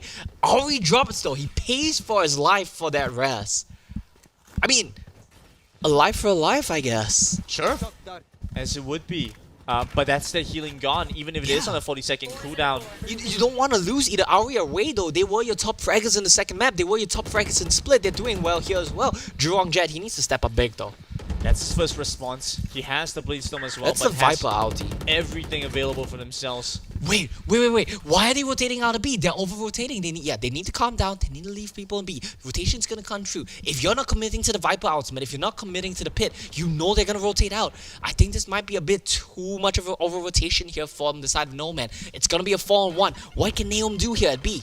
30 seconds left on the timer, so that means that they can go for this. Neom gets the first pickup on the way, who was low to begin with, but now they moved on to the side, looking to try to get the spike down. Plant coming in. It's gonna be it. Tilda's gonna find it. Rush B coming across, has to worry about the shots on the other Damn. end. Drone Jet goes down. The Viper Pit, the second one on the opposite 1 end. HP. He has no health, but it doesn't matter. Oh, the poison kills him. He kind of figured that someone might be pushing him, and he uses the molly on the floor. He walks in because of the DK is so low. Domo, that's huge. The answer to the question is yes, it matters. Oh! Rush B with the angle to finish off the final defending member as they get the defuse. Very important round here for the side of give it to Domo. Nomad. Nice. Love it. Give it to Domo. Give him the lockdown as soon as possible. And there was a bit of a over-rotation on the defender side, but they managed to come back in time. And Domo, that frag was so huge, was so key. He dropped down from above, and he landed right on the head of Viper, killed him, got rid of the pit. That was instrumental to winning that round there. And now 2-5. They're starting to get some steam, starting to get the win under their sails. Can they keep running with this? It looks like it might. Okay, it's not going to be an eco. They've built up enough of an economy here for JD. But if they lose this round, it's definitely going to be an eco. Neom with the operator. A direct confrontation up against JD. We saw how this played out the last time, so hopefully... He was very aggressive the last time, this time taking a much more passive angle. Someone needs to help him kill the dot. I believe they did so, and he's going to be able to lock down A side here. It looks like the push might still just come in. all the way to the back of site, once again using Aldro to set things up to find their entry for them. Get a little bit more information. Shot misses, drops down to 30 HP. Yet not hitting the op shot here from... The blind Damn. comes through, loses a lot of health. Chanel has to back past nice. the wall, but the return wall from the Sage Wei gets on the side. They have to angle to block out past screens a little more for them to get cross from. 1v3. Caps goes down to Chanel, but he's topped up, back healing to his, against his attackers. Gets another He's kill live. there. 3 HP left. The showstopper was too far from him that he stayed alive. I mean, if I was him, I would have just taken a step onto the acid puddle. Just go next. Yeah, Next round. I mean, I'm 3 hits. What am I going to do? Dropping A classic Colette would kill me at this point. any kind of shot will take down Chanel at this point, but still looking for a potential play. But above him, he doesn't realize that they're there, waiting. He's made noise. They know he's here now. That's the thing. He doesn't have time to defuse. He needs to Just walk past them. He finds the shot. He gets the headshot, but goes down either way. They didn't hear him apparently, so he manages to find one, but that's going to be an expensive round for JD. We saw that their economy was kind of in a weird state right now. They might be forced into half buys. Nope, I lie. Once again, full buys coming true. JD, they have not had to eco a single time this game. Lie But look to at me that. at every turn you get. Look at that. No Man is back on 4 eco again. This is just not a good spot. Like, That it's operator always... hit them hard. Yeah, they keep buying these ops, but Neom, I mean, I get it, right? In map 1, he was popping off, but he's lost a bit of steam. The hot hand's not quite operational here in this game. Hasn't managed to find a single kill with the operator, and that's gonna hurt them severely. He's still trying to be aggressive, he's still trying to carry, but he's not hitting the shots, and that is gonna be so costly. Sheriff comes across, but goes down to Ori. Stands up immediately to fall. Yeah. Playing right around yellow. They have to both sides to worry about. Rush B comes back in with a return headshot, but Taps also finds Lorenzo in the meantime. Yeah, I mean, he gets one, right? But the site is in control of JD already. 4 on 3, they have the plant available. Not quite gotten it yet. Chanel, what was that? Wow, No nice scope pickup headshot. there. That's going to be impressive. That's going to be important. Yeah. There's a 2 versus 2, despite an eco round. Yeah, despite the eco round, they make it expensive, and the no-scope headshot from Chanel, and then healing himself up. That's so instrumental here. Tilted with a very nice spray. Will get the kill. 1 Long or 2. range, full spray. That's the ultimate Yeah. backup for Chanel, so it could potentially They have play time this though, one so they're out. gonna rotate.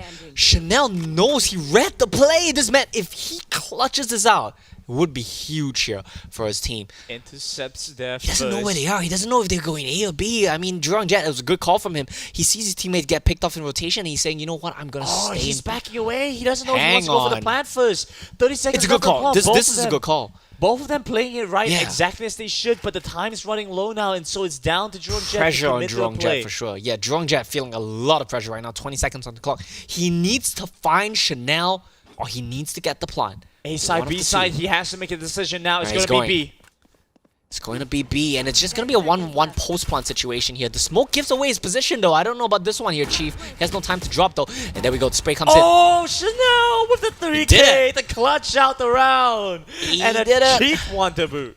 He did it indeed. Yeah, a cheat one to boot. They were on weird buys. It all started. Keep in mind, Brandon. Think back to how it started. He had a Marshall, no scope, headshot, picked up a rifle, caught the rotation, got the clutch kill right off the plant. And I think part of the mistake was that I wouldn't say he ran the timer down too low. I think he did his due diligence trying to check his corners there on the side of Drew and Jet. But I think the smoke gave him away. That was the problem right there. And Chanel just came in, cleaned up. 3K sitting at 9 and 8 right now is. Yeah, great performance of him on that round. But still not quite close enough. They have Not to quite, get yeah. up some momentum to get 3 rounds out of the past 4. And so there is some momentum there, but JD, like we're seeing right now, are still not out there running, still have their full buys, Yeah, they're a just good so amount rich. of utility. They are just so rich. While they're going fast though, look at this, they could be hitting A hard, especially with only 2 members available to defend this. Chanel has to make an incredible play to defend against this. Viper Yeah. utility comes fully out. He pops the Huntress. We saw what Chanel can do given the right circumstances, the right situation. But once again, so fast. yeah, once again, they get the plant and they're gonna have to play for retakes. Rush B trying to get some information, trying to use the shock darts to corral them into a good spot to come in from. Sage breaks the wall. Chanel comes in, looks for the first shot. Drone Jet with the Chanel return needs a kill. onto Domo. He needs some kind of reset quickly. That's the first pickup over into the back. Sage lines up the crosshairs to take him down. Ori loses some HP, has some information. Rush B in there, chasing after the kill. Yeah, and Chanel gets a bit too aggressive there with the active, and he will not be able to dismiss in time. Plant attempt comes through. They're playing for the post plants. Do they have the Viper lines up? Jumps back in, goes to the updraft, and they finish off the remaining attackers to clear up the site. Gymnasm, I remember when this game was started off as a 5-0 game state. Suddenly, No Man off the back with some heroic rounds from Domo, heroic rounds from Chanel. They're closing it up. 4 and 6. The gap is basically gone right now. That's how you play it. That's how you play gotta it. go for it. It's not over till it's over, right? The third round tech definitely paying off here. A little bit late, but it's starting to pay off dividends. And that's the thing as well. I love the call coming in from the members of No Man. They recognize, you know what? They're really good at hitting the site hard and fast. They're going to get in. We're going to back off. We're going to give them the site. We're going to play for the retake. And it works so well for them. I forgot to check after that 5 minutes Out of my way. what Twitch chat's reaction was. A lot of poggers. A lot of poggers. That's for them. That's for the players. I'm seeing a lot of We missed out on that. Oh my goodness. Sinkang Sky is pretty good. I like Ishun Yoru. Ishin Yoru, yeah. Woodlands. But look back at that. That's the entry frag already for Jurong Jet. Well, I didn't even catch that. I was too busy looking at Twitch chat, filling in my own job. Rush B will perform his job well though. That's 2 frags picked up as he maintains control at the back of the side. Yeah, he gets control of the back of side, and Rush B, he's going to be using the Owl Drone. He's going to try to find something. The Owl Drones are facing off. Did you ever see the news article? Did you see the news article about the Tokyo police facing off against the Tokyo Mafia? With I'm sorry, I'm going to have to cut you off there because the the Silva drones, the Ultimate is going drones. to make the difference. The drones come in, give him information where he's going to be. Tabs goes down to Lorenzo. Wei comes back with the response. If I take what's down up? Rush What's B, up? they're watching out for this. Jumps away with the updraft. I think Wei knew that he was seconds away from dying right there. I shouldn't be alive. Look at this though. It's such a tight game state right now. Naeum, I mean, he has the knives open. It's a 2-on-1. They don't know where he is though. I think that's the thing now. They don't know where Tilted is. It's a solo effort. It is. Try it and is play a this solo one effort. out. If he wants to get back onto B sides, too many angles for him to watch out for. Look at his utility that he has left. It's not very conducive to actually hold on to this site by himself. Not conducive indeed, and I think, oh look at this, Naeum, yep, just holding down the corner with the op, didn't even need the knives. Exactly. And- That's what we kind of expected at that point. Yeah, didn't exactly need anything at all, and there was nowhere else for him to go.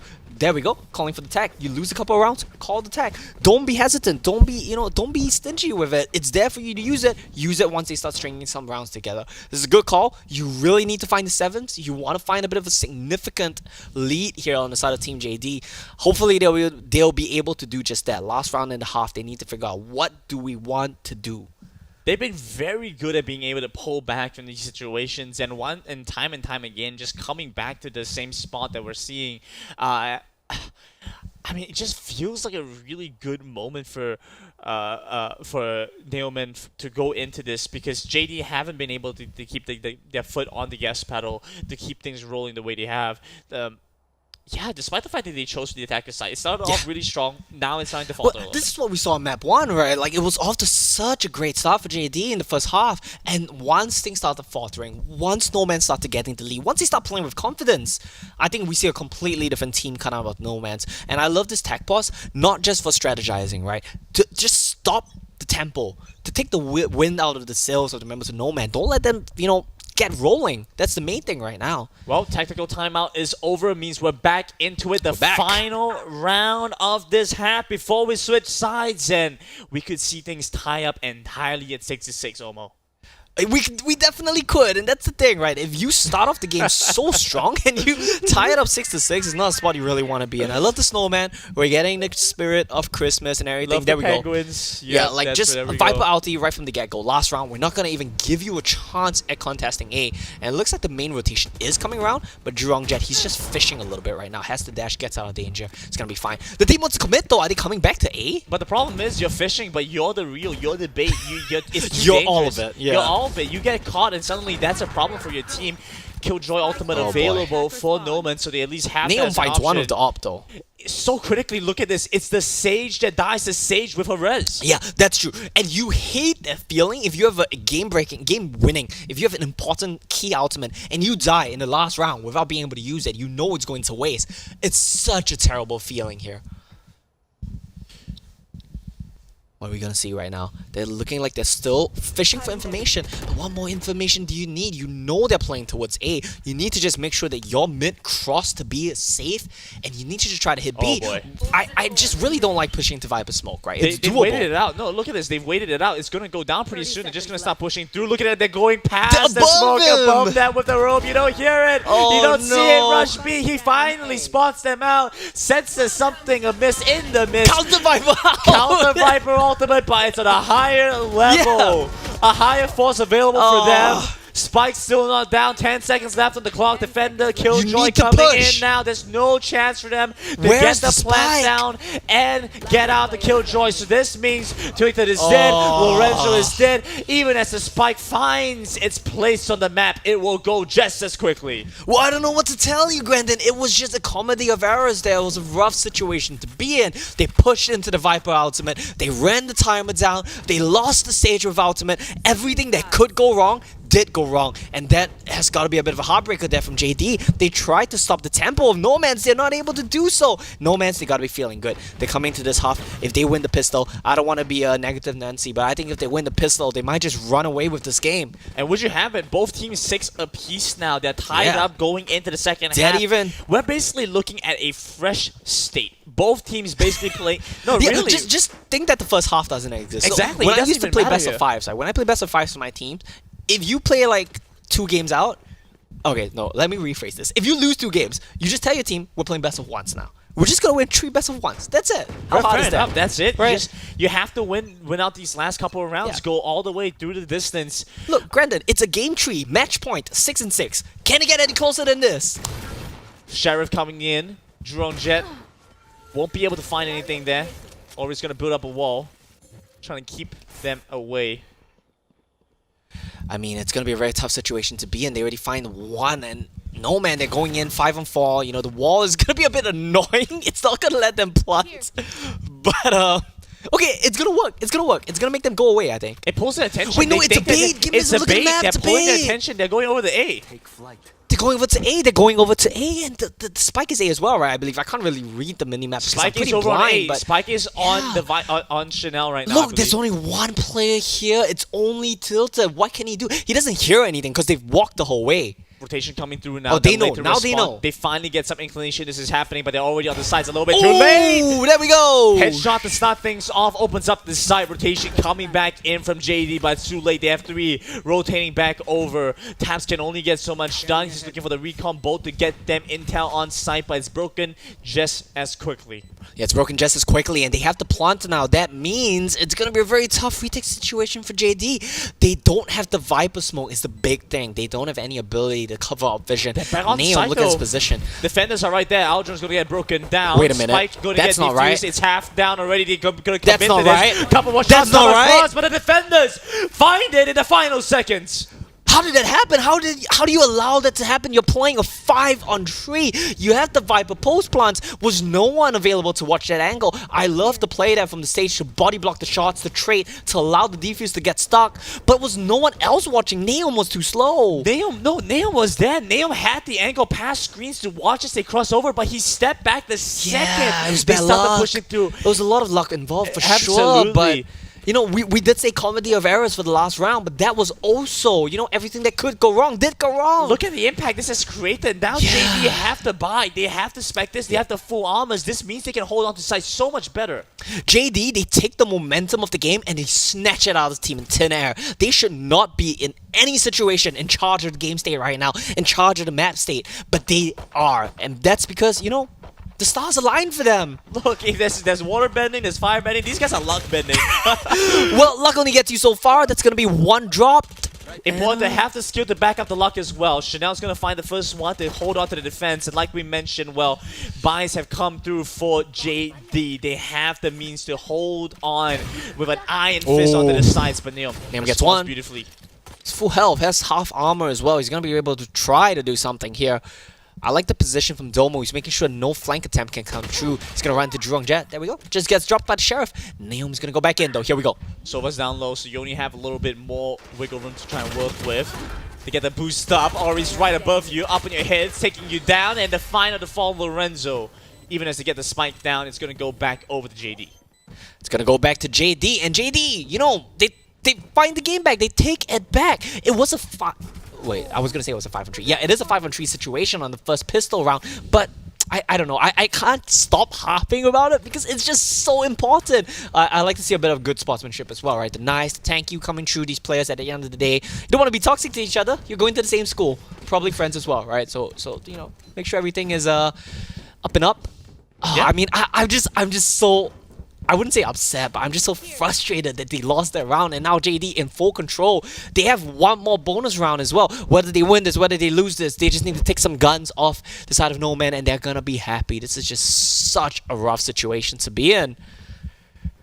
I think you put that beautifully, Omo, right? The fact that JD, they don't have to win this round. Whatever happens, happens. If they can take a couple of lives in the process and just kind of hurt the economy of Noman, then by all means, you can even see that two of the guys, they didn't even bother really buying very much. They didn't even bother buying very much. That's exactly the case. Because if you die with the rifles here, you're broke the next round. So you might as well try to use some pistols. The angle. He spots out the rifle. He spots out the barrel. He Has goes the dash. there. Oh, the tap. Neom knew exactly where he was going to be. Gets the tap on the head before he could dash. Stuck in the smoke animation. Will not be able to do that. Neom wants more, though. They're back on the side, but I don't think they have the firepower to try boy. and take down Neon here. It's going to be Look at difficult. the Shot dodge. bounces. It's a little bit out of angle. Oh, boy. Doing a good job to clear out A here. Yeah. Tilted here. He has the Spectre. He needs to just try to find some frags. You don't need to win the round. Just make it costly. To the right, to the right. Oh, bad timing. It's just unfortunate. You look away at the wrong time, you pay the price of your life. Ari's coming back in. That's two. If they can get a third, I mean, it just seems like Solvar is overwhelming extremely value low. for them. That's the gun picked up. They Oh, know boy. a couple of shots are coming across. They just have to watch out for them. Over by the spike and boy. over by the side as well. So many angles. Too many things to watch out for. Too And many the back angles, is also yeah. an angle. Too many angles to look out for. It was very well played there from the members of No Man. Very disciplined there to not overpeak, to make sure that we can just cover each other. You know, and it's going to be a full buy now. This is going to be a very key round. Deciding the map, deciding the match, deciding the entire tournament here. This round is going to be one of the key rounds for that. The team that's able to win this one is going to pick up so much momentum in the next few. Yeah. Starting to feel... Alright, I'm looking at this as well, Omo, because I'm looking at the utility available. A couple of the ultimates coming up pretty soon. It's going to be nice if JD's Ooh, actually he gets able to spotted, get the though. kill to the stage. Gets spotted on his dash past mid, trying to jump Forces up him to off. That's very nice. Yeah, very nice stuff. Forces him off, doesn't give him the angle, but he will just updraft again. I do believe they hear that, though. So this is a bit of a standoff here in mid. I love the difference in play styles from these two teams. Team JD, they want to hit the site. They want to go in hard and fast on a site.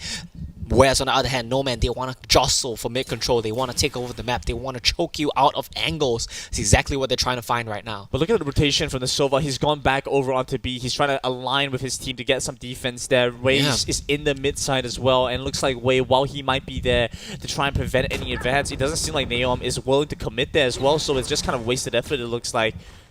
Wasted effort is definitely one way to put it. And it looks like the push is coming in. They jostle for mid control, but it will amount to nothing. They're just going to push mid. But look at the defenders. They're basically stacked right now. 3 on A side. They're going to not be able to defend this. Nice blind from Chanel, gets them the opening frag to get into sight. They're Stop looking the for the plant, spike stop the plant plant. over on the top end. Jerome Jet gets taken down, taps, finds a return by Lorenzo with a good response of his own. Yeah, Naom is a very good position right now in mid as well. They spot the rotation coming in. Last 2 members, they're stuck there in no man's land. They don't have the spike. They don't have an angle. They have to give it up. This is the power of winning this round. They're going to see so much more tempo Yeah, go they need to back save. to They Noman. need to save. That's the thing. They have no money in the next round if they die. You might as well have 2 rifles. It's better than nothing. And this is going to be Noman tying this one up, I believe. Doesn't seem like that's all too much for JD to Maybe do. just find an exit. That's about it, right? I'm not Find sure an if exit. Noman are really supposed to go for this hunt here. It seems a little bit... Hey, you once you're feeling it, you gotta go for it. All right, sure, whatever you say. You know, who am I to say what you should and should not do? Tech next. There we go. So you're gonna be taking a little bit of a break right now. Wait, is this from the attackers? Is this no man calling for the tech? Oh no, it's defenders. There we go. Yeah, just gonna be Team JD calling for the tech right now. You need to reassess the situation. What's going wrong with our defense? How are they cracking through? Though my one concern here is I do believe that was an eco, right? Oh wait, no, they were full buy in the last round. Both So teams this had is a going to full be buy. an eco. They have 2 rifles. They might try to force up around those 2 rifles. So what are we seeing? Maybe rifles, maybe Spectres. I think, okay, this is a fine time to call for a timeout because if you lose this one, you're going to be on eco. Nice little penguin right there for us to take a look at. Penguin is scouting. I love the difference, you know, the dichotomy. The players, they're going to be stressing out. The coaches, everyone is stressed. What are we doing next? What's our next play? What's going to work for us? We're just here chilling, looking at our little penguin buddy, living our best life. You know, We gotta- if you ever got an option, like an offer to like Yeah. go to one of these like Arctic regions, I'll do it. To do like Love it. research, really? To do research? No, who wants me to do research?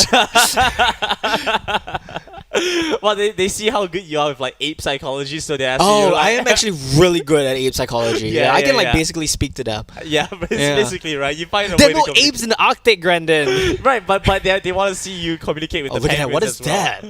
That's creepy. I've never seen that. Because every time I push in and I'm next to this window, I die. So I never get a chance to take a Right, look. fair enough. Yeah. I haven't managed to go in. You never made it that far I before. haven't made Yeah. that far either, right? Like, Yeah. I usually die at like the moment I walk out of spawn, the Yeah, enemy pushes me. yeah. I'm just like, alright, I'm dead. Alright, and here we go. Once again, keep in mind the stakes here. 8 and 8, tied up game state. Pistols for the side of JD, 2 rifles only. They're gonna really need to pull out a miracle here if they want to take a lead. If not, it's looking very likely that No Man once again take a lead. And keep in mind the last 2 times these 2 teams faced off, No Man came up on top.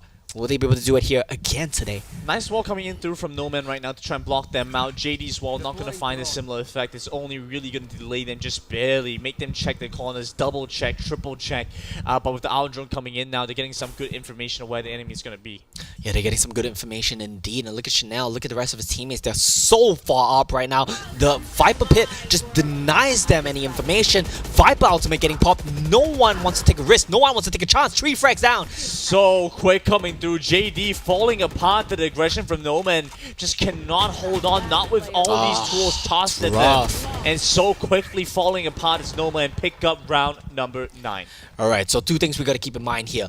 Lead being found by No Man, building up the economy for No Man because they didn't lose a single rifle in that situation. That's gonna be huge. Now we have full buys coming in from the side of Team JD. Maybe then, if they had the economy to full buy on this round, maybe they should have tech paused after the previous round. I don't know, it's fine.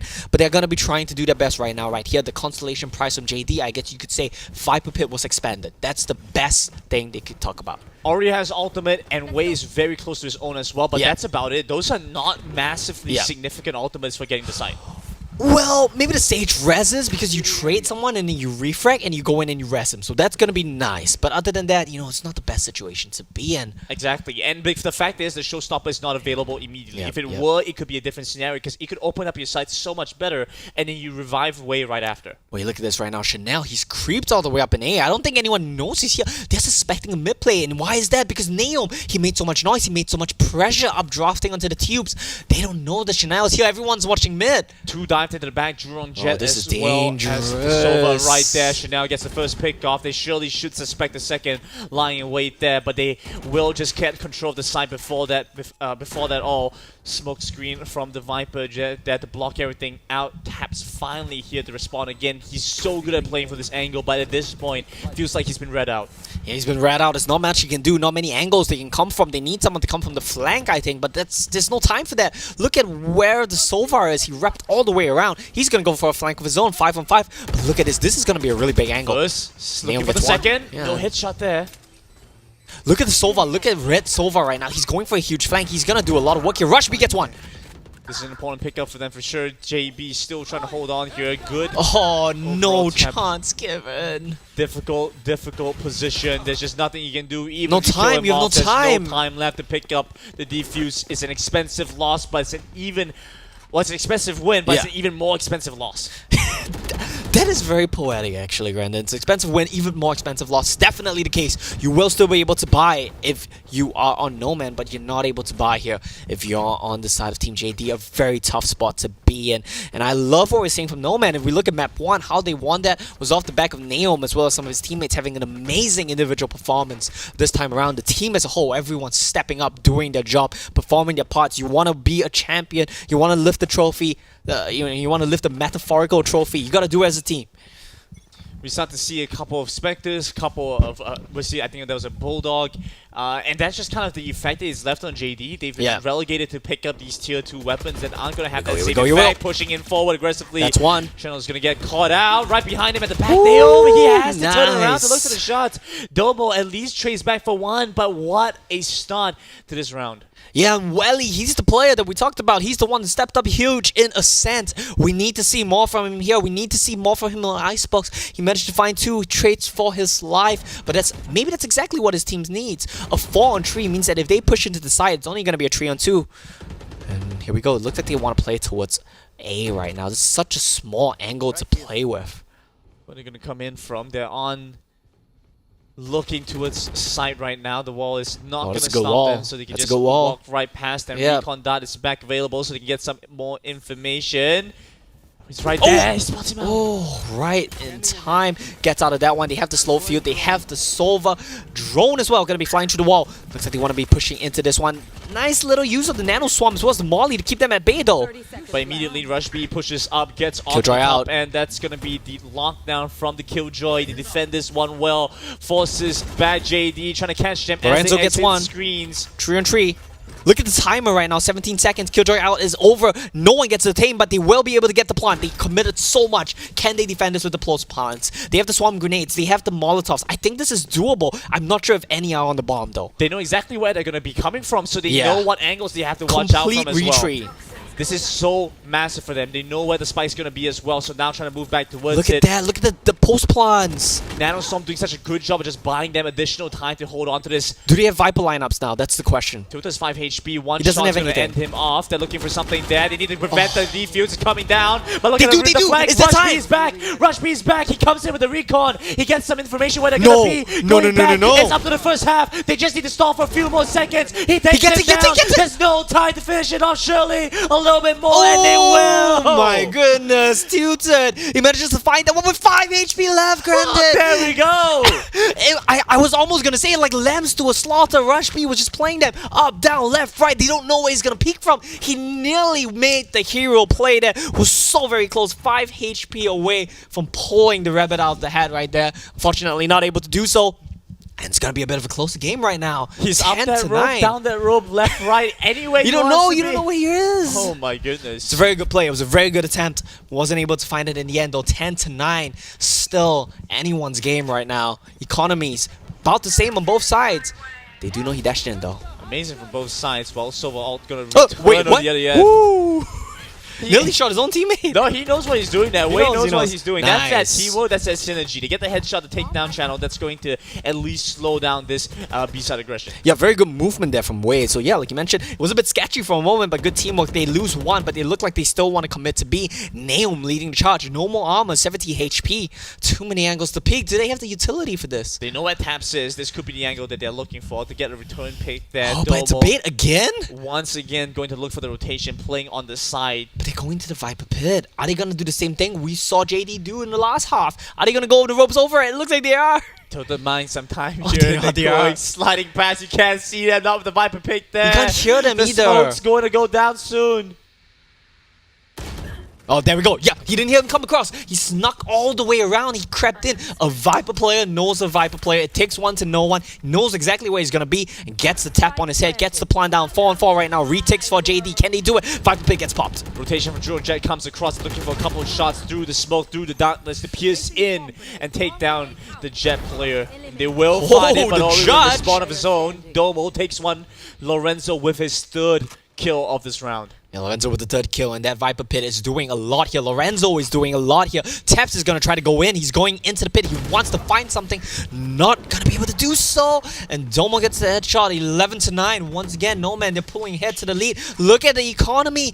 They are broke on the side of Team JD. They're going to go to 12, it looks like. It looks too obvious for No Man, too easy for No Man. Just go to 12, and it feels like JD just don't have a response here. Yeah. They have to just wait it out, pull it into overtime if they can. It's really, really rough. Difficult position to be in, but JD, well, Grandin, if they were to lose in this fashion yet again, after they lost to them 2-1 the last time, after they lost even their own internal tournaments, it would be a heartbreak for JD. The only consolation, I guess you could say, they played them extremely close, 11-9.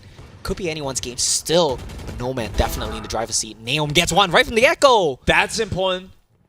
But again, in an economy-centric round, Nail with some amazing pickups. Look at the potential third here. He's just flexing.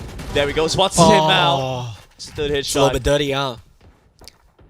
It's a bit dirty there from Nomo, and it's gonna be clean. They're gonna go 5-0, not dropping a single rifle, Grandin. 12 What are you gonna do? to 9, Omo. Well, I mean, is this the part of the game where you ask me, what can JD do to get back in it? No, I'm not gonna ask you that. I don't want to. No. Yeah, I mean, it was a very rough start to the game for him. I mean, if you look at his Sure. off play, Naom, it was like he cost them a couple rounds. I'll be honest with you. He cost them a couple rounds on defense. He dashed up aggressively, tried to find a pick, wasn't able to find the shots. But it's definitely coming through with the redemption arc right now. Game 1, amazing from him. Slipped up a bit in Game 2, a bit in the first half. Now he's definitely woken up and he's definitely putting in the work as well, the elbow grease for his team. He's always playing so aggressive here. Now he gets punished. Finally, they Finally. a return angle, something to do, something up against Naom. Lorenzo, he's gonna use this opportunity to push up though, but he doesn't realize right off his Oh, right. they there see to him, his they right. see him. They know where he is. They're just looking for the shots. Lines up with the head, but they're missing out the chance to take him down right away. Ori finally cleans it up. Yeah, Ori cleans it up. It took him a while longer than he would have liked, but they do clean that up at the end of the day. 3 men's left. But they're on the side. Great shots from Tilted to take down yet another, and it's just down to Wow. rush B, and there's very little they can do. One up There we against 5. go. The defenders finally pull one back. And they're bringing it closer and closer. Economy is still really good for No Man, so they will be able to full buy. They might even be able to pick up an op here for Naom if he wants it. Not sure what his play is. He got punished at mid the last round. Is he going to go for that again? He has options here. He can op on the side. He can op in A. He can op in B. He can op in mid even. There we go. He's going to pick that one up. It's going to be a big buy here. We've seen Naom pop off with this in the first map. Icebox, the map where dreams are made and Oh, broken. don't cost us curse this, Grandin. This is the map when you so often run down to this final map in a BO3, in a BO5, here we go, whatever. here we You go. come back down into this, and Yeah. Icebox is the place to turn things around. Last chance here for No Man. If this round doesn't go their way, it might be a bit hard. Looks like they want to just play towards B. They're giving up mid control. None of that newfangled nonsense. They want to hit the B side. They want to hit it as a team. They have the Killjoy lurking A mid, but they will be 4 members of No Man towards B side. They haven't given away anything yet. They're waiting for the op to find a pick, but he can't quite find an angle just yet. Where is Naom gonna look? Is he gonna find the Viper here?